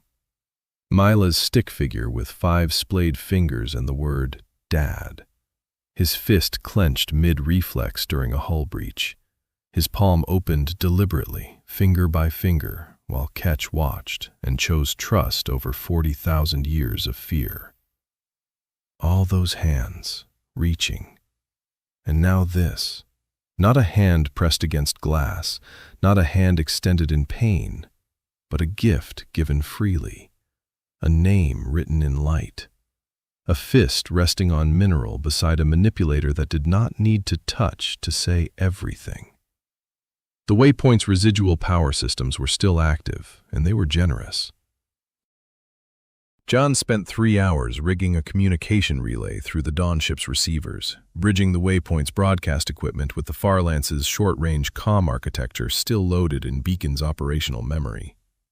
The waypoint's transmitter was orders of magnitude more powerful than anything human, designed to cast navigational data across interstellar distances. "I cannot guarantee the message will reach human-monitored space," Beacon said. "The transmission will propagate at light speed. Depending on our precise galactic position, travel time to the nearest human receiver could range from decades to centuries." "Can you aim it?" "I can extrapolate the approximate bearing of Sol based on the 19% of waypoint chart positions I have correlated with known stellar objects. The margin of error is significant, but the signal is strong and the beam is wide." "Do it." Jon sat on the floor of the propulsion bay, back against the secondary navigation panel Ketch had configured for human hands. Ketch rested nearby, its gold light steady. Through the viewport, the waypoint hung against the dense, bright stellar field like a lantern left burning in a window. He opened the recording interface on his suit comm. The amber indicator glowed. His hands were shaking. The familiar caloric tremor, the 0.3-second delay that had been his companion for days. He pressed them flat against the mineral floor and held them there until the tremor dampened enough to work with. He took one long, deliberate breath. "Hey, kid." The words came out whole. His voice was rough from weeks of cold and too little food, but it did not break. "I know it's been a while.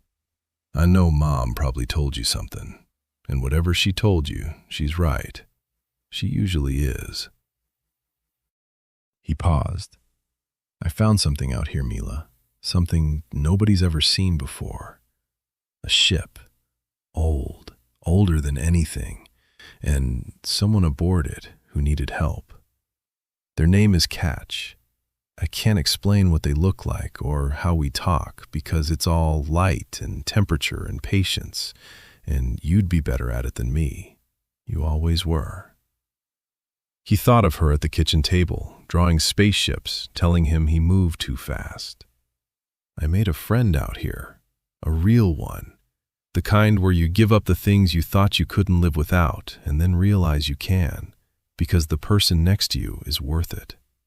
I have an AI named Beacon who started out reminding me of regulations and ended up calling me by my first name and arguing philosophy with an alien. We're a crew, the 3 of us." He pressed his fingers against the photo in his chest pocket, warm from his body heat, edges curling. "I'm not coming home the way I planned. I'm sorry for that. I'm sorry for every school break and every noodle dinner and every time you waited and I wasn't there. I'm sorry I was always moving too fast. His voice thickened but held. But I'm not sorry I stopped. I'm not sorry I answered, because you're the one who taught me how. Every time you left your light on for me, every time you said I'd come back, you were teaching me that showing up matters more than anything else in the world. And I showed up, Mila. I showed up for someone who had nobody left. He swallowed. The bay was quiet, except for the hum of current through crystal and the soft rhythm of Ketch's bioluminescence. You told me I always come home. I want you to know I found one. It's just further away than either of us expected. He closed his eyes, opened them. The unfamiliar stars burned steady through the viewport. Don't wait for me, kid. Grow up. Go to the aquarium. Pick your own toppings. Build the fort. But look up sometimes, okay? Because I'm out here, and I'm not alone. And the universe is so much bigger and stranger and more beautiful than anyone told us. And somewhere in it, there's a ship older than human civilization, carrying your dad and his friends towards something nobody's ever seen before. He touched the photo one more time. I love you. I love you the way Ketch's people loved each other. Enough to build a ship that lasted 40,000 years. Enough to calibrate every single pod to every single person. That kind of love. The kind that lasts. He let the silence hold for a moment. Then he said, "Tell Mom I'm okay. Tell her she was right about me. She'll know what it means." He closed the recording. His hands were still trembling. He noticed and did not care. Beacon, transmit on every available frequency. Widest beam you can manage towards Sol. Transmitting. A pause. Signal away, Jon. Propagation confirmed. The Waypoint's transmitter is maintaining coherence well beyond initial parameters. The amber indicator faded. The message was gone, traveling at the speed of light through a galaxy full of stars and silence, and, somewhere impossibly far away, a 10-year-old girl with dark hair and a gap in her teeth who had never stopped leaving the light on. Jon sat in the quiet afterward. Ketch's gold light pulsed beside him in a slow, contented rhythm. The propulsion bay hummed. Through his helmet speaker, Beacon's processing was a soft, steady presence. Junction 4 reconstruction is feasible, Beacon said after a while. The Waypoint's data stores include maintenance protocols compatible with the Dawn ship's propulsion architecture. Ketch's familiarity with the engineering systems, combined with available materials from the Waypoint's supply cache, would reduce reconstruction time significantly. Estimated probability of restoring transit capability to the next waypoint in the network, 31%. Better odds than last time. Considerably. The stellar field through the viewport was beautiful in a way Jon had stopped having words for. The waypoint hung at the edge of the frame, patient and enduring, its broadcast frequencies carrying navigational data to anyone with the charts to find them. Ketch stirred. Its light shifted to focused amber green, but the gold underneath did not fade. It was studying the waypoint data, routes branching outward to 17 other waypoints. 370 years since the last recorded transit. Other ships, other Lithari, out there, somewhere, still traveling. Jon stood and crossed the propulsion bay to the wide oval threshold. The corridors beyond carried a faint warmth now, fed by the core power unit thrumming at the Dawn ship's center. Not much. Enough. He walked forward through passages he knew by heart, his hands shaking at his sides in the old familiar rhythm. Left at the junction. through the residential section where someone had worn a groove into mineral with habitual limb placement, past the communal gathering area where tools waited on surfaces for owners who might, impossibly, still exist somewhere. He ducked through the narrow passage that required him to turn sideways and entered the personal chart room. 3 meters across, barely tall enough to stand upright. The walls still held their crystalline panels, roots grown in warmer amber and gold mineral refraction. Favorite places, journeys taken more than once. A private, quiet room where someone had traced paths through the stars because the paths meant something. Jon took Mila's photo from his suit pocket and leaned it against a crystalline panel at roughly chest height, where the warm amber roots caught the light and scattered it softly across her face. She squinted against the sun. She laughed. She reached toward the camera. He sat down on the mineral floor, his back against the wall. The crystal was cold, then warmed where his body pressed against it. He could feel the dawn ship's hum through his spine, not the Farlance's hum, which had been mechanical and close and the particular sound of a vessel built for one person's stubborn orbit. This hum was older and deeper, the resonance of a ship built to carry hundreds across the galaxy, now carrying 3. Different home.